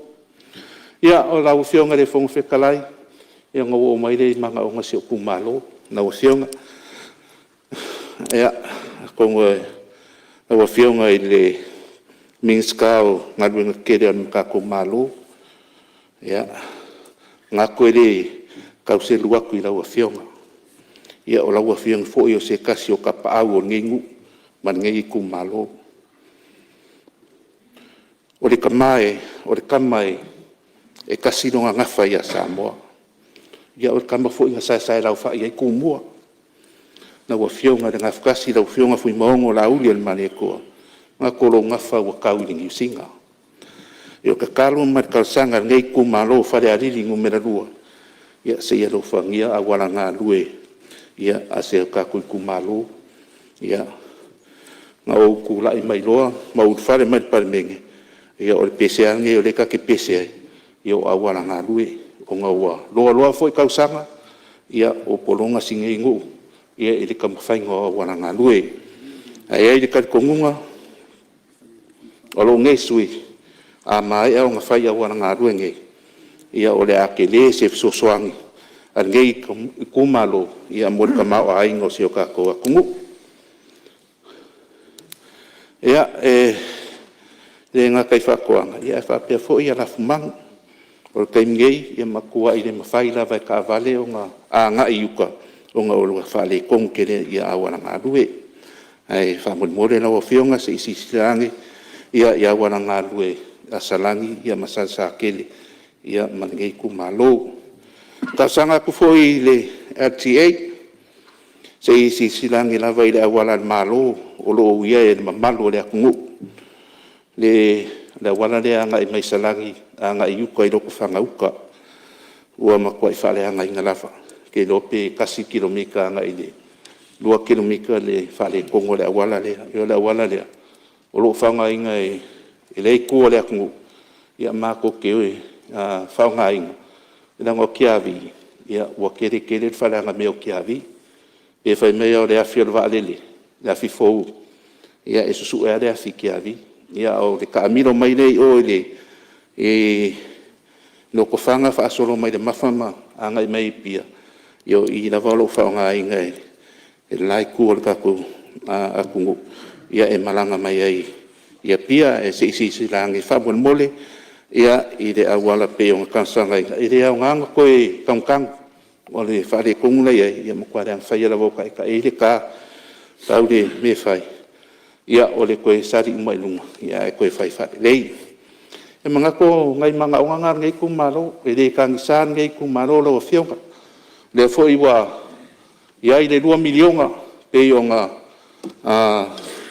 fa maku mai pe a pa circa ko karako o io le a kali mai I mga onga ngai kumalo onga paunge le kumalo lo fionga mo lo si de fia e uma ko fa serau di masfuru mo fanga wa ona ko koe danga milionga mangku ongo le lei o fa soa ia pa ia ka ko kumalo o lo lava ma ko ka ko seleng o nga foi wa fa o aku ia le ka ko prokeki ia pe o nga kalsanga ia nge vai aso na vai aso fou ia e ro ko per ka ko kupe de pek o lo lava ka ko fa soa ia o ke lo e o foi ma de kupe de pa sia ka kupe ia wa ki renga querer ka ko kupe ia ore a fa so mole nga iluma ia na wa fionga ile fon fekalai ia onga fa eu pure se mako kala ia pa ia se o kumalo ia isunga fa fianga nga o lo fa de malu so fa fa kaulanga I kongole o fa le ali lua ia na usunga de ko inga fa kongo ia na sunga kumboso yo sia male farkua ia kai ngani fo i pa io la fainga wenga fa kai fo i ka pua inga ia ngai o maku fa de nganga ia le sunga ia ko rio sangele ia fa pe fo fa kua ia maror ka karu fa kai mala ko ka pua inga la ngonga lava ma fa fanga la ko sui ia o ngala ko ka karu fa fa pe de aso male aso ia e fa kai fo ka pua inga si o kumaro ia se maku fa de lua mai sarangi sa kele ia si ngiu kula lai sa poe ia fafkai o kupa io sam fainga o ngai ko ke kausi ia o le fo io ki fa pele ia io le ali o ia se le o ko wa ia fafkai mo la ko ka poinga ia wa e men mangia fai wa la ko fai kule ia i nge ia fiafi ia fa mangia kele le ku nge ia fiafi ia anga le le ku ia i la ko ka poinga fafkai fo i ka poinga se o kumalo fa le alili ia fiola ngafa malalo ngofo kula fale ia malika wanga ese ia fale alili ka ko ka fai ka kalo pea ia mole ngase malo ia i le uso ia ko rupe po semo ia fenga i foi ia ma fam singa ni kaimi ia ka ka le ko ia lo fangia lo fa moi ia anga lele ko ila o fionga ile fo fe kalai mo pea ia so fingalo ia wa foi fenga i ma ki ke fai ia wa ia ka ko fongo usu anga lele ko la o fionga i parmia sui parmia fionga ka pinge ka mare malu ni skala on ia fa pe foi de lai ku la o fionga tai ka ile ko ngai su tai ka e masui ma mal umol palne e me se ia fa lunga mkanga luenga ia msamo popo ia mangia ngia fiafi toi fu mai ngia ia malo faftai ia or faftai molia tunu fo ta pena le ta pena fa fini to anga tulo ngana la o fionga minsta ile fa ngo fie fo mtanga luenga lo e ngalue ai ia wan mtanga luenga su e al fonga tau ma fa tato o tunu ia ai mai se foi onisi vaenga a warta usia so i fu malo loina fa malo ta pena fa malo on sa ilu tau mtanga luenga ia fa malo tu foi officer sili ia mai se mtanga luenga fa to anga mfainga fa malo nga lu puno wa i tau tuaina le tato malo fa manuia la ofionga le mista ma le mista lango ia ma le lava lo le mtanga luenga ia tau tiu te tau ave a wasa mo ma le lufi no te mau ainga ia wa tato se mai i le mtanga luenga o talonga maalanga o ma le fia tangata ia tulai mai saunoa tu sa vaenga na langa ai fina ngalo le mota i le mtanga luenga malonga fa lor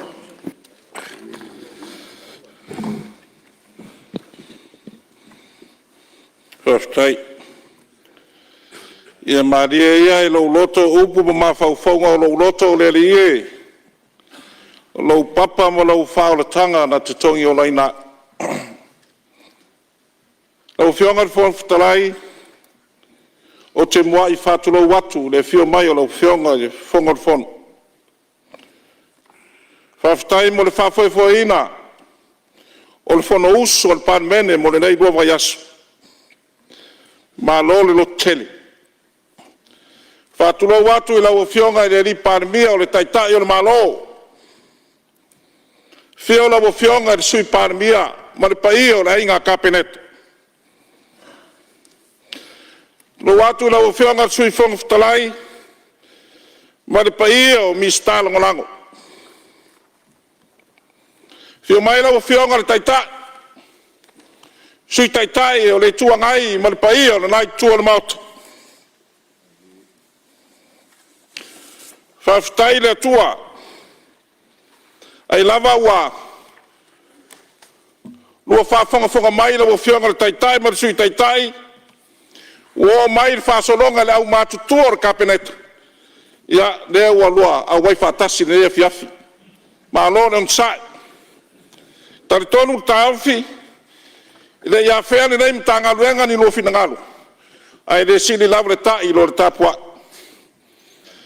a fior pai o falulunga mtanga luenga ai mai se o fala po tonga tu maoti le tato malo fatulo watu le tapua inga mamalu o Samoa Lo afifio malala mai le lai tua maut. Tulo watu i lau sunga le fai lau tusi.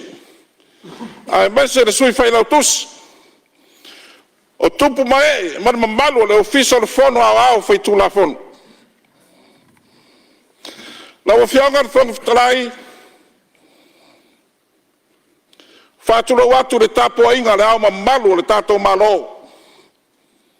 Le fionga le tui maledi fano vale toa soala uvile lua man masofu. Ai are tapo inga le sase tolu. Fionga le sui or fono sui tofia. Mo lato masofu mo falitua. Fionga le famsin sini. Ali matamaitai or famsinonga mawalunga.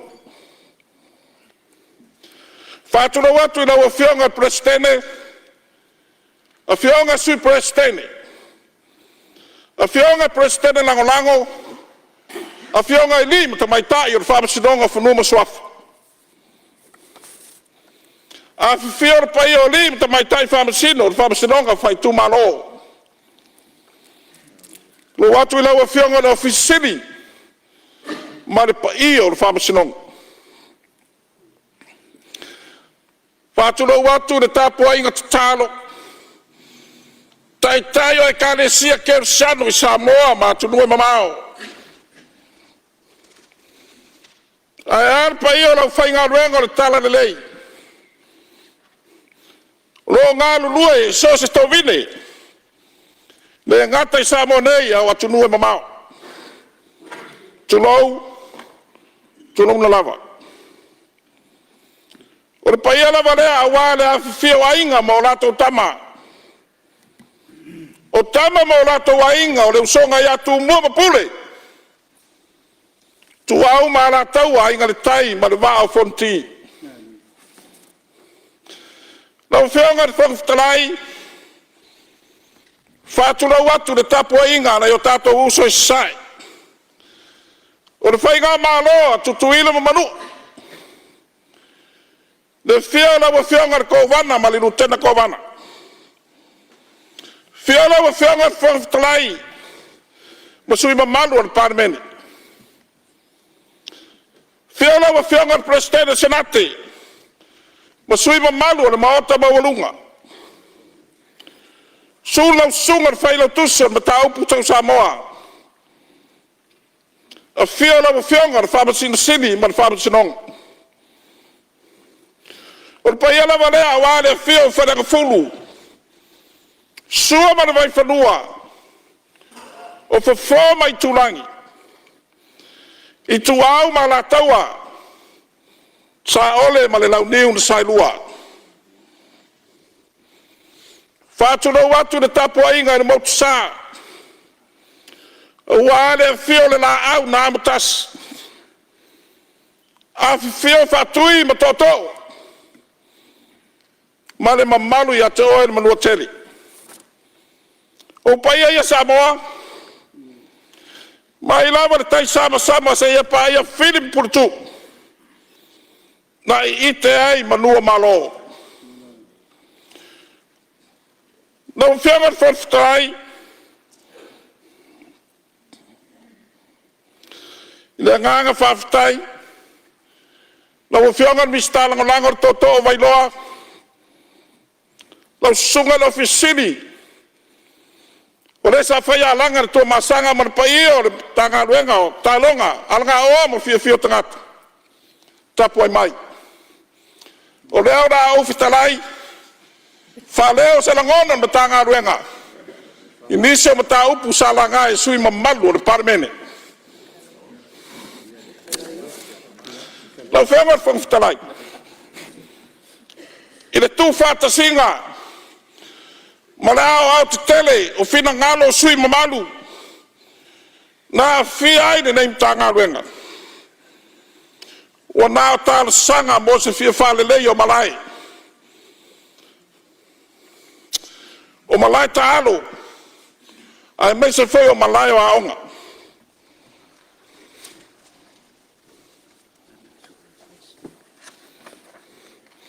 O le tusira. tusia o whaika whawai. Lua olua tolu, le lua olua walu. E tai ala ai ni matanga luenga. Inisa o tāla sanga e fia whao mai. E le ngata au tā alo, o asosi, o kalapu, whalapu putonga i kalapu, ai mai se foi o tu malo ma fioanga. O tāla sanga i malai, leito no tusira. Nau whianga whawhitalai, e lima taitaina, whaika whawai na matanga ruenga, i tusi ua umo na whata oto. O nise o whaika whawai na tato malo,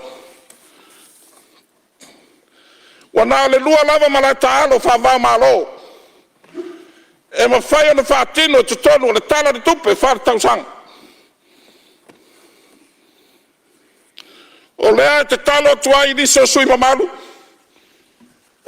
i le whai unga o laula unga i le tala au tua le tupe lua lima lua onu. A whai ele whamania ina se sui i sana tala sanga. E oso pele la. Ne whai wa oso le la ni nei tau sanga whare tupe, lua onu ono, lua onu fitu. A whai ele whamania ina, e oso pele la ni la tau sanga, lua fitu lua vanu. Paua lea, ia no fangia le atua lo tau soifua ma so mato wola. Na o whianga whai fitalai. O whaiga whaavai ana matanga aruenga. Ua umo na lima taitaina ai tūlanga i tāra sanga ua whapeo nao mai. O tūlanga i whanua whareanga nuu. E ao lava ina sila sila matanga aruenga. I whai unga ua alo ia whare whamusinong. Ai mai se lava. O le saininga ni ma le sao le ainga. Ma le ainga. Wha manu manu le pulenga ali ma whai pule. E tu sai ma le marienga. O tūlanga i tato au tā alo. Whangasolonga ua iai. I tala le tupe na natau sanga luau lima luau ono. Lau whionga le whangfutalai. E luas furmar fitu. Luas furmar fitu. Tār sanga sa whamanu ia ina. A wār whamatu ina ato se leni. A wā tātou au tā alo. Ai mai se foi o niso malai tā alo. O tār sanga asosi tā alo. Whalapo putonga. Kalapu. Tālonga whavau malo ia tunua mamau.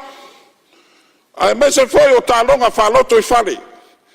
I to tonu o le tātou watunu. O whenga whawhtarai. E lua tāmi sanga whavau malo. Sa whaia mai i Samoa.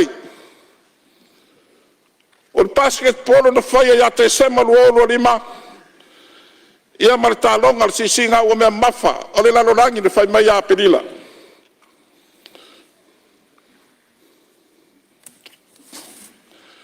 O nei tau sia neonga uma. E tusa ma le lima sfun ma le lua pine aulo. Na mawai. Tau sfun ma le ono pine siliva. Lua sfun ma le lua pine apa mea. O pine ia Samoa mai au tā alo masia Samoa. Sa tau sini o ia tunue mamao. Ma nisi foi o tāmiru sanga sa whaia mai e tutonu le tātou atunu. Lau whianga le whawhitalai, wa iai le whinangalo le tātou malo. O se taimena masina whaua i ulai. Le a whaia ai se sauninga alo ia. E tau a awa toi pine aulo. Mo i la tau sa whamonia ina i pine aulo. Whātase ai ma se whamaunianga tau tupe. Tēle tau sanga walu. E lei toi aloa ia. A le sila sila na malo. O le whailonga lea o le aloa ia. Ma le amana ia. O le tauti ngā ma le afuriringi. O ana tama whanau. O lo fai ma ave fua Samoa ia tunua na mau. Na o whianga whawhai, mōre sila whia ni nei Palemene. Ai maise se whawhonga tapu ai mai a Samoa. O nisi nei o vaenga, o lo i lalo ni nei mtanga ruenga. O le whamata ngō whia ina, tūlanga ni tātou taulanga. Pēno tau sila whia. Whonga whono. Ia. Maria whengoa le whinangalo le Minster, ia. Mo le launga mātalo whia. Alo, ia ni sui lo whau la vea whara tato. To inga si o whonga ia le teimi ni le whia whiri. Alo, whaftai lau whionga le. Whaftai o lea o mautinoa le whailonga ia o tupe ia mona e tato au sisi. Alo sili lau whionga. Pe la avea vea ila mona i sui talonga. Ia, malisi vaenga. Lau tusi lena whali mai lau whionga. Wha mole si ia oi maina i kopi mo mātou. O lea mātou te whia maua. Ona le mātou te leo leo whaini au whaingata i ala whapena. O nai soi mai fiutu. Alo no winga le iskusi. Wha mole. Pea maua lewa noa. Raftai. Ia, manatu leo maua le lei mai lava le whionga le Minster. Ia, sulai maia. Raftai. Tai mo le whai la whawila vea le whionga le sui mamadu. Tula funtu mau e. Se vagana lava ia, vaenga wa afia lau saunon. Ia mtoan whailon tariat. Me le wha maruru atu sui, e le ia afia, ta upu lea e tu sai mo lau finangalo. O le walua o paya inga le Palemene, o whai fōsi no matua le Palemene. Me le, lau whionga le whautalai, o le kako malai le in malai whatu paka. Ai mai se foi o le, vaenga le ngā kai fōle, whalun malo le Princess Cup, pak. Wa, tam whaile tato malo. Whauai nei whaleo. Whaleo e mapu mai aile ma malo le atunu.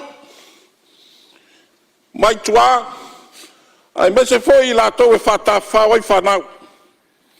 Ono iai foi me malai ta alo, mo meo swingi. Awa mai tawina. Ia, wa tele na whaotot. Whalapis. Ai, mai se fo. O vianga ele, whungutalai o se taupu. Ia. Whai fwisi na marolonga le Minster. Ia, tu atu le wanoe lo whionga teitai lo i tuangai o lo e whau la vea.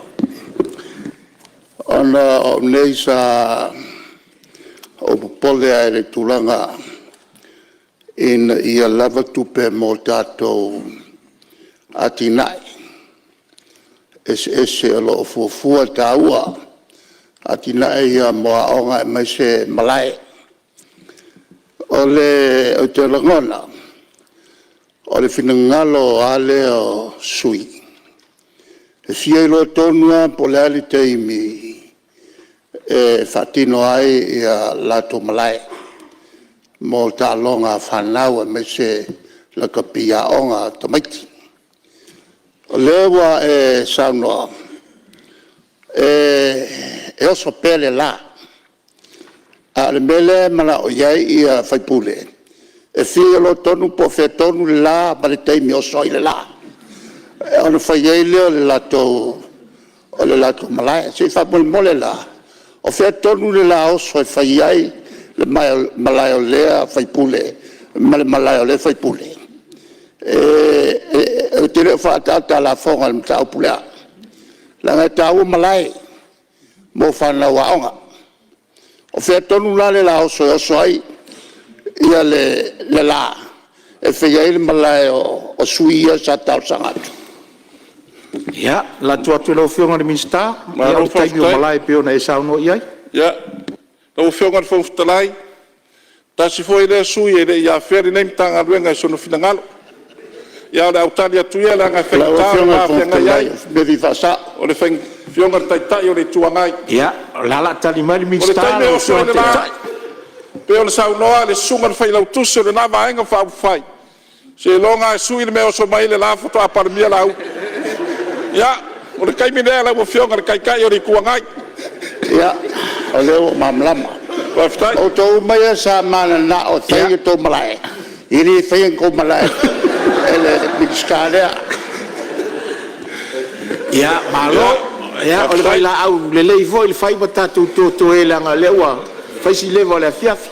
Tu atu lewa no le wa fionga le minsta o ta longa malanga o fiafia. Tangata. Raftai. Pe ona fa fonga mai. O le finangalo tato malo. Wana malai fa va malo. Ave ye so san. Bos fa tai tai ngo fa sale de anga. Tasin malai fa va malo lo iva. Le to tane le wa fu le malai fa va malo e to fai vai poudi. Le tu asau o lo ia malai fa le alupo. Ia fa tase ma le tu le palau lima. Sadenga. Ia o lo fu le malaio. Sapatea. Ia e pe o le kule e la fionga ile fonftalai malai ia o lo sila ia i tato malo a malai o falao lo ava noa tato fono favae tarsanga iai mosef soswani ia mese foi ole si o mia le spa e pe o tu ia la fionga fonftalai tu sai male finangalo au mai ia wan fa le o tato malai talo. O le tulanga pe ona iai ia i le pakale malai fatu lau whionga fonfutalai tatalo tulava malanganga whaaloalo le pai o le atunu lo tatala lava noa e whaongaina i o tatou whaleo a maea on tau whaongaina i tau saminga a mese foi o malo longa o te pena foi vai atu le pai o le mauta vaenga e la fua iai le lapis o tatou tau penga ele a tosa vai aso ale anga tau penga. Mo le whafonga mai e Samoa i lau whionga fonfutalai o nā whanau. Lima tau sanga i lalo e mawhai o na whatanga ta alo ai. Whalua i tau penga. A le tinama tama se yo i tua i lua inga. Ia o na whaila le lua tau penga. Lau whionga fonfutalai i na nganga whawhitai ma le whamalo. I alo ma whanau o le atunu. Sa whai mawe fua o Samoa. Sa liringi le afu. Ma tawhera toto. A wāre whamoe moi tau sinionga i tālonga i se ese. O mori atuai le nganga whawhitai tele. Ia avea fōri nei amnoa. Tulanga peona iai le tanga ruenga. Io mai fōi le whionga i le. Tai fono lau tau wha pule nam laulu wa fori tulanga lo iari tato Iuni la kapi ia lao ani nei o talo lava ma le loto wha tau anau na inare tau wha tasi le leo talonga e tuni mata ia e Samoa o lana la kapi ai ani nei vai tau o le masinga o ke topa fua ai la kapiniki o ware sa ini ngā sampino le lalolangi o le foi o fua o te tala au ai mau malanga i Australia ia e tapu ai e whai wa alum whanau me foi la lea i la wofionga i le tai fono o to whana mula ulu na mato whapipi le mau na ina leuta at finangalo tato malo ia tina e so se talonga i tono le atunu. Ia whatai so mātou tala. Longa tonga talai. Ia, whai se malo longa ale. Minsta la tua ia whasale le anga tolo lo whau la vea, anga i minsta. Se talai mai ale to to. Al to to e, mai al to to wai tutu. Tau si ai ma, tupu ma papena ona, o to whae tutu loto, ma ro whastai, sa le aula o taringa mta autu tai foi molto la reina ia si sa fietinato la fionga hasta ia sa le o se samatalanga turanga lo yaile to ota tu la kapio na yai pe fuana fa so malte tai ole atnu ia sa stai mi so la pule nam taup ala ngolo fa nga solo pepo kalamea la ulakpi ole fimo mo fia tuinato la fionga Wala se tu lango tatu po klaime fo le ole o i le malai le ape paka. Po ese fa mo la fionga yai. Ono lo iai nei talunga whawa malo. O lo te pena iai, e me se foi tanu sanga lo whangasonga i pokalami o lo iai. Le laka pi Samoa. Lo na lua ia o lo whangasoro peta tu NPC, i teimi nei. Lo fionga tamare atunu, le wa alu le, walu iwa vai aso whangasoro. O iai ia talonga o lo whainei le, astona nei semi-final. E wala rui atu ila o fionga whaftai, wa oel tamao talonga le atunu. Mo sua noa fio tuai tatu ta whawai. Ile astona ima mai mawina, mori mawina, foi talonga o iai. Ia vai e tulanga o iai, atina e lo whangasoro le teimi nei. Mo si fia e lo fionga. E whaftai tere mo whautuanga le ai e le mamai a tia. Luo ono, nea la whai e liki i Australia le te fio ai. Luo fitu, whai le ipo langi i Australia. Ia, mani a fue le fue e mai lo vala lia te fio ai. Ia wa pea o te mina lo te ia. Ia tau, ere ia. Fio e lo fionga e le tuyo whaptaranga tulanga o elto o lakpi. Whaftai lo fionga te tai el malo. Pawa lea le whafsili lo fionga. Ile ono miliona le ia. Ilana lea sa ta upe tai tai le atunu. E o le o tu mai pea le tupe lo tu mai le lakpi to sanga oma. Ia sa o tau whai sa ilian nafi. Ia pa o lo fare sa nga te tupe sa mai malo. Masalo por suia inga matanga luenga. Na sa masani na mai ofisa wa aunga. Ele o foula matanga luenga. Se tanga i whaila o fionga patono e se meo. Ta tia i nai tupe le sa. Tau nuar palmi o lo anganga me mo le lakpi samu. Ia whanga yo ianga luenga. A le to oro ia sa ustaimi ona. So swala pulele pe ona ianga luenga lo whanga solo te. Me whaftai tere la o fionga.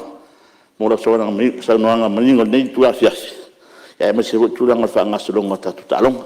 Lo whalala. Alo whaftai sa le whaasale langa tolu. Ia, tua tu lewa noe whaawau sa unuanga matanga o fia lo whionga le minsta. Tai. Ia, whaftai lau whionga le Fonotaga. Tasine rei sui e le ia fia ne reim tanga luen. Ai pe lawa whaololo maau. Ia, ono tulanga lo ieri kako asosi lakapi, yungi lakapi. Me foi la rea i lau whionga i le sui mamalu. Ia, o le kako paka i le pia paka. Whane kongu kako whane makamaka.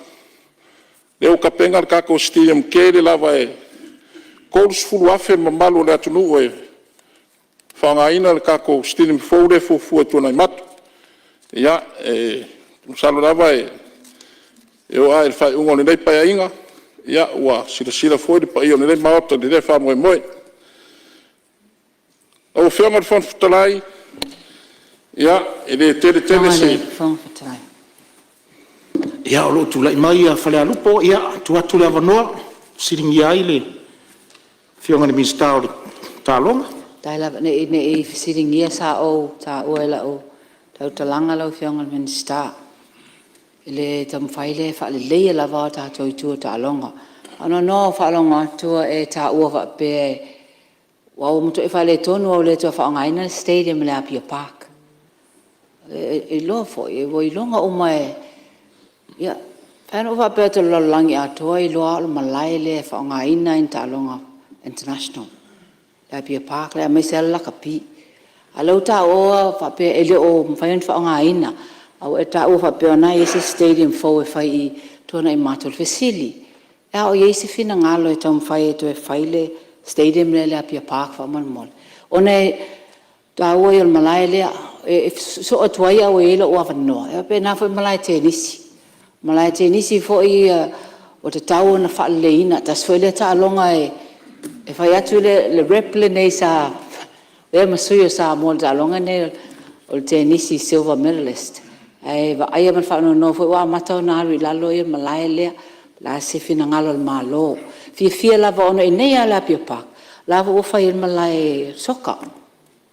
Soka, ma nei a foi a matua i whaaman mole ia iai pe whina ngalo malo a tina e lei pele Apia Park to e whaile stadium na o ne tāua. Ma whalalo lava, ai au ne so na alvol tu pe me stadium fau. Lo o me tangata e Samoa ono la Apia Park Stadium.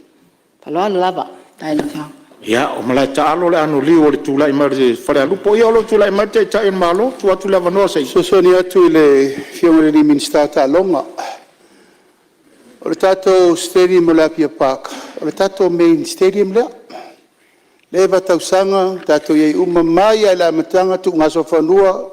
la kapi soka me uma sa fai peitai ua saule li poti na I fale fau ia na amata na fausia te siva valutolu ino fai mesa Pacific Gaming nei ma isi tatou ua leo to sefe ma sa meli poti e latou quantity surveyor e te tau ona toi whaafau uma fale mata le tu I sifo o le malai ale vai mamau al tatou malo o tatou stadium le Apia Park e leo atoa le measurement mo ta'aloga whaavao malo o le lakapik na e tō sisira mai e au na sikoa tama I lungo le track o le athletics ono le tūlanga la lea o la lava se mea na maua le nāteng na whao ngā I lava le tatou Apia Park I le vai mamau la mo le lumanai ua uma na whatala noa ma le malo le uofo ina maile latou fesoasoani ua tatau na fausia Seisi Stadium internationally standard stadium ale malo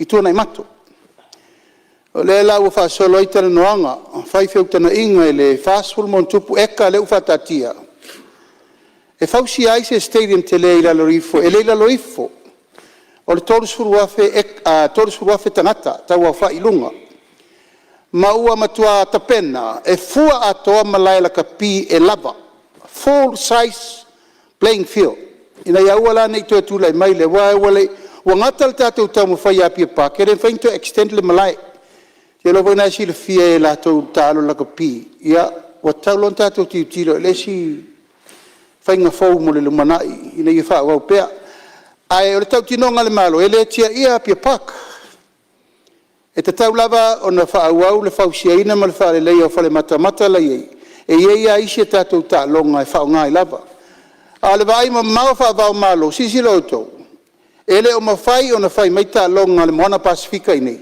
o na tūlanga ia e le o iai se tātou international stadium le lei e a tō le whai numela o le saiso malaya e ma me whapena ia ma tūlanga fo I o whale mata ia o le mea lava lan tātou tau mo whai mai ai le ia tātou whale mata ia le iai temine nei al fufuanga le whatatia le fionga le Minsta ma le Minsta ma le tanga luenga it's a full size stadium le laita pena mo temine nei e ua le whapolea te lo lava le whaintu la fo ia la fo me ia tul soka iai ia mwha ua wai pele maintenance ina ia mo pea banoa ma le tūlanga la le ia ona I tasi se tātou no fuanga e whaita alonga te tele ia maua pea ma whao ngā pele tātou Apia Park o soson ia tu lele si le sui alo whaftai soson mai lau fionga I le tai il malo ia tu atu pele avanoa lau fionga le Minsta whao au lau saunga Whaftai. Pau nei o sui sa. A mai o lato finangalo malangani si o vaenga fia whadileia. Ia, leua mai ona o tari atu iai. A vere nei avanoa I lau fionga le Fonotaga. Ia, e le tele. Nau ni nai tarsanga la iti lava mo si o tu malo. Ia, lai fui whafonga tapoi mai nei a fiafi. No fionga I le Minsta o ngā luenga, no fionga le Palemene. No tulai mai loa I le lua o lua tasi. O la unga loa ia se tema, fono mua al Palemene. Le awala lea lo iai le whakae la sosfulma le lua fepuali le lua o. Tulai mai se si o tamali ua lau iai le atu. Vem Minsta o ngā luenga le nawa I tau. E o mari taimine nei. Ia e le mawhai o na sopo le awala. Ai sa o tutui le Minsta taluai. Ia ai pe e soi ma whape mai. O le toi au ngāle na whaka. Ia lau whionga le Fonotalai. O le tali le wa mai le atua. Mo le sila fia. O tia konto ina le talsang. A le whaia. Ia na le o tārianga ia whapea. Lau whionga le Fonotalai. Le awala le kolisi le tōtane. Lau whionga le Palemene. O sua le konkalake fa omo fa pela na wala le ia va o le alwa ko ka vai pou ia mo sia kaningalu le I le me sa yet fa mai ko ai fa malo me sa yai sa ke le ale anga ikai ar kai minge ko lua nika a wal kedelo ia na o fionga en miskaole punga o whalinga kula. Si seo manga, ia. Alawe kisira fia seo kako ngue. Mesa ngai ainga le lepa. A so kui kai, ia wa fia ia vaenga longo foia. Pa wa ia ngai vaenga. A kulanga de kangalu. Sa o launga de kausang karu ai mat paing. E mau fuar ma. Mau fuar ma. Wa wale nga masingi ma vaenga. Ia ala u fa ia e mau fuar ma. A fa ila vo ke kalango ia na fui fa funga mai so ku malo. Ia il kulanga le fa sia mo nge ya kinga. Ia nga fa leo nga fa fkele no fiona fun ftrai. Ia mo le kapo inga se ku malo. Ka nga o maunga mu mela lua. Ya maka kula vai fongo kangu ma ke kelem kauku. Mes fo si linga fa fa maoi. Malae ya vao kula nga. Malo amaka se paia pungale. Ya. Fa malo fa ftai. E makua lava ku i far korpai fa fa malo ku vai kuku. Pa ia na sa pesta mo ko mapu. Fa leiva mo malum kau ko le malu fa fa malo ma fa malungo malo. Fio maiava su matai. Kai la ko fa di ka mo ngoa. Mana mamalu ya sa korpai. Malo ta po of kai kalu. O fio ma fa ftlai. Anga fa ftai tapu inga la fa inga luenga kofi de kua. Sunga fa ila tu sol pulenga. La sunga sala amat fatua. Pa ia la fa inga luenga i sunga fa fa inga fatua. Fionga tau simtanga luenga sunga e kop. Fionga ti akono, fionga pekirak. Fa ftai talo. Fa ftai mo fautuanga. Ti ma inga yo mai, ma lota po. Ya, ere whanga loina. Me tapua inga te talo le tu whale o ta mao le neim tanga luenga le tu tane. Na uwhionga le tai fono, o le kare sia e whakasai Samoa matunua mao, lau sunga le toina tau inili, fo le tua ya to vale o pulenga ngā ngā ero maunga. Lau sunga pinelu, o le whaletua ya se ata sunga le toina ma le pulenga ngā ngai formau. Lau sunga le toina le pulenga le tua sau. Lau sunga le tamawhatono no tanga luenga le tua tane. Lau sunga muia se wala. O le whaletua ya tiresa ma le paio le pulenga. Whaftai mo tar sanga. Whaftai mo tapuaing. Whaftai talo. Lau whionga le whonftarai. I le whangaloina, tapua inga le lau o ta mao le kalesia. Whionga tai whono e lau sunga le komiti whaton. A mese fo le sunga le whai lau tus. Ma le pa ia o le komiti. A tai nane fo i le whionga le tai whono, ma le sui tai whono, ma le lau o whontele. Wha malo whaftai mo le tapua inga.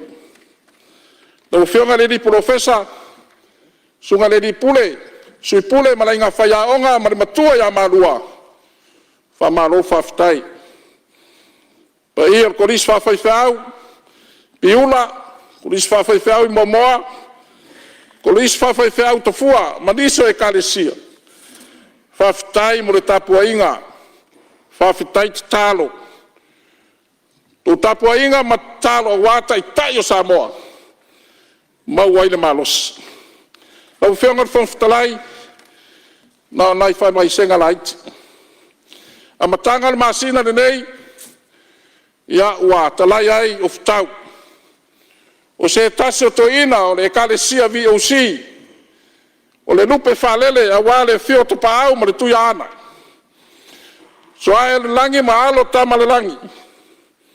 Te nane fōri pa ia a wale to aiva ma la uftalenga le pia. O oi o le tūmua. Sa whalele. Mga lue le nei nua matautu. Le ua wala au le atua. Ma longa lue. Lau sunga le toina siaki umanga. Whaftai a wadwhi au whale anganga. Tono le nei nu. Whamawhana whana le atua le whale tua ia salu ma le nofo alo. Ia mai se pa io le karisia. I le taimi nei la fionga di Fonotaga.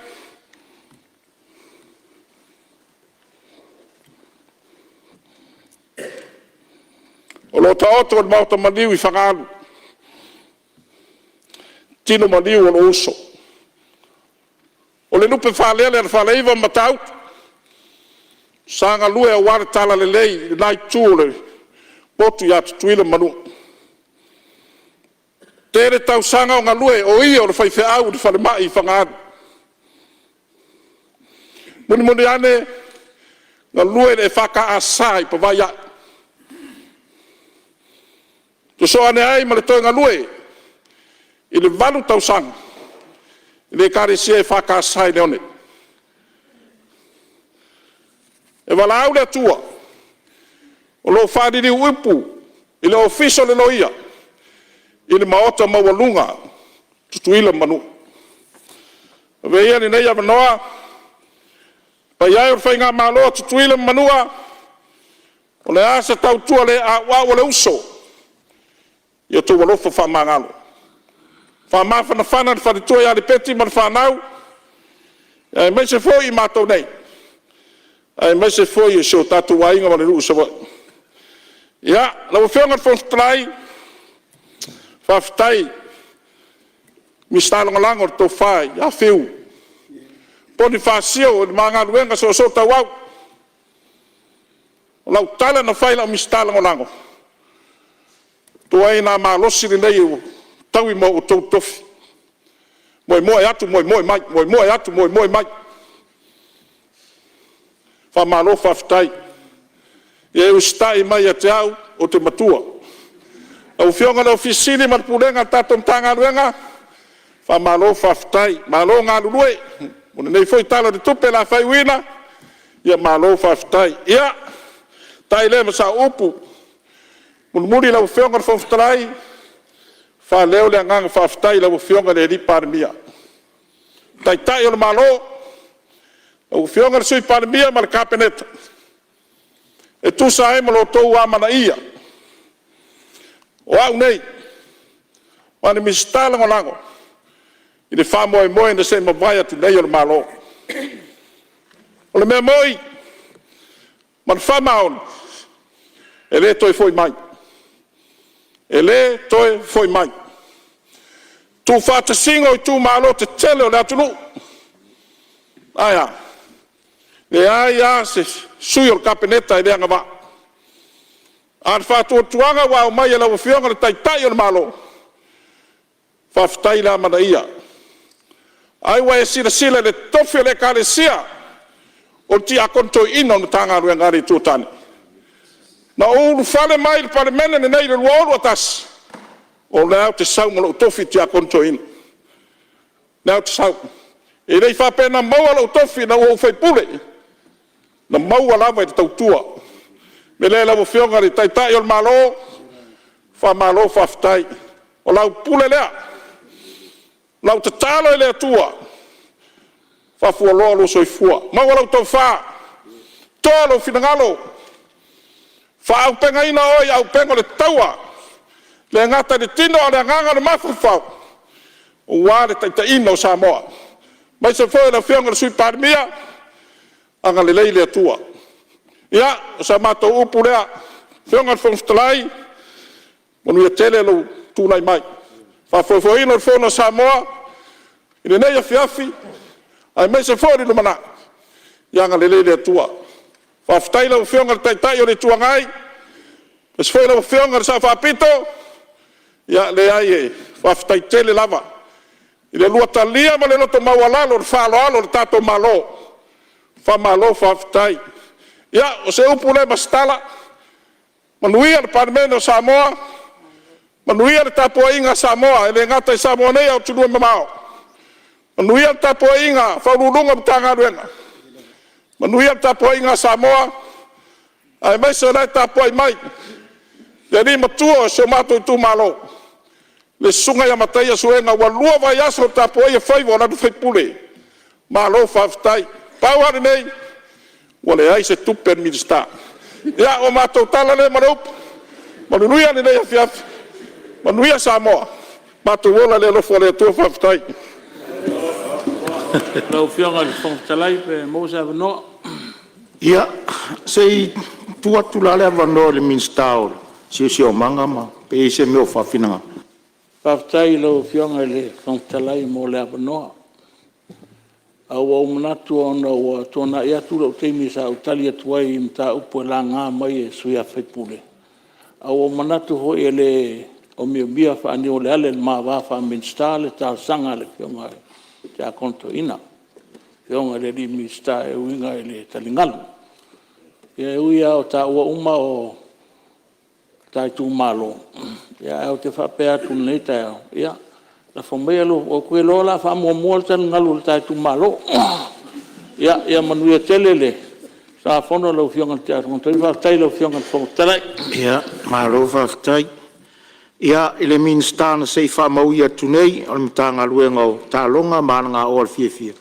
Ia o se lingo lo si ufonga tu lo wale mota. Ai o vitau I foi lo fasino manga I le matanga luenga. Ona o lo so I fua fia le Palemene ma le atonu.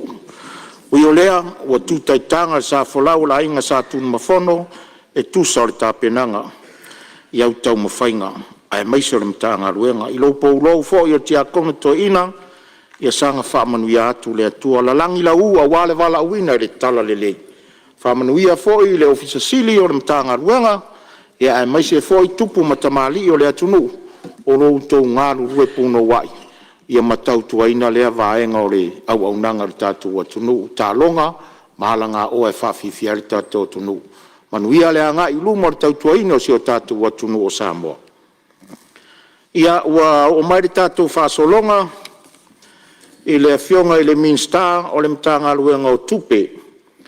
Tanga luenga o tupe, whalapu putonga o whaputunga tupe, mulurumana I manuia o Samoa, le nupi wha, Samoa, Ia o le nupi wha, whale tupe tūtutonu o Samoa, pulenga o teunga tupe whawa malo, whalapu putonga o insiua Samoa, whaputunga tupe teu whawhainga luenga o mawhainga tausi o Samoa, tanga luenga o whalapu putonga, ale malo, whalapu putonga o mea tau whale, kampani wa lele, whale tupe o atinai. Whai a lasi tele o tiu te tau aver minsta la sone. Lau a whionga tamai tai minsta, lau a whionga I sui pāremia.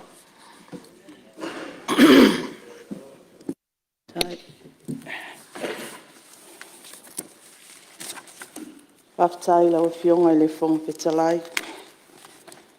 Mai tau atu fōi ua whasolo intu neva le pō. Ai olo mai tau ma le tutoa. Olo whapena o na tapua ia pēa. Le whono usu le tātou atu no. Ai o tele ia sā mautufia le vai. Na mamo o iai le tui atua I munu u ma sepola ta emo.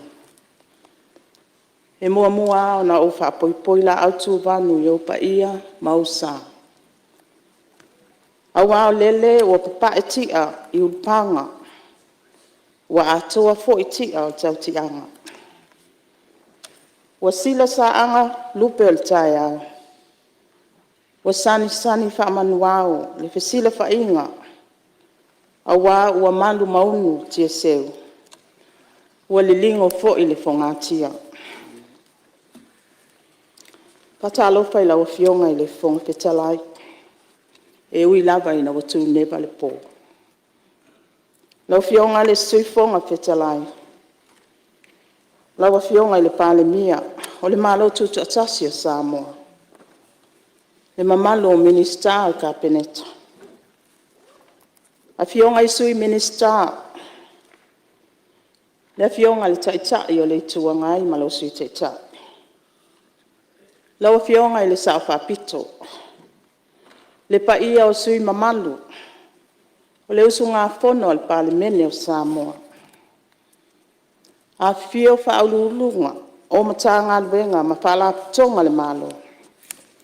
Ai a le tapua inga whawhia ngainga taulangi. Ai maise le lātou whanau no manu. A wā se manuia o Samoa mo on tangata. Le mamalu tau we o Samoa o mawhai on tātou whaatasi le mautane. Whapea I lātou. O lo o maua mai whaasalaunga I lunga o penga ta whailangi. E whaatalofa whapitoa I se o tūmalo pele o palautas. Whapea lan tapua inga. Malo afua ai lau o maua. Vi ia lea lii. Ilona alofa malona anga lelei. Wa tātou wheiloa ia I luma o nuu. Ai le o tua o nuu. Lau fionga I le whonga whetalai. Ma le mamalo se Yusufonu. O le lima ai lea o paketi. Taluna o tūlai mai o Minister o tupi. Ina wau whato aulu whale le mauta al Palemene o Samoa. Sa o nofo I. Umaisi. I le paia inga talwai. Sa o nofo I o. Ai whaftai le atua. Whaftai la wafionga al Palemene. Whaftai tātou kapeneta. No la o tau whaia ea. Malo o tau whato tuanga. Ua Aso Tofi ai le whatau wa. Toi tū lai mai. Ewa ai al ta mau a ingo al tātou watunu. Ua mai eo na whailo. E le awhionga le whonga whetalai. Le matau a ingo sa tupe. E le Minister lango asiata tavu. Whaululunga mtanga luenga tupe. Whaululunga o le mtanga luenga o whaalaputonga le malo. Ai maise ai a mātou whaalaputonga umai pe o na laulawina matou laulawina. Tapua I maia. Ia, se I whai sa tātou sao. Ai maise I foi. Ia o le tala o le tupe o lea ua lufi ina I le mauta al Palemene. Lawa fionga I le whonga whetalai ma le malo su Yusufonu. O aso whape nei, o te mana tua I pea le vāvenga na whaia Yesu. I le moto tangata. Ina ua maua tala I le ngaluenga wha amalo loa le ali. Mao lo o moli mau le mātai o sfulwha. E whapea sa whaatonuina Yesu la nauso. I se mea ai mo le whanga ina o le moto tangata. Pe tusa ma le lima afe o tane. Ai le tā ua ai whawhine mtamaiti. Ana tali le au so o ia Yesu. Hele ai ni a tātou mea ai I nei. Wana o a reto. E lima ngafua. Mai ai lua lavu. Lau fionga I le whonga whetalai. O le pōlenga ma le atunga lunga o le au so. O na pāua lea o le whaapolopolo o lo iai. Ua fesili masa salo le au so. E whapewhea o na lava. A le afo I se vave. Na te mawhai ai o na whaasoa. O ai fo I se poto. Na te ngawhatau li maina le uti ua iai.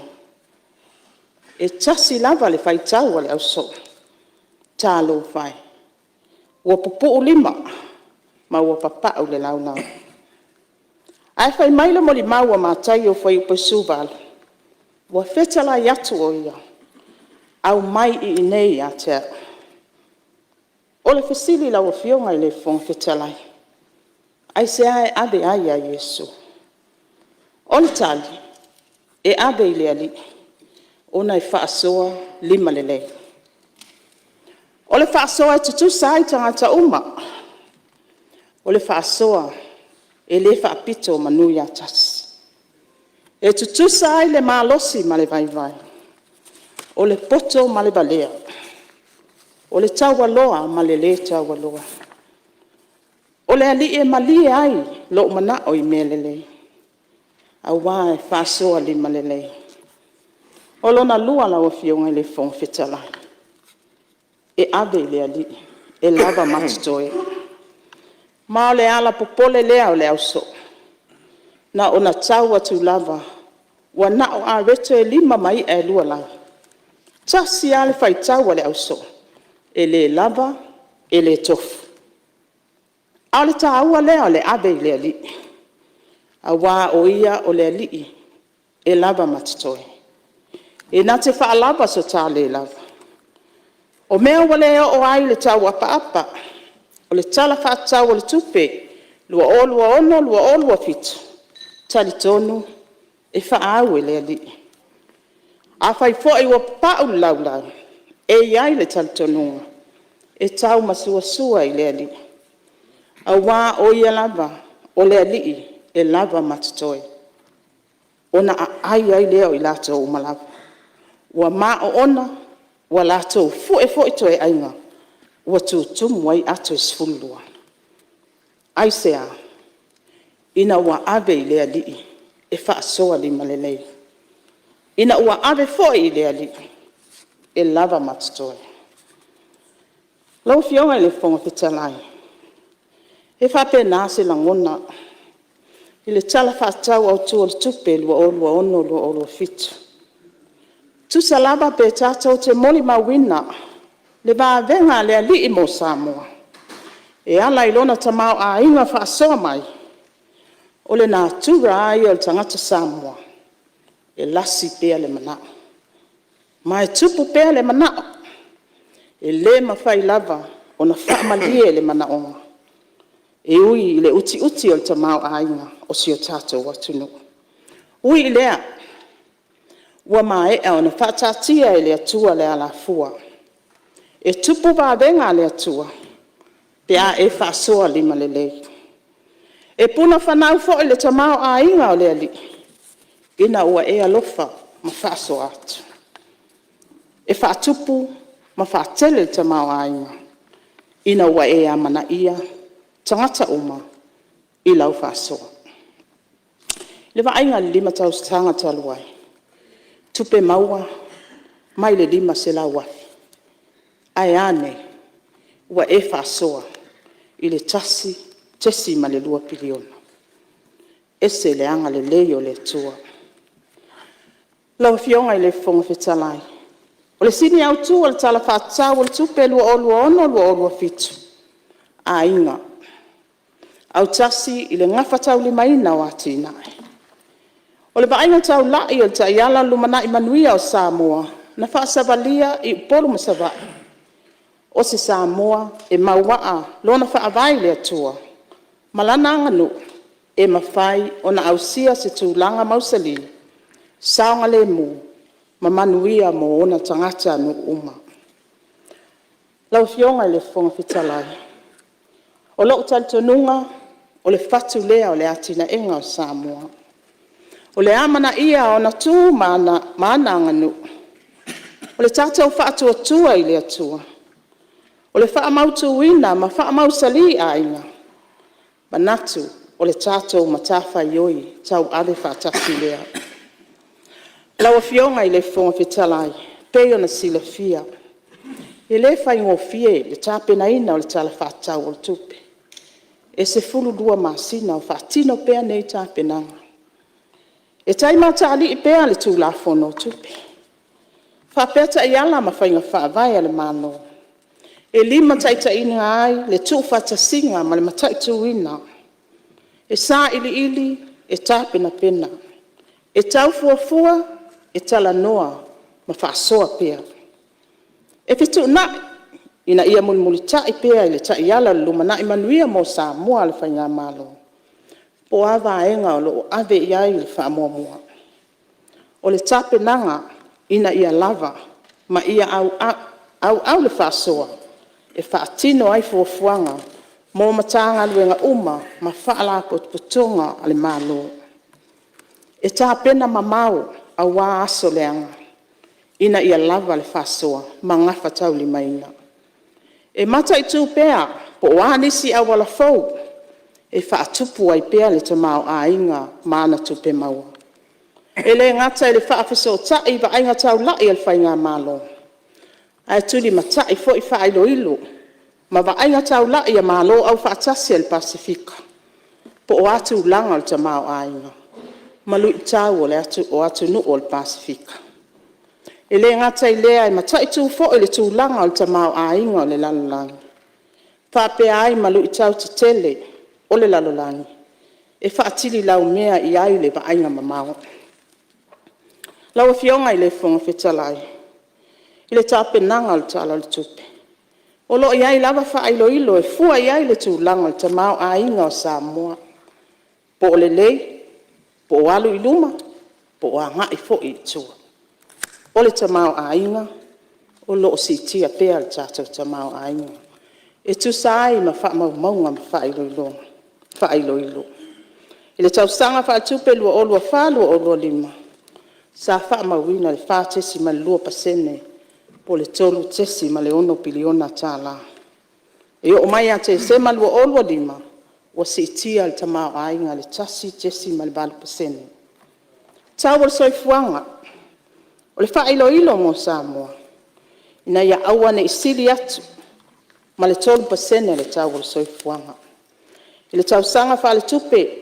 Sa wha mauina I le tasi tesi ma le iwa pasene. E o mai a mati lua o lua ono. Ua pa u watu I le tasi tesi ma le lua pasene. O tupe wha leo. No wha mauina I le tasi tesi ma le 1.2 biliona tāla. O tātou tūrisi po tangata tā wha mai whafo. I le tausanga wha le tupe lua o lua wha lua lima. Sa wha mauina le lua se lau ma le iwa afe. Pai taua wha I tūrisi asiasi mai Samoa. Ma tupe maua, sa maua mai ailo na wha inga e ono se lau 5 malu. E o mai a mati lua o lua ono, wha mauina le au wha I tūrisi. I se lau 5 valu afe. Ma tupe maua ilo na wha. E 5 se lau 10 miliona. Ai a tātou tupe wha momoli. Le tau tua vai a tātou tangata. O lo tau tua ai tau malele mai atu no I whafu. Sa wha mauina ai le au wha inga o tupe wha momoli. I le iwa se lau tesi ma le 1 miliona tāla. O ai tālafu. O lo so longa le lei le tātou tongi ai tālafu. Wha maumaunga o mati lua o lua ono. Wa iai nei tātou ai tālafu le malo I lona au wha. E ono se lau iwa sfuluiva. Tesi ma le 5 miliona tāla. E tusalea ma le sfuluiva. Tesi ma le 5% o tamao a inga o Samoa. O se tasi wha ilo tāua. O le mativa ma le le tangolima. Po le tātou multi-dimensional poverty index. Ma le vai tausanga lua o tasi valu lua o lua tolu. E tusa ma le 5 tausanga. O wha mauina I le wha iti al whai taua wha I tangata. O lo o awhia le mativa ma le le tangolima. Ma le lua sfuluiva tesi ma le lua pasene. I le sfulima tesi ma le lua pasene. O nei wha ilo. E wha avae ato atoa o na maua e tangata po ainga. O abanoa mo mana onga wha avae. E peo mea ai. O soifua maloloina. O whale saunga le muu ma malupuipuia. Wha pea le sua vai mama. Ma le ngafa tau li maina. Ai al fesili la o fionga I le fong fetalai. Ai longa I se mativa I Samoa.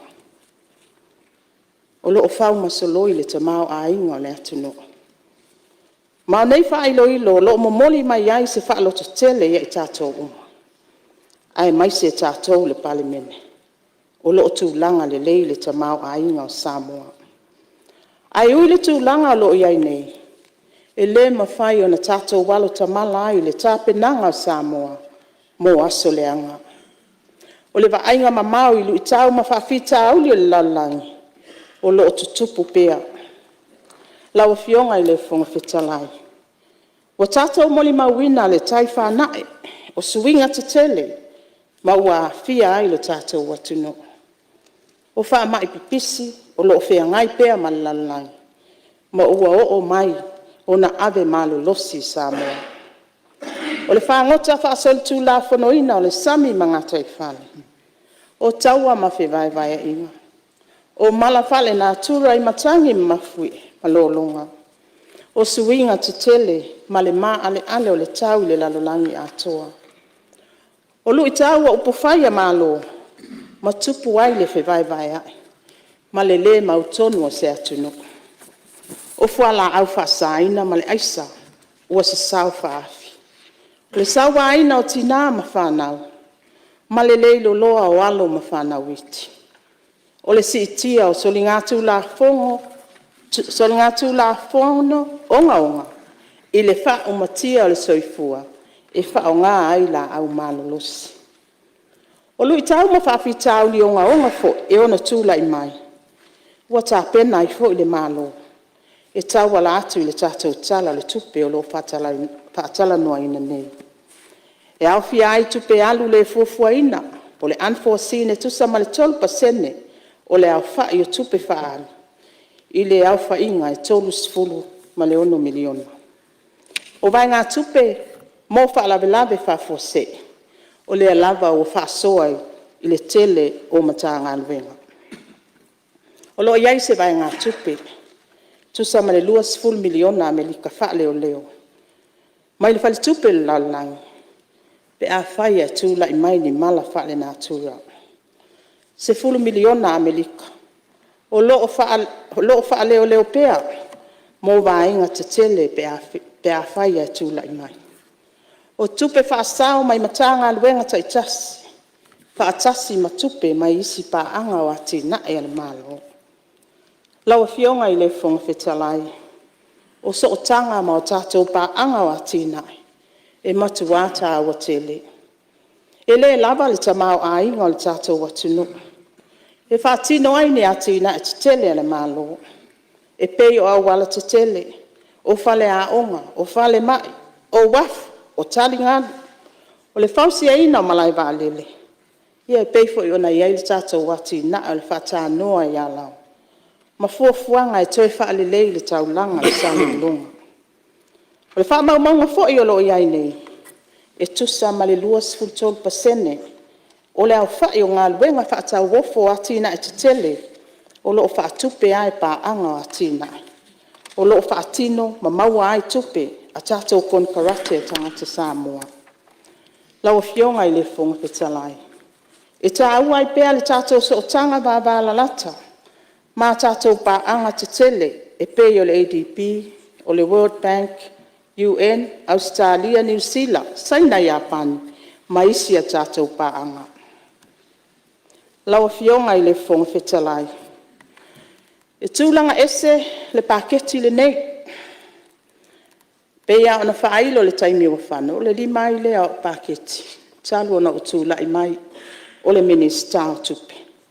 Ona i sea. Ono o, pea ona saunua fo'i a fionga i minista, le sa se e lua, o le minista o tupe maua, ia o la fonga, ia e mai se fo'i o tiute. E mai tauina, ua mawhai lava ona maua le piliona, ia tātou lava tupe o loo sa ili tutono Samoa nei, mai o tātou lava tangata. Ua tu SSA na foi, nisi o matanga luenga, iau fia ile matanga luenga o la fonga, ma matanga luenga o tiute. E pei o na mai a sau noa i aile fionga le minista. Ma le tau sanga fa al tupe foi le nei, lua olua lima, o le tau sanga fa al tupe le nei, sa whaapea o na toi whaamalosia pe enforce i foi ia le tutongi mai o dividends tu ua matala whea ngai a whaalaputonga uma le malo e tu sai mata iala ma whainga whaavai. Ua mai a whaamanino nisi o fionga i minista le isi vaenga tā ua o le whaamalosia le compliance ma le tausisia o ta iala o whainga whaavai ma tu la fono.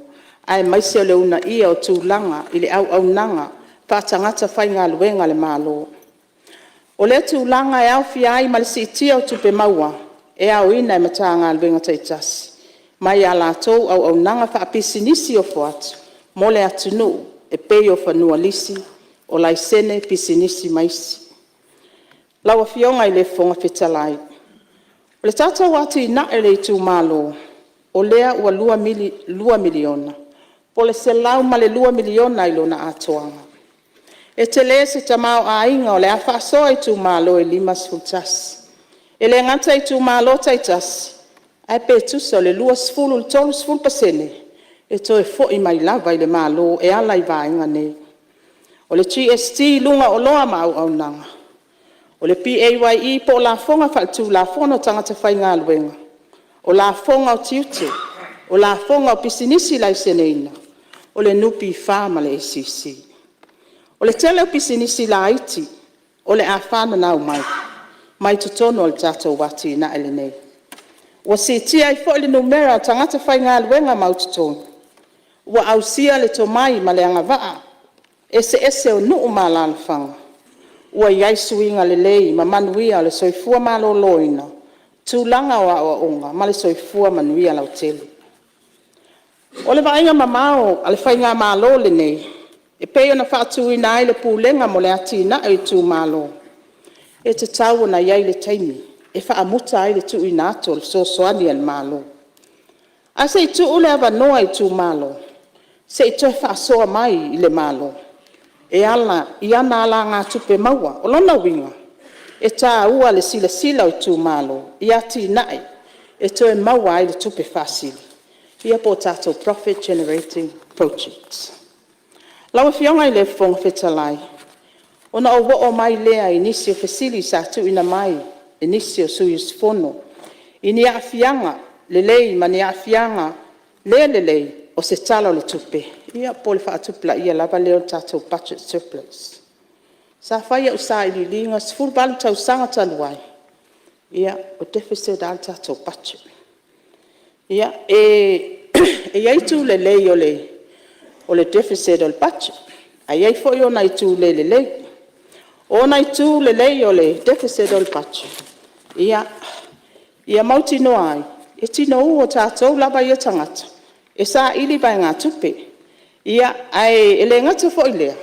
O le ale au ngā o tātou paanga. O lo tātou mafuta. O nai mauti noa. E le mawhai o na ngawhatau lima ina le tātou whaasoa. Ati na e te tele. O lo tātou tau mawhai ai. A tonu le tāpenanga o le whai ngā pālota taluai. Sa au whaalongo ai se ati na e tele sa whapena foi o na whailo. E whai atu le au walalau papa.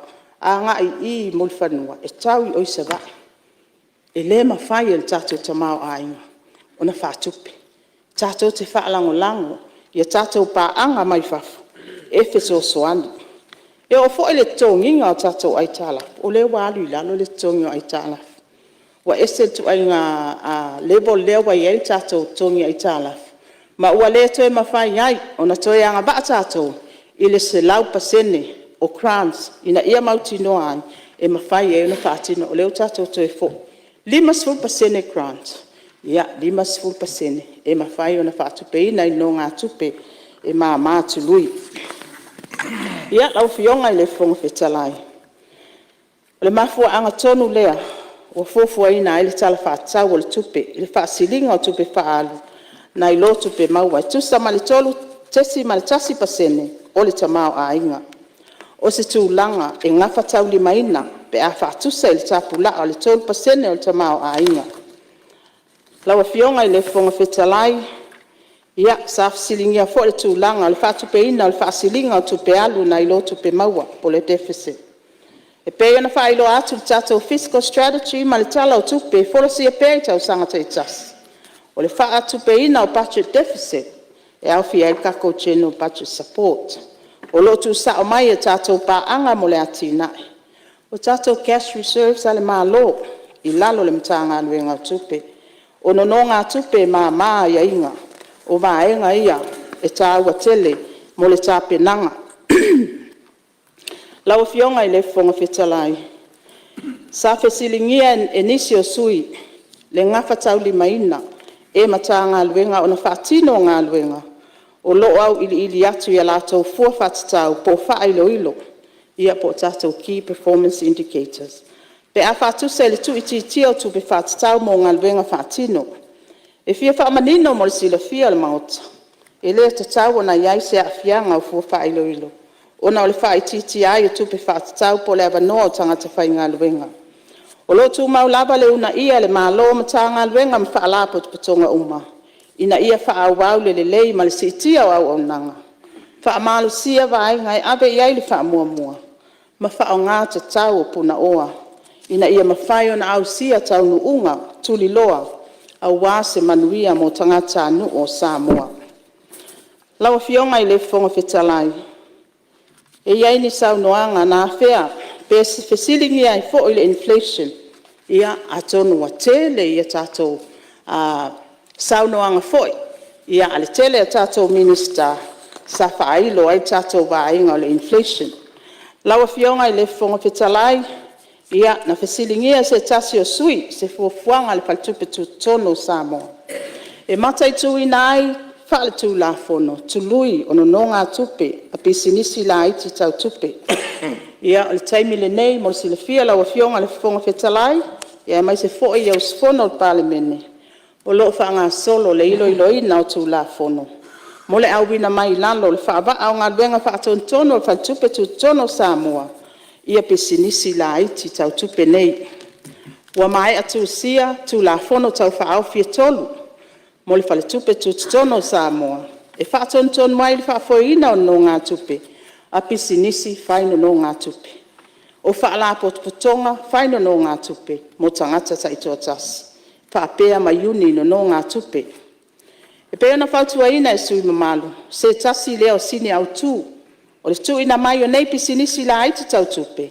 I lalo le vava ainga le whale tupe tu tono Samoa. Ina ia mata i tu ina. Ma pū lea lelei. O le tu langa ma walunga o lo iai tu lui. O nei no ngā tupe i tu tono le atunu. Ua mai a fo i ona whaia whaatanoanga po a tātou consultation. Ma i lato umai a fia i tu la fono tau whaofi nei e tolu. Ai mai se tangata e whaia lato pisinisi whaino no ngā tupe. Ma whaala potonga whaino no ngā tupe mo tangata tai to tas. Ma alo iai le fuafuanga lau fionga i le fonga fetalai. E tu ina mai nei tu la fono tau whaofi le mauta. Ai le i maea te se malua olua ono po se taimi i luma mai. Lau fionga i le fonga fetalai. Whawhetai mo finangalo whaalia a sui. E whaatau le anawa tau al tātou malo. Mo le whaalau te le ina o au nanga. Po le tau tu al tātou company va lele Samoa Airways. E ala lea i va lele tele. Mo malanga whaabao malo. Ma fuafuanga al tātou malo. Mo le au mai o ni tātou va lele tele. Po le kaku jet operation relaunch. O se miti. Mani nau ta inga sa whau wau whau po. Ma e tali tonu ma le whaatua tua i le atua. O le atau nuu wai ma le manuia a tātou fuafuanga. Moni va alele tele whai maawe fu al tātou watunu. Po le tātou national carrier, the Samoa Airways. O le taimi nei, wa a matata pena ala fua po le business plan. Ina ia mauti noa, lona ngafa tau li maina. E pe ia ona sau noa le fionga i le Palemene le taimi o sola. O loo wha solo fo i tā penanga mo le wha lau loa ina i atunu i whafo. Amerika, Samoa o New Zealand, Australia ma Amerika. Mo tātou tangata no Samoa o loo au maui i atunu.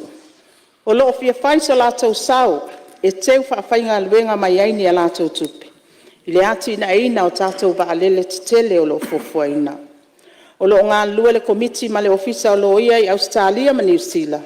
E tā pena wa aenga talawhia ngai. Ia mauti noa o loo muli ta ia tu la fono anei atunu. Pe a whaatino whaalawi loa. Wa amatalia fōli saili linga company konsale yeito mai whaapitoa i wa alele savili. Mo le ilo ina oni au wala talawhia ngai. Mo le whaatino ina o le anavatau al tātou malo. Mo le au nanga i wa alele tele. Mo le taimile nei o loo te tala pia le abanoa. Mo i lātou o fina ngalo e tu ina mai a lātou se leni mo nei wha moe moe. Ma o loo tau wala mai i le tātou utos. A tā lia le wha mai e ina o tā penanga. O loo wha anga lue e le utos nei vai ngā tupe. Ia mauti noa le mau ato se tupe wha o popo. I le taimi nei se ia mai a fuafuanga uma mo le wha matu ina i tu o sea a le company va lele. O le taimi nei o silia ma le afa miliona o wha mauina. Mai anga waa i lātou ine whaapoponga i lātou teo ngā tupe mai le utos. Pe a mai a le nei tau sanga wha le tupe. A tā lia le amata aloa i ai o le nei wha moe moe. Lau fionga i le fonga fetalai. O te vai lupe ina lava ma le anganga wha alo a o se malure sa o lau fionga te mai tai minsta. Ia o manatu foi o tauna whaisina tātou malolonga o fōu mai le malurua le fia fitulau. O nau manatu lea.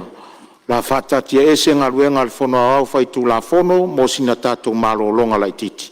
O le a whauau saunoanga le a whionga te mai tai minstau tupe, pe a tātou fo i mai le malolonga.